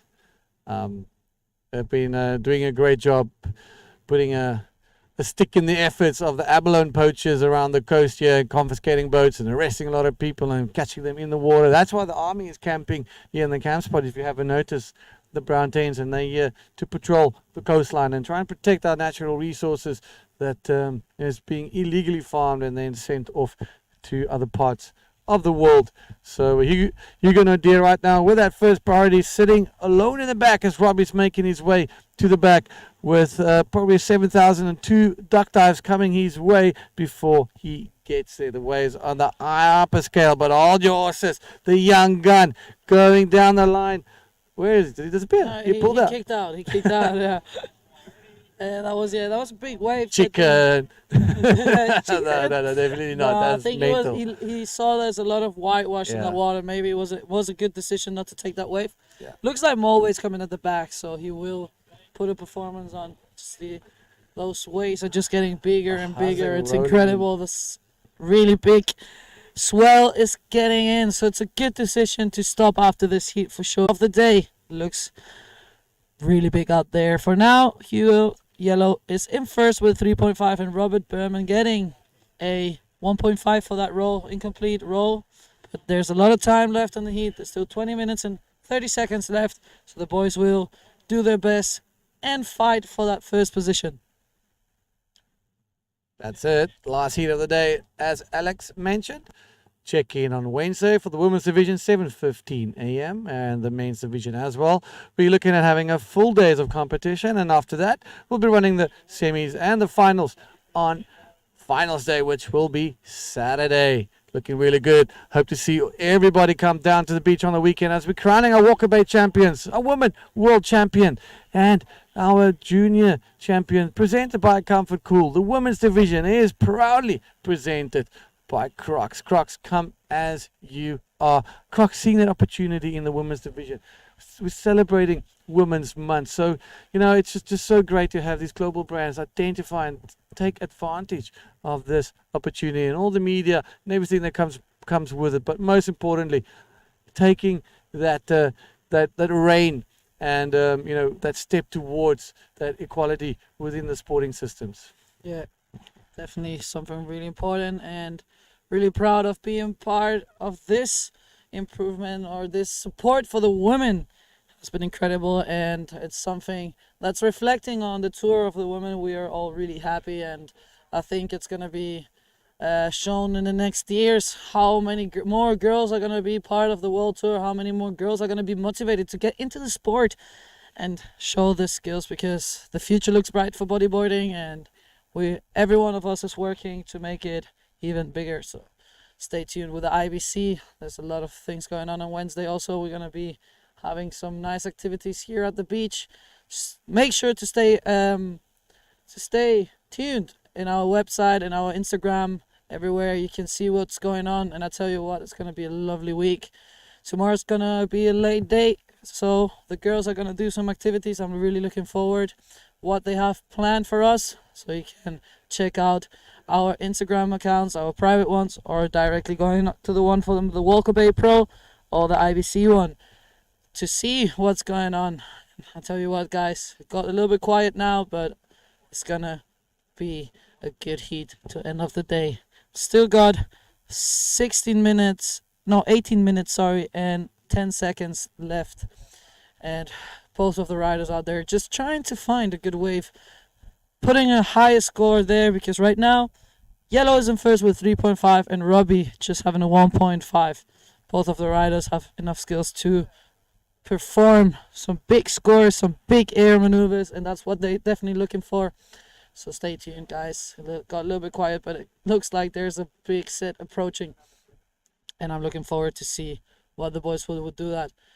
Right now, first priority is with Yellow. Second priority is Robert. So if there's a good wave and Yellow is in position, he will have the priority to take that wave. It means he will have the chance to show what he is made of. We see that set at the back. I think, Dion, it's one set they want to have on in their head. That's slightly terrifying and slightly, not fun, because that one just standing up across the entire bay, one of the bigger ones, and just this event getting everything, big waves, crazy waves. The boys just staying in that little rip channel, which is the safest at the moment. You can duck dive one, and it will continue helping you and push you out. But things are gladly and happily going to be improving as we move towards the later part of the week and Wednesday. Check in for the women's division, check in for the men's, but we're going to be focusing on the Crocs women's division coming this week, Wednesday. And on Saturday, we hope to see the entire Overberg come here and join us as we crown the IBC Walker Bay Pro champions. On Wednesday, we might even go as far as to be crowning the women's world champion. It is 4 of you ladies in contention for the world title, and there's a lot of scenarios that can play out. So you can easily do it on Wednesday, or we can easily do it on Saturday. So good luck to you, and good luck to all the ladies. We're looking forward to seeing you guys put on a show for us, and you know what, just take advantage of this great opportunity. This is all for you guys. Yeah, definitely. Looking forward to what's coming for this week. Tell you something, it's going to be a show for girls fighting for the title, but there's also a lot of girls wanting to win this event, and I tell you what, they're going to give their best, so it's going to be a great performance from all of them. Make sure to stay tuned with us in our website, IBC World Tour website. You can also check our Instagram sites. The Walker Bay Pro also has their own Instagram account, and there you will be seeing what's going on down here. We are getting closer to the half of this heat. Yeah, especially we're on the 15-minute mark. Still not much wave ridden in this heat, but I tell you something, there we see Yellow paddling for this wave, choosing to get this ride. Let's see what he can do with this. Going down the line. Oh, he kicks out of there. Maybe not the best decision there. Now Robbie will have priority, and I'll tell you something, Robbie knows this wave really good, and if he gets a chance, he will go big. He needs a good score to start his campaign. He only has a 1.5. He's still in second, needed now 3.15 to get to first. But there's nothing impossible for Robert. It's a small score actually, but right now there's not much going on. 14 minutes, 30 seconds left. Priority 1 now with Robert. So let's see if there's some waves coming. Let's see if Robbie is in position. Another set there, building up at the back. Looks like a good one. Let's see where the boys are and see if they get the chance to take these waves that are approaching at the back. You see there's a little bit of wind coming in now, but still some good waves out there. Some good chances to do big scores. Let's see what's going on. Yeah, thanks, Alex. It's just a tricky situation right now. You're either too deep or you're too shallow. You look at the thing hitting that bank, exploding, and it's making the guy's job really difficult. And this set just getting absolutely, well, this heat just getting punished set after set after set, and it makes it tricky for the guys to put up any scores. We're down at 13-minute mark, and hopefully one or two smaller ones give the guys opportunity to manage it and post some big scores. Robbie, he will be bitterly disappointed if he can't get anything. I'm not too sure even where he is sitting right now, but Hugo Nadir with a 4.5 and Robbie with a 1.5. It's kind of been one-hit wonders throughout these 30-minute heats throughout the day, and some lower scores, Tristan and Jeff and them putting up a show and getting the higher scores of the day. But yeah, just a bit tricky out there. Just when it's big like this, it's very, very tricky. I see Robbie at the back there. Yeah, the guys definitely. are just jostling for position, up and down, up and down. It's a difficult one. They're getting a lot of sets on their head. This swell picking up real fast now. Let's see, there we see Robbie is paddling into this wave. Let's see if he gets a chance to get a good maneuver there. Goes for the roll. Can he stick to the landing? He is trying to fight to get through that foam ball. He does. He gets the landing. It's a complete maneuver. Fighting to get out there. Oh, but look at this. Yellow at the back going down the line on that right. Let's see if he gets a chance also to get a good maneuver and get a high score to put himself in the first position. Let's see. Yellow, big roll, clean landing. Oof. Wow. What an exchange of waves. Incredible. And he keeps going. He keeps going. Let's see if he can connect with the inside. Looks like he's trying there to get down the line, maybe getting another maneuver in. The junior killing it in both divisions. Paddling through. Let's see if he can connect. Goes for the spin. Oh, just gets stuck there. And for sure he will now try to paddle or get to the beach and walk as fast as he can, run as fast as he can back to the channel to get back out there. Let's see who won this exchange. But all right, we're going to give you a first replay of that should be Robbie's left-hander. Now Robbie opted to go left. Not a bad call, a good call. That means he's got a shorter paddle back. Gets stuck a little bit in the white water, and just will help him with that score. But then just there he is coming out. It's violent. A lot of lot of water moving there. So good on Robbie for punching through that. But then good score there, a 4.5 or something like that there. And then Hugo Nadir coming up with another bigger score. Clocking out with a 9-point total. And Robbie with a 5.75. So let's look at Hugo's one. This is Robbie's again. Goes, bang, nice little roller. Just got stuck a little bit in that white water, and I think that's also helped to scale back of the judges. Those waves are massive. You know, it's now just a matter of getting a clean landing and getting yourself out in front of the flats. So then Hugo, right after the wave that Robbie took, you know, managed to put up a show with a really good-looking wave. And yeah, I think his wave is well awarded. We'll bring you that replay shortly, but I reckon that here it is, Alex. Take us through this one. Look at the lines that he's drawing. He has a perfect line in this one. He gets a lot of speed, and that's why he got awarded with a 5.5. Just a perfect, clean landing. That's what the judges want to see. Robbie did have to fight a lot to get out of that whitewash. So he gets a 5.5. Yellow gets a 5.5, and Robert gets a 4.25. So Yellow's still in first. Now Robert needs a 4.76, to get into first position. Still 10 minutes left. I think Robbie is back out there, so he will have first priority. And Hugo is here trying to fight his way through the channel also and make it out there. There's still a lot of time, still a lot of chances. Again, everything can change in this heat. But now Robbie has the first priority, so he will be there trying to make the best out of the conditions. Got a little bit quiet now, maybe good for the riders so they can take a little breath and be ready for when another set comes and try to better that score. Robbie needs a 4.76 to get into first position, which is held by Yellow right now. With that last wave of 5.5, really good big roll on that ride. Robbie opted to take the left with another roll, but he struggled a bit to land the roll. That's why he got a little bit less points.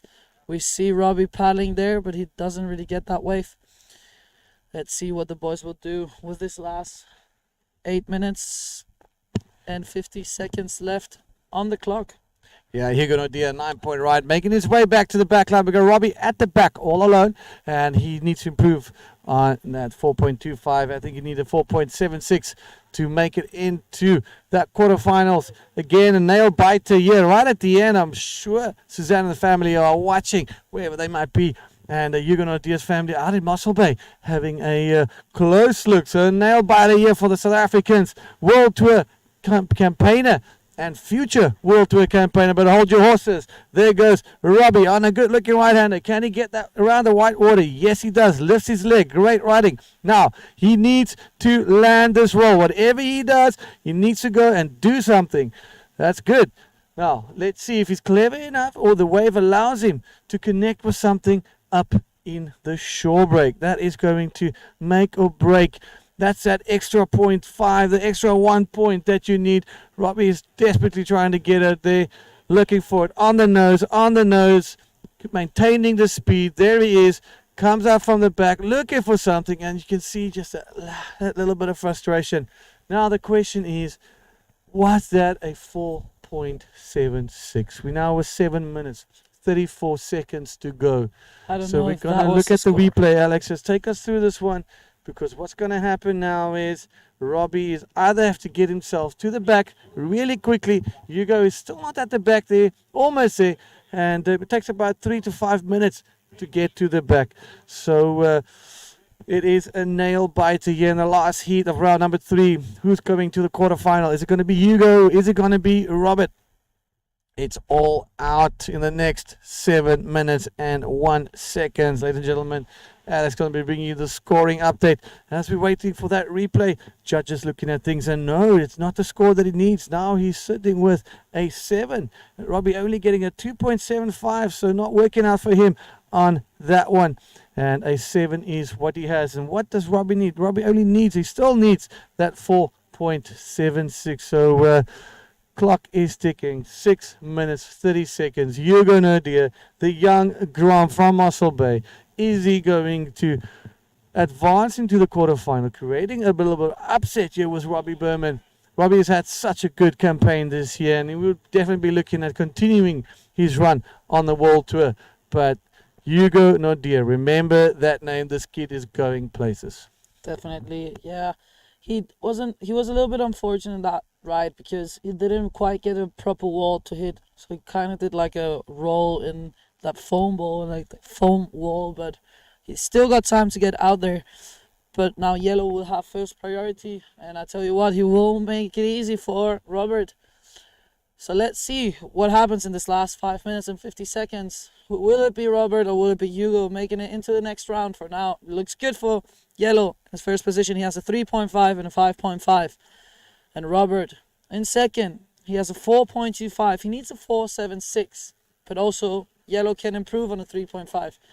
This is a really tight heat. It's not a lot of points in between because Hugo has a good wave with a 5.5, but Robbie also has a 4.25. So it all depends on what's going to happen in the next wave they ride. So if Hugo makes a better score, it's going to be more difficult for Robbie to make it into first position. But maybe the same happens to Hugo and he doesn't really perform the best in the next wave, and then Robbie has a chance. I love this heat when it comes down to this because both of them have that pressure, you know. Robbie doesn't really need that of a big score, but he does need quite a good score. Yeah, 4.76 in this current moment is quite an undertaking. You know, first you need to get yourself to the back. Secondly, you got to find yourself in a good position where you can get a wave that will allow you to put up a score. And Robbie being under priority, which means that he's going to have to sneak one away from Hugo and hopefully think that Hugo doesn't understand the priority system as much. So plenty of things can happen. We're touching that 5 minute mark, just under 5 minutes, 4 minutes and 25 seconds. So, are we going to see him changing the heat, changing the situation like Ian Campbell did in the last minute, like Jeff Hubbard did in the last minute? Are we going to see that? And kind of on cue, you can see the wind is now turning. It's coming way more from the west, which will be onshore in the next 20 odd minutes. So timing quite good here. A lot of waves, big sets coming through, and at least this lull is giving the boys some time to get into position. Hugo Naudé sitting closely onto Robbie, and he's going to use that priority if he really needs to make sure that he prevents Robbie from taking off on a potential high scoring wave that could then otherwise take Hugo out of the contest. So this is all for quarterfinals. The last heat, the last couple of minutes. We're down to 3 minutes 30 seconds, and Alex, it's a little bit tense here. I'm sure it's pretty tense in the Naudé and the Berman household right now, both rooting for the individual champions. And at the end of the day, it's only one can make it to the quarterfinals. Totally, yeah, the last minutes of the heat. Let's see what the boys can do. Robert definitely trying to look for another wave and get his chance to do a big score. He needs a 4.76. Let's see if he gets another wave and makes the first position. But I tell you what, yeah, as he was saying, Hugo's not going to let him just get one wave where he will see that he has the potential to do that score. So it all comes down now to the strategy they're both using out there, and it's going to be really good to see what's happening. Still 2 minutes and 35 seconds left, and we see Robbie sneaking down there, getting that right wave. Let's see if he can do something with it. He goes for a roll, really nice roll there. Let's see if he goes for a spin, tries to connect with the inside there.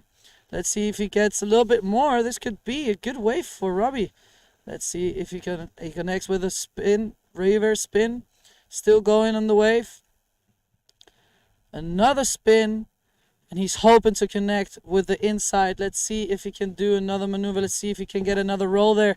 Looks like it's building up. Robbie on the right here. On the sand. Going. Let's see if he can connect with the roll. He goes for another roll. And let's see. Wow. From the back to the front. All the way. 1 minute and 50 seconds to go. Hold your horses. Hugo riding at the back as well. This is it. Nail-biting stuff at the dying seconds here. The dying minute, I would say, of the Walkabout Pro. This is round number 3, heat number 8. The only one guy will make it into the quarterfinals. So this is all out to play. Both of them going for the similar option. There is now 1 minute, 25 seconds to go. And there goes Hugo. Goes up for a little Rolo. Gets it, but doesn't get it. Now, has Robbie just turned the heat with that combination surfing? 3 to 4 spins, a roll on the outside, and he landed another roll right on the beach. That's almost 6 maneuvers. Wow, I would hate to be a gambling man right now. I'm sure there's a few people without fingernails as we're approaching that 1 minute mark. We're waiting for those scores to drop. IBCWorldTour.com. Check the scores out real time. It is all there as... Whoa, let's go through this replay. Okay, let's count the amount of maneuvers. He goes there for his first maneuver, which is a roll, and actually... Good roll. Projected roll. Lands it in the flat. Now, there's one spin. Alex, one spin. Check it out.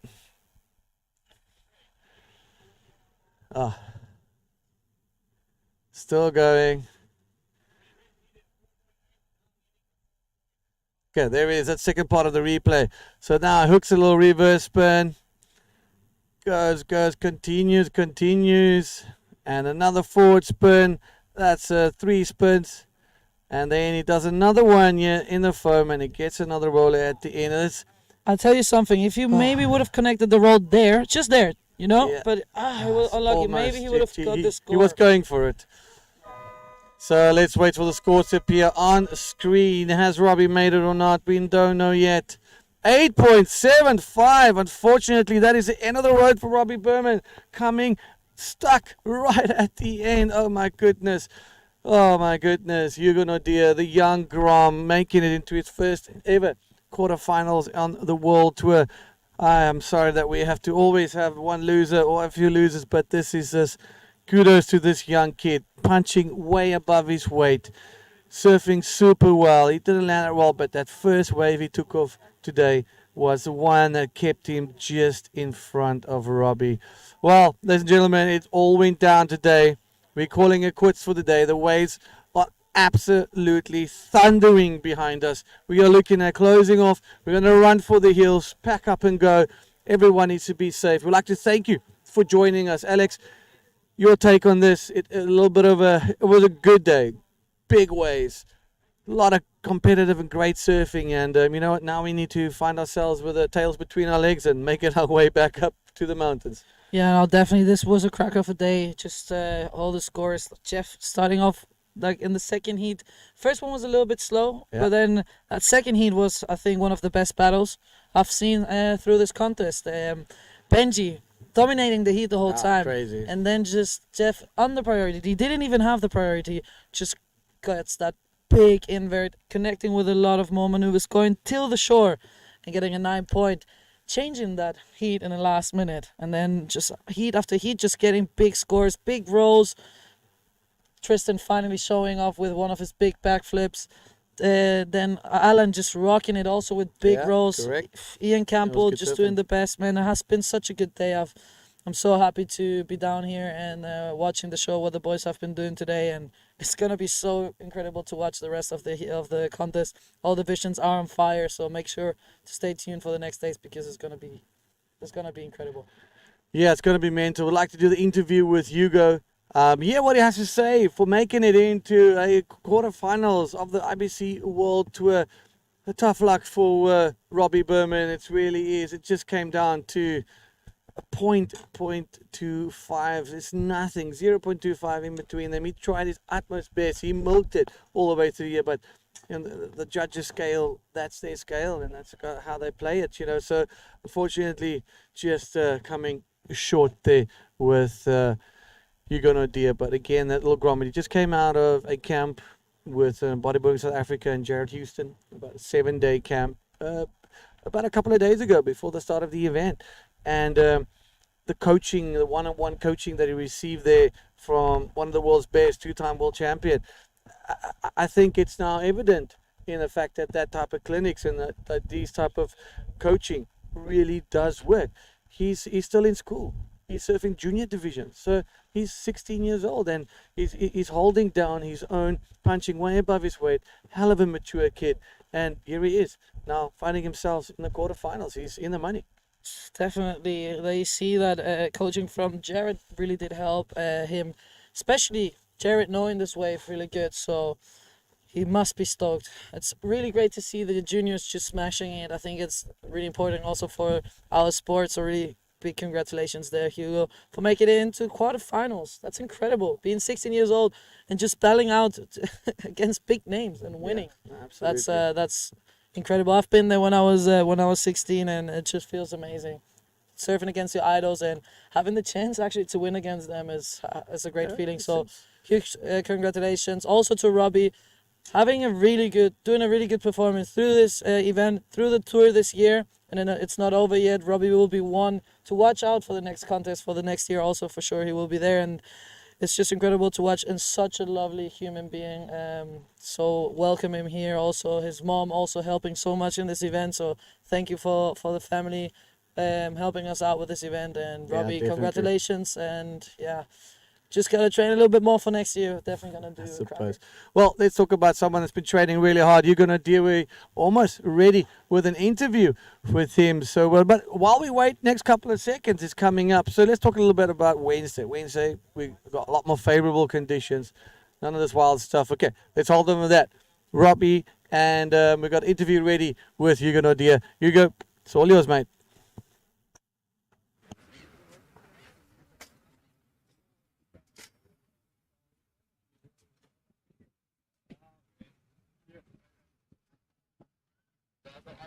Okay, what's up, everybody? We are here with your winner of Heat 8, Hugo Nodia. Hugo, how are you feeling?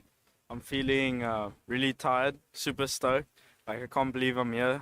I think I'm going to surf against Ian in my quarters. And yeah. Amazing. And how are the conditions out there? It's super tough. There's a lot of water moving. Robbie and I were caught off guard with that one, and then we were definitely drained. We were definitely had to pick the right waves, otherwise you're going to get punished today. Oh, amazing. Well, congratulations again, and good luck for the rest of the competition. Over to you guys. Oh, thank you very much, everybody. Thank you for joining us today as we saw round number 3 of the men's all the way through to the end in some crazy conditions. Wednesday, check in, 7:15 for the women's division, the Crocs women's division. Crocs, come as you are. And man, we are so pumped. I'm pumped for you. I'm pumped for the ladies. Enjoy your off day tomorrow. Enjoy the experience that we're going to be giving you guys tomorrow at one of our partners, Croatian Wine. And enjoy the Crocs, enjoy everything. We're really happy to have you guys here. And then Wednesday, it's all yours.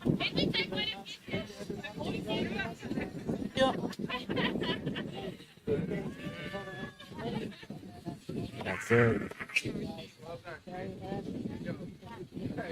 Mumble's out. Let's go. Catch you later.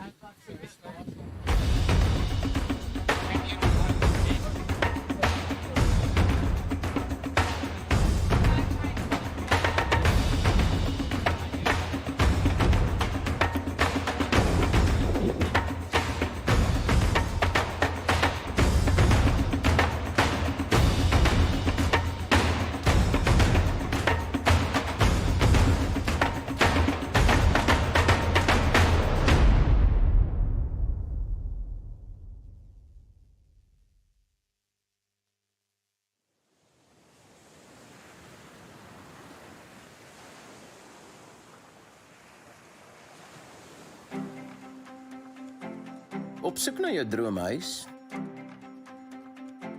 Daai chic charmante pondokkie.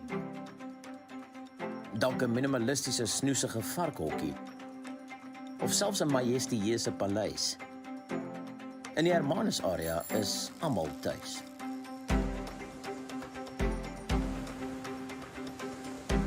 Is jy 'n wynplaashaas?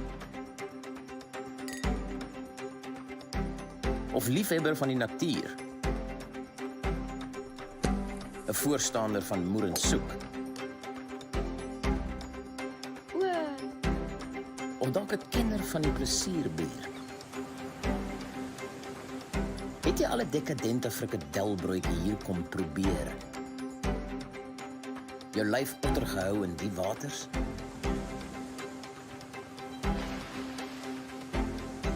Lang stappies gaan vat op die magiese strande. In Hermanus gebeur dinge, my maters. Son, see, wyn, kuns, glans, genot, geluk en soveel meer. So af en toe kom 'n bekende ook hierdeur. Kom deel 'n brander saam met Tristan wat kan vlieg. Rian Manse rol gereeld hier verby, ek moet bieg. Hi. Kyk, waar jy kyk is alles mooi.